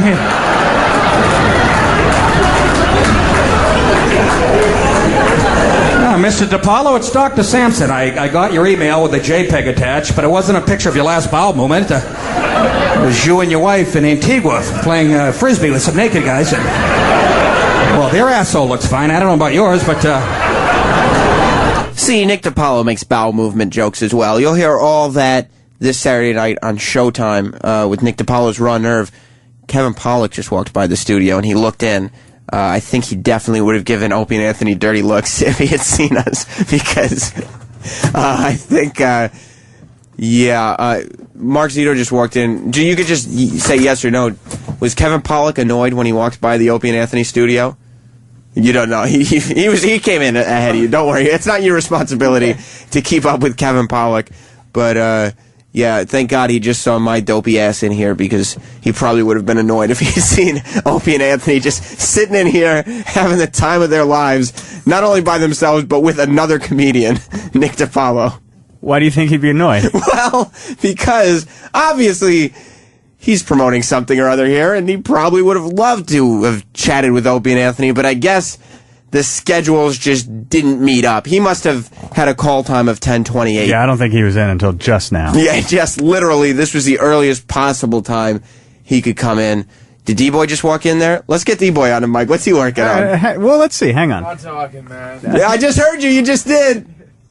Derek, what are you working on? I'm trying to get worse of the week. He's trying to get worse of the week, he says. Well, how can you go? I mean, I'm in here doing stuff. Sam says he's in there doing stuff. Put your headphones on so you can hear Sam. Yeah, come join the show, D-Boy. Everybody wants to know. He's very mysterious. He doesn't talk much. What? You don't talk much, D-Boy. Everybody's very interested in how you work. No, they're not. Yeah, yes, they are. All right, well, never mind. Derek refuses to come to the microphone. Well, what are you working on? I'm doing worst of the week. Well, how could you? I can't voice it right now. I know. I gotta pick the clips out. Oh, what are you thinking? I don't know. Well, I mean, Nick DiPaolo is in today. Yeah, him. What about Brie Olson? I didn't hear it. No? What about Kevin Pollak? I didn't hear it either. D-Boy's a busy guy. He's very busy. Derek creates a lot of production for him. Matter of fact, a little later on in the show, I think we should play D-Boy's latest piece of production that hasn't been sold right on the Opie and Anthony show. We can definitely The Paul Reiser piece. But in the meantime, we spoke to Opie as it was associated with the Brie Olson interview today. She didn't say a lot. There were a lot of no comment on that. But she said that she spoke more to us than she has to anybody else.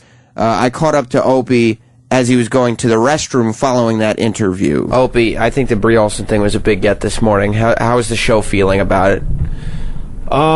She's a friend of the show, obviously. A lot of listeners disappointed. What? In the interview in general, because we didn't get much out of her. We did get the news that Jim wanted to have a baby with her. Oh, that's true, but they wanted to know about Charlie Sheen. We basically gave her a pass today. We didn't push too hard, but this is what will make it interesting for the replay today. We just discussed it. We just finished the interview. Every time someone says no comment to a question, that is a yes. So when you listen to the replay today, you're going to hear a lot of no comments. She says no comment a lot. Those are all yeses. So we could just take those as yeses and finish the questions. Watch, I'll prove my point. Sam Roberts, are you gay? No comment. No, you would say no, obviously. Oh, that's right. Why would you ruin my bit? Why is it no comment? But if you ask someone like, are you gay? Okay, then I would say no. Yes. But if you really were, then I would say no comment. No comment. Well, then I hope See, stupid Sam was trying to go for a bit there when the real answer was the right answer. Jeez, that was no bit. That was the truth. Kenny, do you like to wear dresses when you're not here at Sirius? I don't know how to answer that. He wants to say no comment to go with. We want to go with our own bit. But why are you guys ruining the genius of this? This is the second time you've accused me of ruining your bit. For the listeners out there, to a friend of yours or maybe an employee, ask a touchy question today. And if they go, hell no, I don't fucking wear dresses. But if they go, no comment to that, that's a yes. Or I don't really talk about that. That's a yes. So now listen to the Brie Olson interview during the replay today. Every time she says no comment, put a yes in your head. Double listeners. And you're going to get a great interview. Fantastic. Kenny, are you going to do that? Wait, ask Opie where he's going. He'll say no comment. That doesn't even make any sense. Where are you going, Opie? No comment, Zap. I don't get that. It doesn't make any... The context doesn't work. That time I heard the door slam. Yeah. No, but Opie is absolutely right in what he says. Did you hear what he said? No comment. It's almost like a skit, the comedic timing, and that was so good. Well, Brie Olson did call in, and people were like a little put off that she didn't talk about Charlie Sheen more today. But what people are forgetting is we found out more about Jim Norton and Brie Olson's relationship or whatever it was than we ever had before. I mean, they spoke of, Jim spoke of wanting to impregnate Brie Olson, and Brie responded to that affirmatively.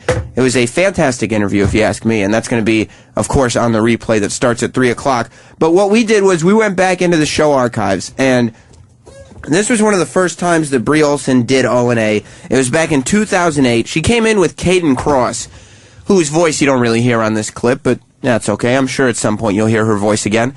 Who else was in studio? Bob Kelly and Mark Maron were both in studio. Brie Olson was in. This is maybe the second time. It was either the first or second time she had been on O&A. Again, it was back in 2008. And this was the moment that we found out she had a crush on somebody. Now, obviously, today, we found out the news that she had sex with Jim Norton. So some of that mystery is no longer there. But when we talk about romance, such as Brie and Jim, we like to go back to where it all came from. So here it is, in the beginning. Jim Norton and Brie Olson on After Opie and Anthony Live. After O&A Live. Oh my Hey, Brie, gosh. is it true you got a crush on someone in this room? I'm sorry? I'm hearing some communique that you might have a crush on someone in this room. What? Who told you that? Tell them to shut up. Shut up. This Brie Olson has a crush on someone in this room. Shut up. Mark Oh my Maron, Someone in this lucky room right devil. now. Someone in this room she has a crush on. It's Jimmy Norton. It's always Jimmy. No, it's got to be Jimmy. Yeah. Jimmy's the cutest. It's Anthony. It's got to be Anthony. Oh. Is it Anthony? Brie, look at me. Holy shit. Brie, look She at me. really has a crush on someone in this room. Is it Anthony? It has been No, confirmed, who is too, by the way. Oh Really? my goodness. Am I right? I'm not saying anything. I think we found her a bit. Steve. She's a little schoolgirl right now. She's It's got a crush on Steve someone in this room. See her giggling? I can't believe someone who's tattling on me. Who tattled? Oh, you know, we got our ways. That's so not nice. You want to say Uncle Paul, right? You want to say who you got a crush on? No. Who could it be? Who could it be? This is good radio. This is really good radio. Process of elimination. Is it Opie? No, it's not me, obviously. I wouldn't be asking that question. It's not Anthony. Is it Mark Maron? Oh, it's not me? Fuck it. Fuck just met me. Wait, this bit sucks. Well, let's read her body language. Is it Mark Maron? Is it Robert Kelly? Is it Jim Norton? Jimmy. She has got a good poker face. Yeah, she's got a really good poker face. keep on smiling at everyone. She has no tells. No tells. Yeah. No tells. I just want to eliminate myself from this contest right off the get-go. She had one tell that almost got a 25-year-old in big trouble. Bobby needs to know it's not him. I know it's not me. He's freaking out inside. I already know it's not me. All right. I just met her Is today. it in this room right now, or did somebody leave? Am I answering, or you got to answer your Not question? answering. I don't know. Yeah. She's not saying she has a crush. Somebody's saying that. She's not saying that. Yeah, but she said, "Oh my God, there's a tattletale." So Yeah, no, it's apparently it's somebody. confirmed. Do you know? Yeah, I do know. How do you know? You don't know. Yeah, I know. What's your name Your again? publicist might have said a thing or two. Kaylin? Oh. That's messed up. She's going to get out when I get out of here. Can we turn the 9/11 stuff off? I can't see people crying and then them looking over Just here. look at the TV on the bottom. Yeah, she's waiting for a Jehovah's Witness to come over. Oh, my God. The Jehovah's Witness is at the door right now. There's a little girl laying in a fucking clown nose. Where's the Jehovah's Witness in the suit? Yeah, she's just laying there, minded to beeswax. And Al Pacino's laying, sitting next to her. Hey, how'd you get your shoes so high? Look at her leg. Nice nose. There. She's She's ready. a little pervert. Yeah. Oh, look, she has Danny's hair. Fucking awful wig hair.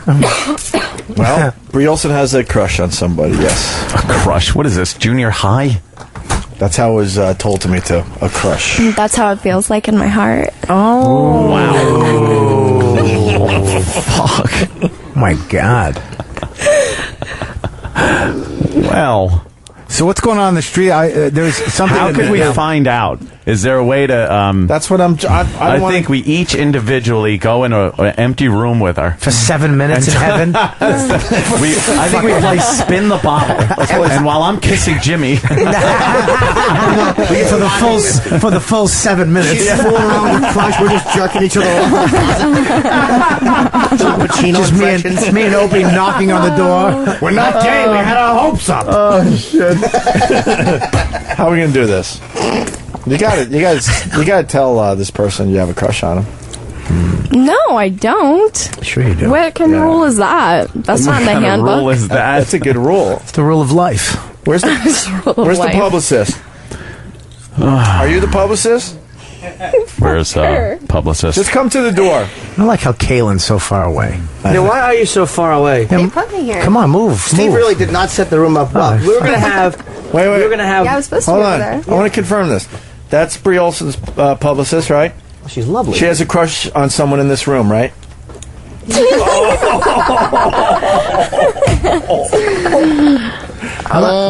I like the publicist. She's lovely. Oh my gosh, I'm getting fucked. What? Well, hey, there you go. Is that you? Porn. Wow, Yeah. that's I spelled your name wrong.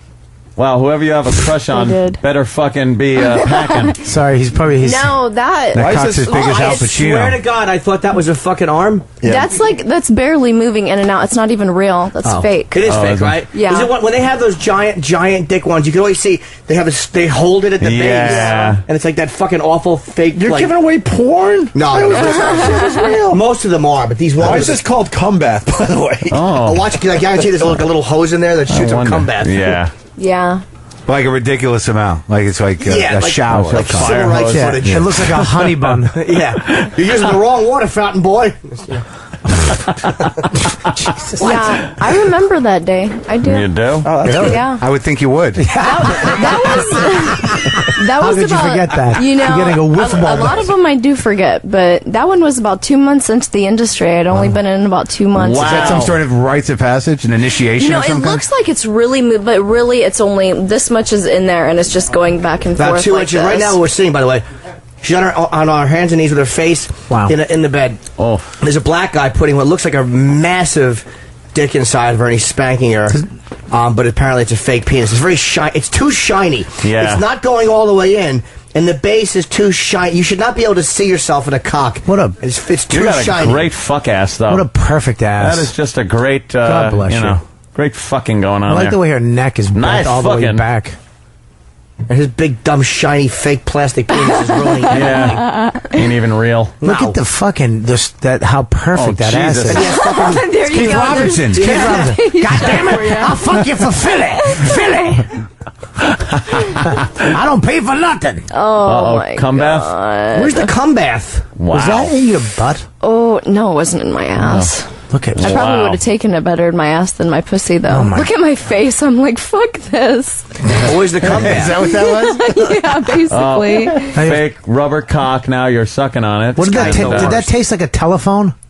Yeah, that's about what it tasted like. And that's how I would describe How it. mad was that guy that he had to put a fake dick in your mouth while he's naked? Yeah. How embarrassing is that? Look at cum this. bath. Oh, I gotta see the cum bath. This is... Watch it squirt out. What is it? What do they use? Yeah, what did they use for that? It's like a pina colada mix. Who They use a thinks that's Krispy real? Kreme machine. That's so fucking impossible. You know, Jesus. Look how much is coming out. It's ridiculous. All right, now we know why it's called cum bath. Yeah. Wait, the guy left the room. The dick is still coming. It's like the fucking. This is just silly. It's like the vomit scene in the fucking. Yeah, Monty Python. Yeah. No, I was thinking the other one. Exorcist or No, I was thinking Meaning of fuck. Life. Is that sugar? No. The puppets. pina colada the puppets. mix. Yeah. That guy gave Team me America. cum bath. Fuck You guys me. would be surprised on how many people email me and say, "Hey, I seen you on this site. Is that really real?" And people ask all That's the crazy. time. So How many of the guys They use got to dream, those people. That guy would, if that was real, he would get a girl pregnant every time he fucked. Just shooting it up into a fucking abdomen. And then give her an abortion immediately after. Wait, we're Fucking getting 13 fire hose twins it out. stuck together. we're getting away from the crush thing, and I can't let this go. And Bree, Why don't you eat your fucking yogurt now, Opie?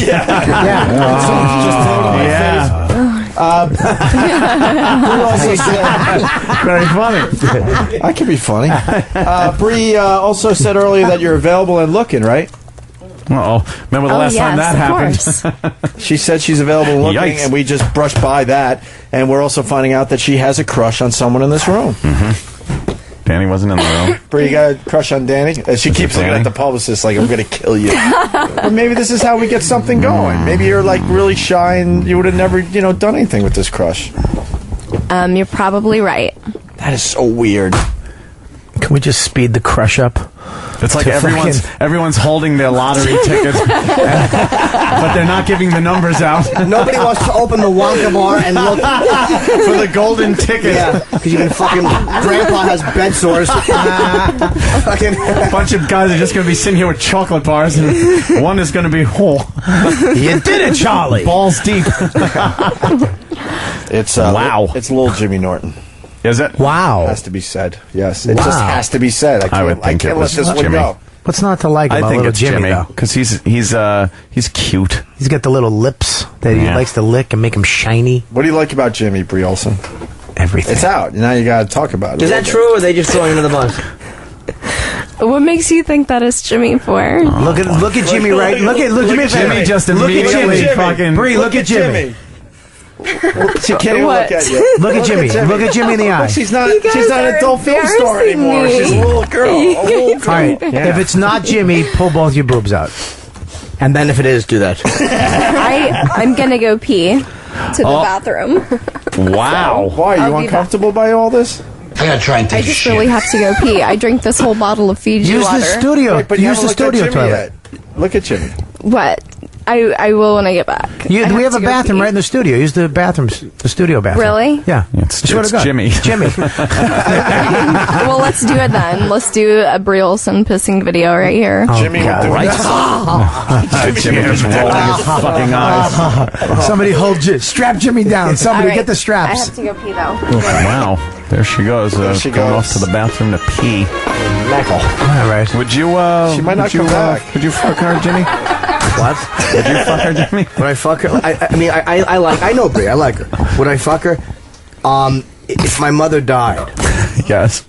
I would push my father away from the coffin, throw Bree on top of my mother. On top of your dead mother. And fuck her. And then tell Dad to shut up because he's cock blocking. Cry later, Dad. After O&A Live. And that's how it all started with Jim and Bree Olson. It's After Opie and Anthony Live. We don't play that drop enough anymore. I gotta go try to take a shit drop that was played. I remember we used to play it constantly, and we don't anymore. But that was Bree Olson. And another part of that clip I liked was how we can hear you whispering. You're whispering into the microphone. You can't hear me. What are you talking about? What I was going to say is I like that we could show her work, and she would watch with us and talk about how great it was. Roland, I thought today apparently is Kids Day at the studio. Yeah. There's a lot of kids running around. Yeah. I said that I wanted to try to book like some kids to come in. Really? And all we got is this chick. Kim from sales is here. Yeah. Hi, what's going on? Well, I saw you wandering around the hallway, and your office is not up here. It's not, no. I have been banished to the 19th floor. So what are you doing up here? I came to talk to you guys, just to say hello. Oh, hello. Actually, I came to talk to Travis. I have to talk to Travis about something. Specifically. What is it? It's confidential. I can't divulge Travis, that on do you air. know what it is? No. I mean, we might as well talk about it now, though. I guess it's something to do with sales. Yes. Sales? Promotions, things of that nature. Well, what kind of promotions do we have coming up? First of all, here's the question for sales. Why no live reads in the 10 o'clock hour? You know what, Sam? I think, I don't know. Okay, I mean... She said he I think they're on that. before she came in. Who's on that? Everybody. Who said I The whole sucked? team. Tim Reese. Never said that. You did? No. Yeah, right before she came in, she goes, "Do I have to talk to this asshole?" Well, then why would she have come in if she had said that? It was I don't completely know. voluntary. That's why I came in to find out why. Are you sure she wasn't talking about you, Roland? That could be it. Roland, you had a difficult day yesterday in that I caught you sleeping multiple times. Yeah, I blame Travis for that. Wow. Because he read me out. Well, just because he told me you were sleeping does not make it mean that it was his fault that you were sleeping. You see that logic? No, I don't. Okay. Are you doing a little better today? Yeah. Why? I slept peacefully because Eric wasn't here and Travis was too busy. So you're feeling better right now because you were able to get some sleep. That's right. Why isn't Eric here? The sex bagel. You know, the sex man. But I don't think that's for air, though. Are you kidding? What? That's not for air. What is it? Why he's not here. Well, we're on the air. But you can't talk about why he's not here. Well, I'm asking you. Okay, no comment, like Brie Olson says. No, well, what is it pertaining to? Is he with Charlie Sheen right now? Is that why? Yeah, what's the controversy? Roland, you're really starting to make this controversy. Travis, is this as controversial as Roland's making it out to be? I don't know. Maybe Roland knows something we don't know. That's what I'm starting to think. Roland, why isn't Eric here? No comment. Oh my gosh. Sounds serious. Kim, do you know why Eric isn't here? I don't know. You used to be the voice of Q&A with O&A, correct? Used to be. What happened with those? I don't know. I'd like to ask you that question. I Why heard they me? were very popular. I heard that a lot of people enjoyed them. Who was the producer who made them? Well, I think it was you. Oh. And I believe Troy also helped Well, out. then that would be a Troy question, I think. Direct all your questions To Troy. towards Troy, because I know he was auditioning. I'm a little auditioning people for it. Don't even What? worry about it. Don't even worry about it. But, I'm hurt. Are you? Yeah. Well, Troy's running down right now. Look at him run. I am What's hurt. he holding? His jizz. Is that a cup of jizz? Yeah, I think so. Troy, you look ridiculous running down holding I that can't cup. believe that Is that a it's cup your of water? fault, Troy. Yeah, I was eating something, so I needed somebody to wash it down with. Oh. Oh, wow. See, that's why I hate them people that never had a breath. You mean fit people? Yeah. I also run like 5 miles a day, so that helps. Roland? Bravo. Bravo. Well, she wanted to know how come there's no more Q&A O&As. Well, I think you asked that question. Well, we said you were wondering and you were hurt, so that's why I was... You know. Well, we've had this conversation. Yeah, we would turn them in, and then nobody who ran the board would ever play them. You talking about the sex man? Yeah. So that didn't take a lot of hesitation. There was nothing. They would just a sit guess. there. So we did all this work and try to put it together and make it clever and fun. Yeah. For them to sit there and we'd be like, hey, why don't you fucking play this? So finally you'd play it. Finally. Then we do another one. There'd be another month. And they'd only play them once and Yeah, stuff? so we're like, why bother? So you kind of... So we're going to redirect this to the sex man. So this is all Eric's fault? This is the first time I'm hearing of He this. likes to be known as the sex bagel on the air. That's true. Travis, this may be something that you have to get to the bottom of, because obviously there's a lot of conflict going on with Eric. I'm going to be all over the sex man on this. And also, real quick, Kim was a little concerned. She was hoping that something wasn't going to come up on the air. What? Just somebody has a fascination with her, or had said something about it before. Are you talking about Club Soda Kenny? Yeah. Oh, Club Soda Kenny. Well, I don't know. He's happily married, so I think he might have just been joking around with her. Yeah, probably. But I mean, but sometimes his jokes, they become they're very abrasive. Yeah. And if you don't understand his humor, it could come across as a little. Is that what happened? No. I mean, it's just a little. It's a That's little. what she said behind. There's a lot more beneath the surface. But somebody that people really don't understand is Derek. We talked to him earlier. D-Boy is a person who's just shrouded in mystery constantly because he doesn't like to talk. He sometimes does production pieces that are not even really for the air. Do you want to hear something about D-Boy? A fun fact? All right. Do you want to know how he relaxes? How? Goes in my office and he answers the bumper sticker request for fans, and he smiles, opens it, puts it in, closes it, and then he mails them out to him. Derek, I'll stick over Roland. Derek loves doing wow sticker requests. That's his relaxation technique. Yeah. So you're telling me that for the last several months, if you've gotten a wow sticker in the mail, there's a good chance that D-Boy packed those? Chance. It was him. 100% of the time. To do that, I would think. No. No. No? No, we don't have interns. That's been addressed on the air a few times. This is D-Boy's enjoyment, so this is his relaxation. But what D-Boy also does to relax, he makes production pieces, as I said. It's not for the air. None of us know why he's doing it, and then he doesn't even submit them. He just kind of throws them in the system, and he hopes that somebody will stumble upon it. 2 days ago in the office, he goes, yeah, if you want to, at 10 o'clock, you could play my Paul Reiser piece. And we all looked at him like, what are you talking about? So we had to go find it. This is the Paul Reiser song. Does it have a title, Travis? Yeah, Paul Reiser Breaks with a Z. It's called Paul Reiser Breaks. So this is it.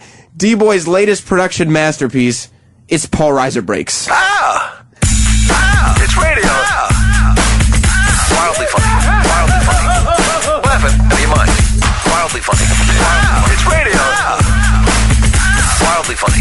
Wildly funny. This is the most energy I've had at 7 in the morning. Wildly funny. Oh, jeez. I've never been in a room this funny. Wildly funny. Laughing out of your mind. Oh, jeez. It's radio. Have you ever been to the zoo? Because that's also entertaining. Wildly funny. Wow. I've never been in a room this funny. Wow. It's radio. Wildly funny. Radio. Wow. Wildly funny. Radio. Laughing out of your mind. Oh, jeez. He is a strange person. He's not normal. What were you saying, Kim? What? Mics were on. No, my mic's not. You heard it. Well, on that note, we will say goodbye. Ron and Fez are coming up next. I got a big interview to start the show. As usual, it's going to be fantastic. Who's the interview? I don't know. But this has been After Opie and Anthony Live. We'll be back tomorrow, as will Opie and Anthony. Don't talk that way. Stay tuned. Yeah, he Ron kind and of Fez. snapped at him. Well, I don't know who it is. I'm trying to wrap up the show. He just keeps yapping. Stay tuned. What's a good question? Who is it? I don't fucking know. Whoa. But Ron and Fez will tell you when they're coming up next. Opie and Anthony show is now over. For real this time. Check out the O&A show on Facebook at facebook.com/Opie and Anthony. And catch Opie and Anthony live Monday through Friday from 6 to 10 a.m. Eastern on The Virus.